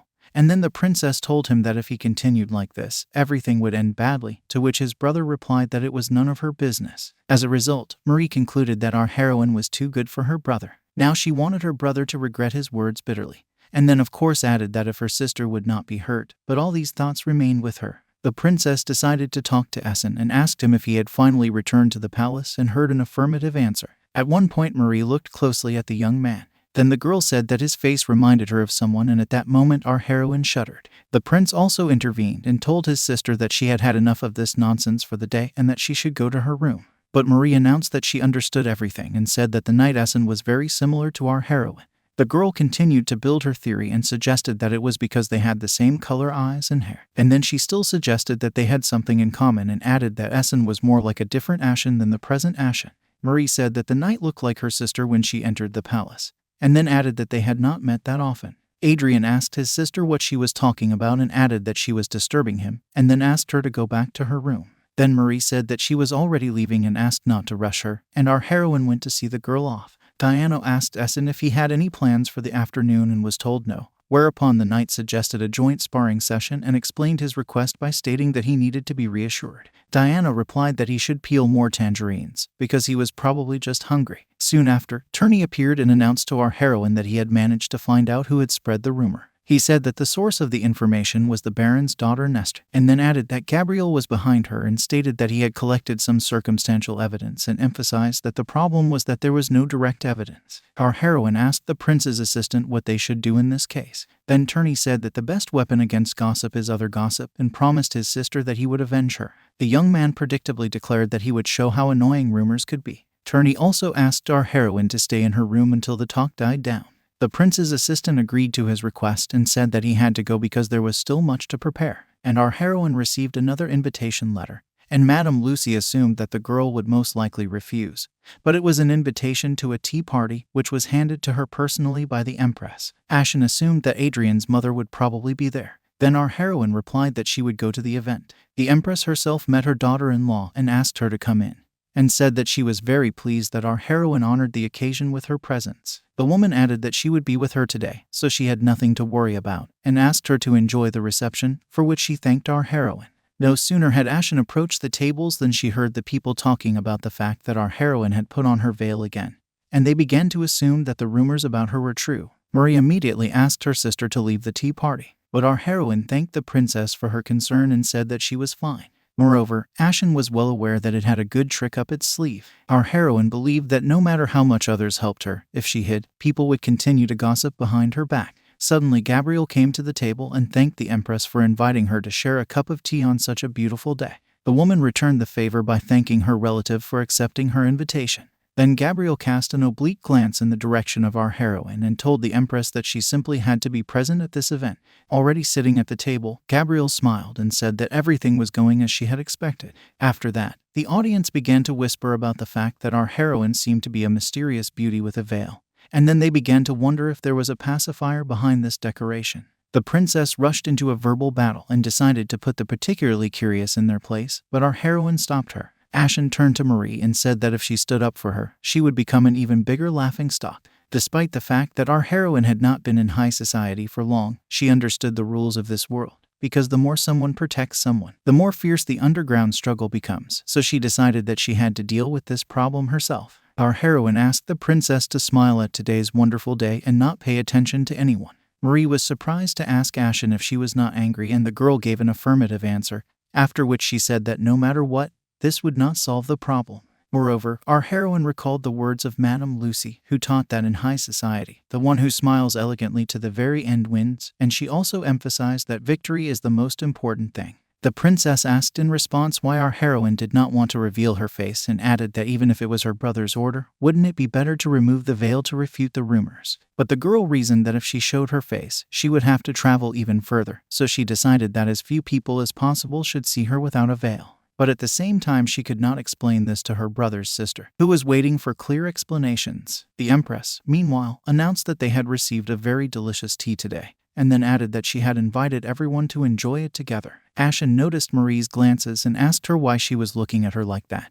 And she heard her reply that she now realized that her sister was much stronger than she had thought. The princess confessed to our heroine that she really liked her very much. Ashen said that this sympathy was mutual and Marie was very pleased. The princess asked to be called by her first name from now on and the girls agreed. Then Marie confessed to our heroine that she was actually very ignorant, and then said that when she looked at such elegant people as her brother's bride, she imperceptibly fell in love with them. Our heroine clarified whether she was the one who was sophisticated and heard an unequivocal and affirmative answer, after which Ashen thought that her efforts were not in vain and was very happy about this. Marie asked our heroine what she liked about her brother and immediately suggested that it might be his face. The princess even asked directly if she had fallen in love with him because of his face, to which Ashen replied that the prince was actually quite nice, and Marie clarified whether they were really talking about the same person. But at that moment, our heroine caught herself thinking that her fiancé had indeed been behaving in this way lately. The princess suggested that perhaps it was because they were a couple, and therefore her evaluation as a partner was too high, after which her sister emphasized that she was happy anyway, because she thought that our heroine would not leave her brother. The next moment, the girls heard some people asking who would be abandoned. Gabrielle came up to them and, in response to the princess's astonished look, asked Marie if she had impressed her so much with her stunning beauty that she was looking at her like that, and added that she had not even thought that the princess would think so highly of her. Marie whispered to our heroine that this person is always turning everything around the way she wants and emphasized that it is incredibly disgusting. Then Gabrielle looked in our heroine's direction and said that they hadn't seen each other for a long time. After that, she admitted that she had heard unflattering rumors about her and asked the prince's fiancé if she was familiar with them. Our heroine assessed the situation and came to the conclusion that even if Gabrielle acted while the empress was not looking, he would most likely not openly make a fuss. Ashen asked the madwoman what answer she wanted from her. Gabrielle sarcastically asked why our heroine was saying such things to her, when she only wanted to know if she had heard rumors about herself. But the princess again broke down and said that no one should blindly believe everything that is said around them. Gabrielle also threw her sarcasm at Marie, saying that she was pleased that the princess cared about her, and then added that who else would do so but her highness, and emphasized that they were childhood friends and best friends. Gabrielle did not stop and again addressed our heroine, saying that she was uncomfortable talking about it. But because of Lady Ashen's lies, everyone doubts that she can be a worthy crown princess, and our heroine asked in response what exactly she had lied about. Gabrielle then proclaimed that she was pretending that her face was fine and that she was fooling everyone, and then asked if she was hiding the fact that she was ugly, and even suggested that she might even have an ugly scar on her face. Our heroine again thought that even if the prince's bride had a scar, she could hardly speak so openly about it and frown. The next moment there was an inexplicable excitement in the crowd. The crowd saw the prince coming toward them, and he immediately turned to his bride and asked her why she was there. Adrian told her that she was not yet well enough to be outside, and invited her to accompany him out of the company. Our heroine immediately realized that her fiancé had come to rescue her and told him that she was fine and added that they were not done talking. Ashen then addressed everyone present with a statement that she had not expected everyone to be so interested in her appearance. Our heroine also told Gabrielle that she knew best who she was. The girl realized that no matter how powerful the enemy's family was, she was already a member of the imperial family and was the one who could become the next empress. Gabrielle said in response that it was just a rumor and asked our heroine if she could not be understanding. But our heroine said that she believed there was a difference between humility and anger when one is insulted, and added the question of why it was so important to everyone whether she was beautiful or not. Our heroine turned to her fiancé and asked him at the top of her voice why he loved her. Adrian replied that he didn't need a reason, because he just loved her for being who she was. Our heroine was all nervous, and then thought that now was not the time for this, because she needed to show others that she was receiving more love than anyone else, and she was also doing it to protect the identity of the future crown princess. Everyone present immediately became alarmed at what was about to happen. Our heroine turned to everyone and said that she would let the people present witness the following and took off her veil. After that, she asked the audience to go and tell everyone the truth, and she thought that she could afford it, because for the next 3 years she would definitely be the perfect bride for the crown prince.